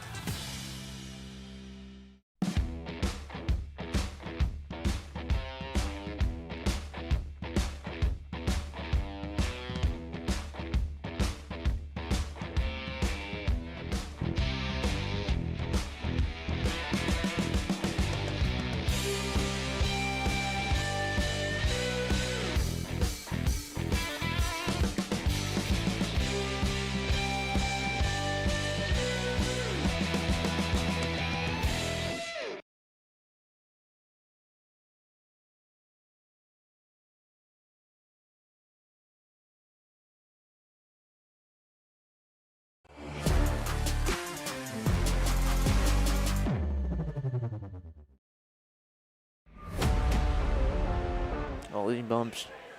Welcome back to Pittsburgh High School. Dragons fall in overtime, 53-52 to the Coffeyville Golden Tornado.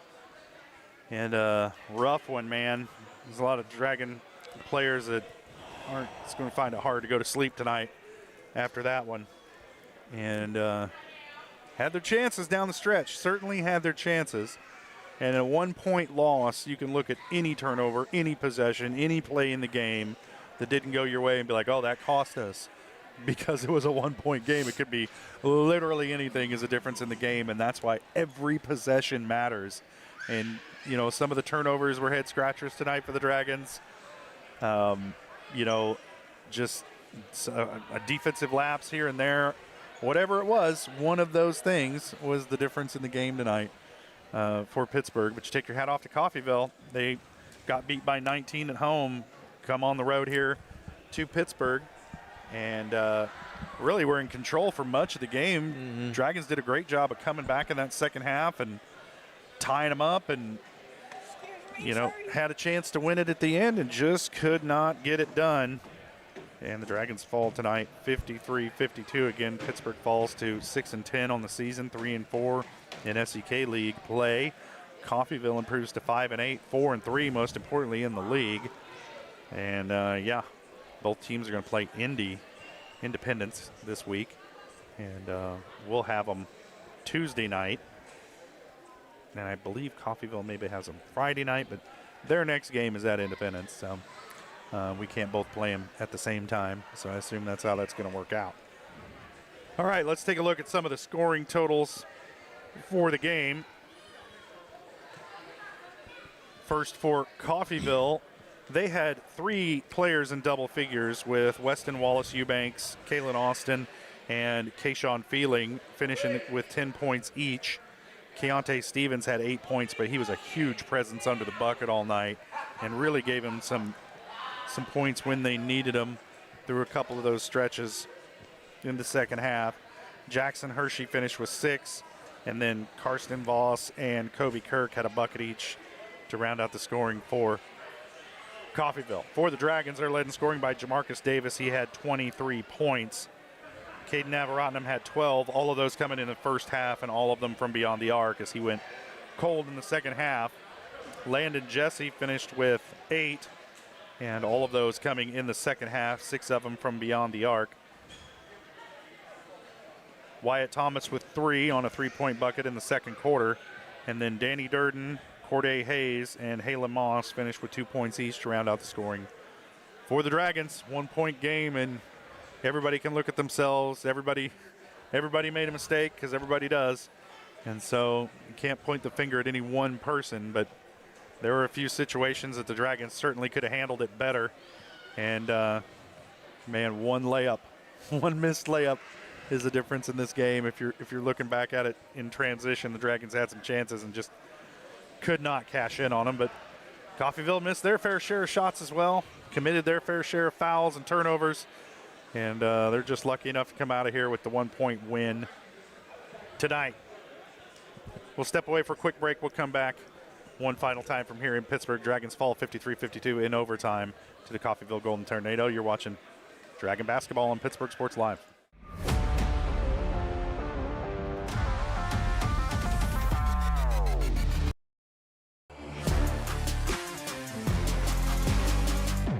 At GN Bank, we're your neighbor. We see you at the store. We cheer with you at the local football games, serving you with the same friendly faces you have come to know and trust. GN Bank, the best place to bank and borrow. At Girard Medical Center, our physical and occupational therapy department is dedicated to helping you bounce back stronger. Whether you're recovering from an injury, surgery, or just want to move better every day.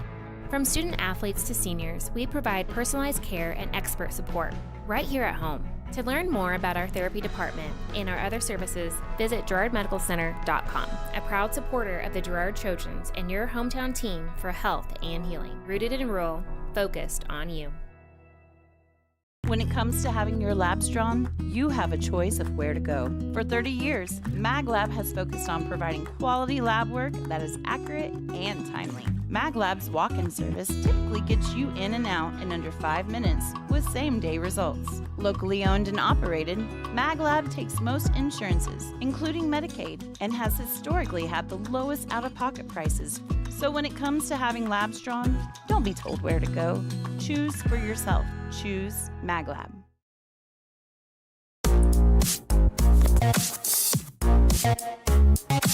Hold on.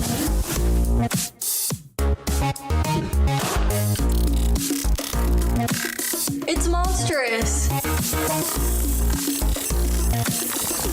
With Crawcan's multi-gig internet, you can experience monstrous speeds for every device in your home or business at the same time for a low, no-nonsense price.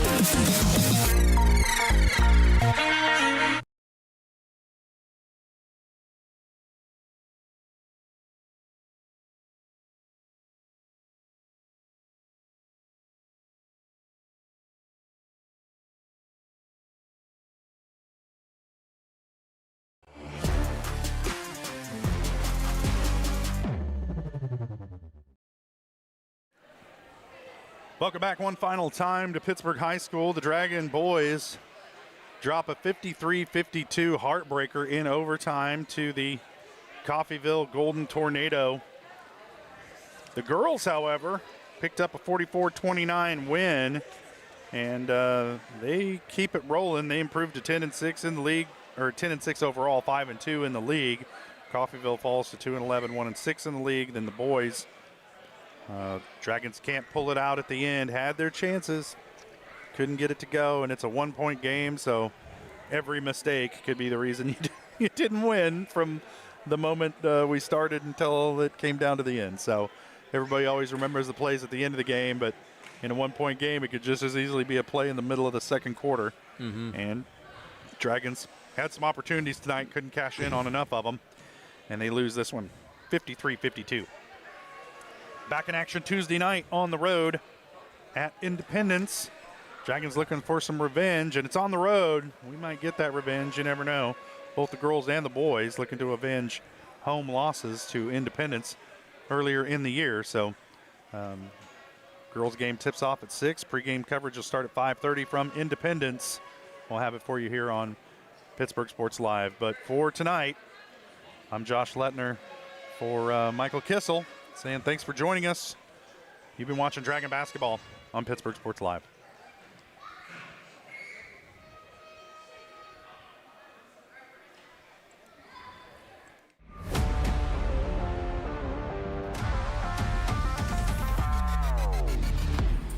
From the gridiron to the hardcourt, the pitch to the mat, don't miss any of the action.